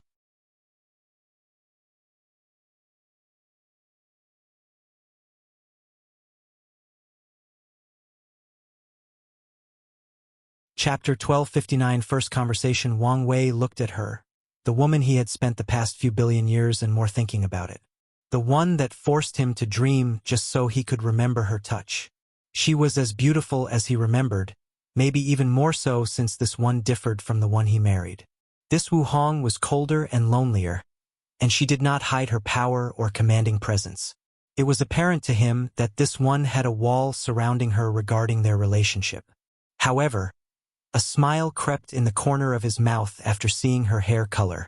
Sorry about that, it was just instinct, Wang Wei finally said before sitting down again in the water. I understand your situation is weird, but be mindful that I am not her, Wu Hong calmly stated. So, she did leave you her memory? She did, but I sealed most of them, Wu Hong nodded. Why? She's biased, and I don't know how she came to be. Wang Wei nodded. When it came to the time shenanigans that his future self was involved in, his response was usually to begrudgingly go along with it, putting some level of trust in himself and his future. However, it seems that Wu Hong's approach is to be on guard and show no trust whatsoever, which is a fair response. The dimension suddenly became awkwardly quiet, with the sound of water the only thing echoing in the surroundings. Why are you suddenly so quiet? From the memories I kept, you're a very chatty person, especially when you're around her, Wu Hong said. Wang Wei sighed. You must give me some grace, as the situation is quite disheartening. I've lived 2 lives, and it seems my love life might be ill-fated. How so? In my first life, my family constantly pressured me to start a family. They even wanted to force me into a political marriage. I died young and without anyone to call a partner. Then, in my second life, I finally found a woman that made my heart beat. A woman I want to spend eternity with. But what happened? Well, it turned out she's a clone of a powerful cultivator. And not only is she a clone, but the clone of the future self of that cultivator. A clone that she has no memories or knowledge of making. So, the situation turns into the fact that I may lose the love of my life if I don't play my cards correctly. If it isn't ill-fated, I don't know what it is. Stating it out loud does put everything into a strange perspective. Wu Hong nodded. She knew the situation was messed up, but it truly dawned on her until he explained it in these words. I want to ask you something, Wang Wei continued. Do I have a chance? Wu Hong played with her hair. I think I've already given you the answer to this question, but it's different if I hear it directly from you. You should understand that most women do not communicate directly. But you're not any woman, are you? Wang Wei rebutted. Fair point. Wu Hong nodded.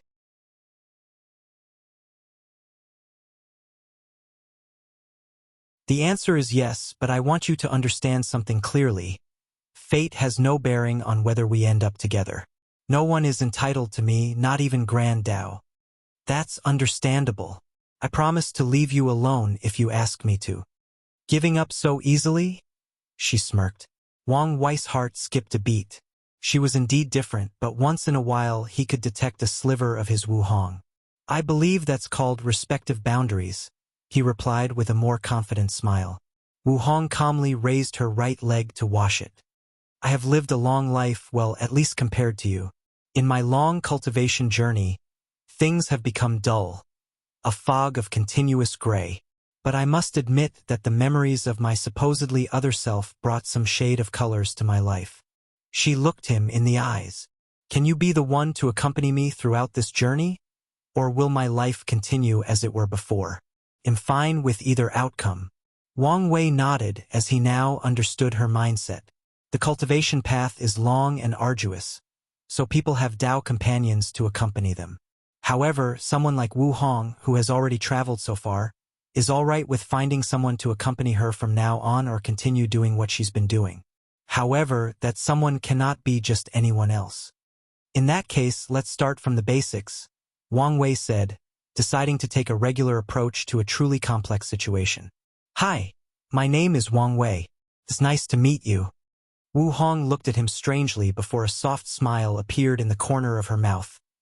Wu Hong, and the pleasure is also mine. Favorite color? Red and white. Wang Wei nodded. His Wu Hong's favorite colors were black and red, but it's normal for people's colors to change over time, especially with cultivators' long lifespans. Mine is purple and gray, he added. I'm 195 meters tall. You? The same. My favorite tea is Longjue tea. Yours? Snow Trail tea. This answer was also different as this tea was her third favorite, Wang Wei thought. Favorite food? That would be dragon heart, phoenix liver with a side of dream rice, Wu Hong answered. And it cannot just be any dragons. It's the water dragon from the dragon blessing world. The phoenix also has to be prepared with 5 elements materials. Otherwise, its flame Dao will reduce the taste by a lot. A food connoisseur, heh? Wang Wei stated. His Wu Hong was into food, but she never showed him it was to this extent. However, she always said he had never tasted genuinely delicious food. What made the dragon from that world so delicious? They are the protagonist of their world, so that blessing adds to their taste, Wu Hong explained. Additionally, the water dragons in that world receive a lot of worship due to their control of rivers, oceans, and rains. The incense further elevated the taste. And as you know, water is the soft element, which makes the dragon's meat incredibly tender, Wu Hong explained. One time, I hunted 3 simultaneously and transferred all the taste into a single dish. It was truly sublime. Oh, how I wish I could taste it again. You can look forward to it once you return to your full strength. Wu Hong sighed. It's not that simple. I'm pretty sure one of those damn dragons acquired a transcendent method. Given how much I hunted them down back then, I must be on some kind of list in that world.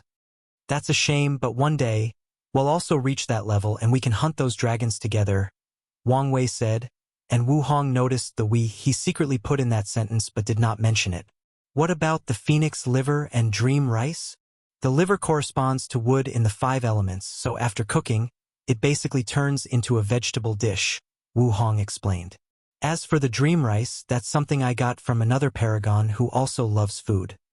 He made everyone in his grand mist will dream about good food and turn that energy into nourishment to cultivate a rice field. I added my specialty to the 6 emotions 7 desire spices, and it elevates the rice to another level. Wouldn't the negative emotions ruin the taste? I can separate them, but even with them it doesn't, Wu Hong explained. Using them gives the sensation when you're eating something so good, but you know it's terrible for your body. That sounds heavenly. Wang Wei almost drooled thinking about it. It is, Wu Hong nodded. But enough about me. What's your favorite food? I was gonna say braised beef specifically, the one you made for me by infusing the essence of 12 Tier 9 demon bulls into it, but I feel a sense of inferiority after what you just said. As you should, Wu Hong said. That is a pathetic choice. And who is to blame? He stared at her. Yourself, of course, she replied. You could have hunted a few demon Empyreans and learned to make excellent meals with those materials. From what I remember, you had many unique ideas on the culinary arts. So, it's your fault for not pursuing this path and relying on me, her, to dictate your standard of food. Is this a challenge? Wang Wei asked. I'm just stating the truth. It's not my fault if that hurts you. Okay, you've done it. You've successfully struck my pride. Wang Wei sneered. I want you to remember this day. One day, it'll make a meal way better than your favorite or most outstanding culinary achievements. I hope when that day comes, your pride won't get in the way of admitting it is better. No need to worry about that, Wu Hong chuckled, her smile brightening the room. Since that day will never come. If you find any errors, ads pop up, ads redirect, broken links, non-standard content, etc., please let us know, report, so we can fix it as soon as possible.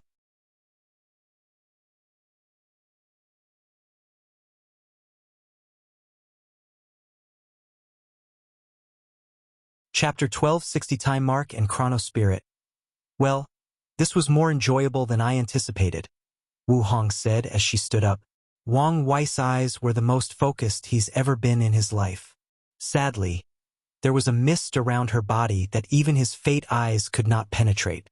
Damn it, he cursed, but his face remained unchanged. It's not like I haven't seen it before. A robe appeared around Wu Hong as she fixed her hair. Leaving already? I have something to do, she nodded. Wu Hong then looked at Wang Wei. You should be careful. Even if destiny is on your side, you should not treat these people carelessly. No matter what, they are paragons, and that alone makes them a threat. I do take them seriously.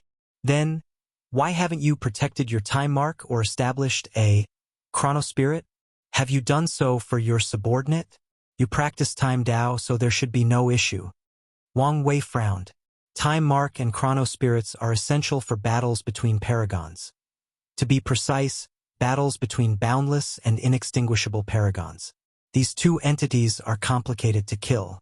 One has too many ways to revive themselves, while the other is unkillable unless you weaken their will. However, body refiners are essentially sadists who temper their will by pushing their bodies to the extreme, making their willpower terrifying beyond comprehension. Given the survivability of these creatures, there should be a ton of them, especially since they have an infinite lifespan. Unfortunately, that is not entirely true.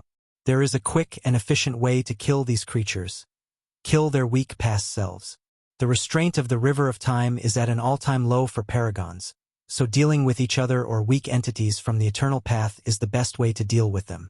However, things also become complicated when it comes to messing with time, especially in Source Chaos worlds. Any changes to time from these worlds can have butterfly effects on the primary river of time that runs through the entire Chaos universe. As such, paragons had to be clever in how they went about erasing someone from the past. Firstly, they must isolate their enemy's timeline from the river of fate through their time mark before killing them. The process was like scooping one drop of water from an ocean before destroying that drop to prevent it from influencing the entire ocean. To protect themselves, paragons will refine ChronoSpirits, an entity that hides their marks and protects their timeline. In the early stages of the development of this world, it was common for someone to secretly discover a paragon's time mark and kill them before they could react. Then, the concept of ChronoSpirit was invented by someone before spreading and becoming part of Paragon's must-do list. I never planned to meet these parasites before protecting myself, Wang Wei thought.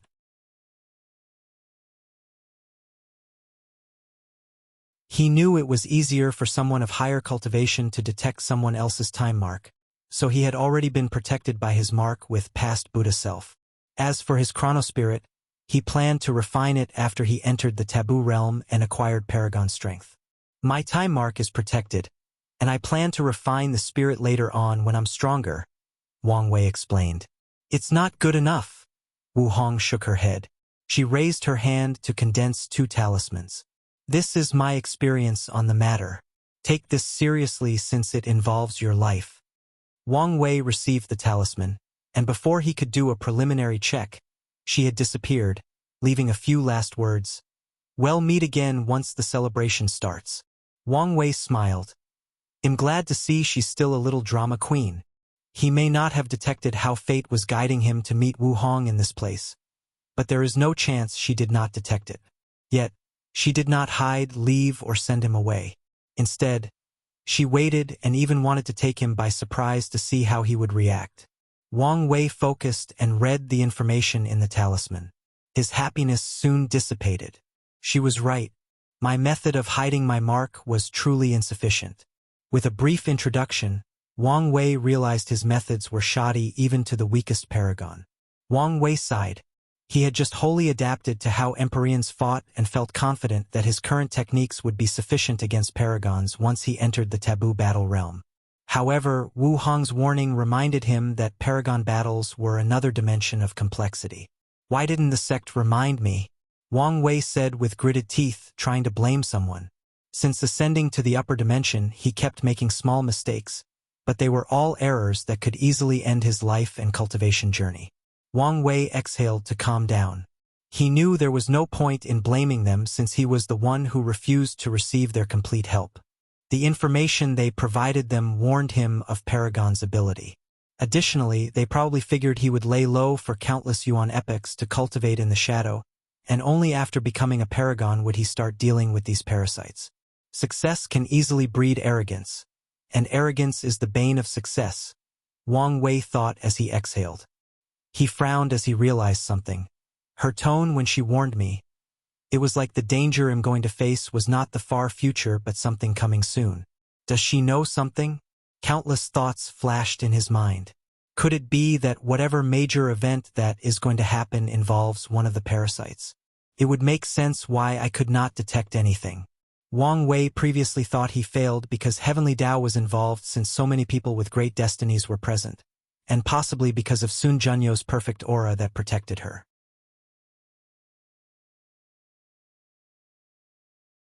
However, it could be those things and the fact that a Paragon will appear in this event. But how can one of them show up in this place? Can they just leave the battlefield unattended? Or are they just sending a clone or projection? Wang Wei frowned. With Sun Junyo's appeal, he would not be surprised if one of these bastards sneaks in to see her. I need to prepare. Wang Wei immediately contacted Wang Qi and the others, ordering them to prepare for a possible battle. He also activated his spirit particle in the fate-changing hall, sending a message to all the members to prepare for the possibility of a world-class mission, which was semi-mandatory.